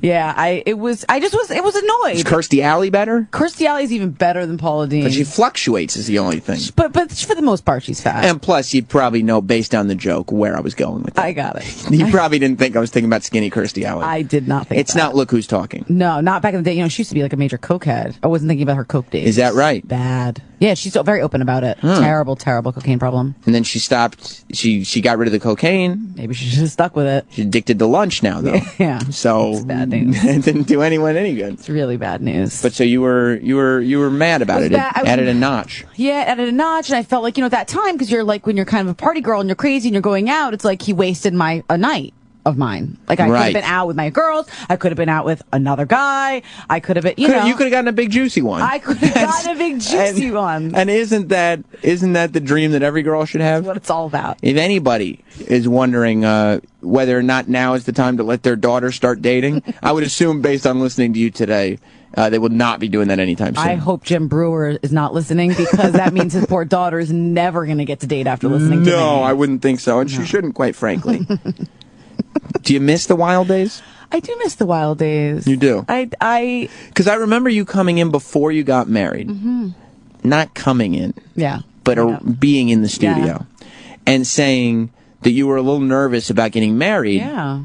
because it was just going to be the one dick. Yeah, well, so is he. You have... No, he was worried about just having one vagina. Okay, right. okay. Yeah, but I mean... That's how any guy. I feel like, yeah, that is. That's just the way guys are. Right. Yeah. For you, it's a little different. Like, you don't hear too often a woman being like, oh, all this cock that's going to be just flying by me. They don't say it, but they think it. They do. They think it. Has it been tough? No. Maybe at certain points it was tough. Like when I was really mad at him, I was like, God, I'd love to go out and just bang someone. But have you? No, would never do that. No, not ever. I would never do that. That was a test. I'm in love. That was a test. Madly in love. Yeah. What if he was a celebrity chef with spiked hair? Oh, no. What if Guy Fieri had propositioned? Like, Guy Fieri is a TV star. What if he had propositioned you? What if he had cornered you in his backyard and been like, yo, I know we're just fooling around for TV, but what's up for real? What if he did? What if he did? What if he did? Whoa. Whoa. I mean, I'm not saying that he did, but what if he did? But what if he did? Yeah. What do you think he would have said? Hypothetically. Where's your husband? Guy Fieri? Why is he not here tonight? Let's get after it. You think so? Yeah. And what would you have said? You're wasted. You would have said that? Yeah. Oh. You need to take it down a notch and relax. That's all hypotheticals. Big boy, yeah, that's a hypothetical. Yeah, I like it. That's it's super specific hypothetical, but that's why you're good on your feet. Yeah. You're always good for a hypothetical. Well, listen, Ron and Fez are coming up next. Yes. That's very interesting. Yeah, I'm excited for him. No, I wasn't talking about Ron and Fez. I was talking about your hypothetical. Oh, yeah. But Ron and Fez are going to be very interesting, too. Yeah. So stay tuned for that. Nicole, she'll be on... Was that the first time the Guy Fieri show aired? Yeah, that was the first time. Did a lot of people see it? I hope so. Because then, like Eric's talking about it. It's on a Sunday morning. I thought it was just like a random weird... No, that's when that show is on. It's on the weekends always. Why do they give him another show? I don't know. He's got like 15 million shows. And I love the guy. I really do. But he does have a lot of shows. He's not on my shit list anymore, for the record. Okay, good. He's not. You know, it's important to forgive. I do. He apologized. I forgive. Right. There are other people on my shit list. I'm sure there are. But not Guy Fieri. No. I keep a shit list, though. You do? In your back pocket? Yeah. I keep it strong. I'd like to see like my pimp hand. Your pimp hand? Does that come off as... That was a little weird. Okay. All right. That didn't work. I feel like I just told you I was hanging out all weekend again. That's exactly how it came off. Yeah. Stay tuned. Ron and Fez are coming up next. Goodbye. Opie and Anthony show is now over. For real this time. Check out the O&A show on Facebook at facebook.com/Opie and Anthony. And catch Opie and Anthony live Monday through Friday from 6 to 10 a.m. Eastern. Ron and Fez are next. Hey.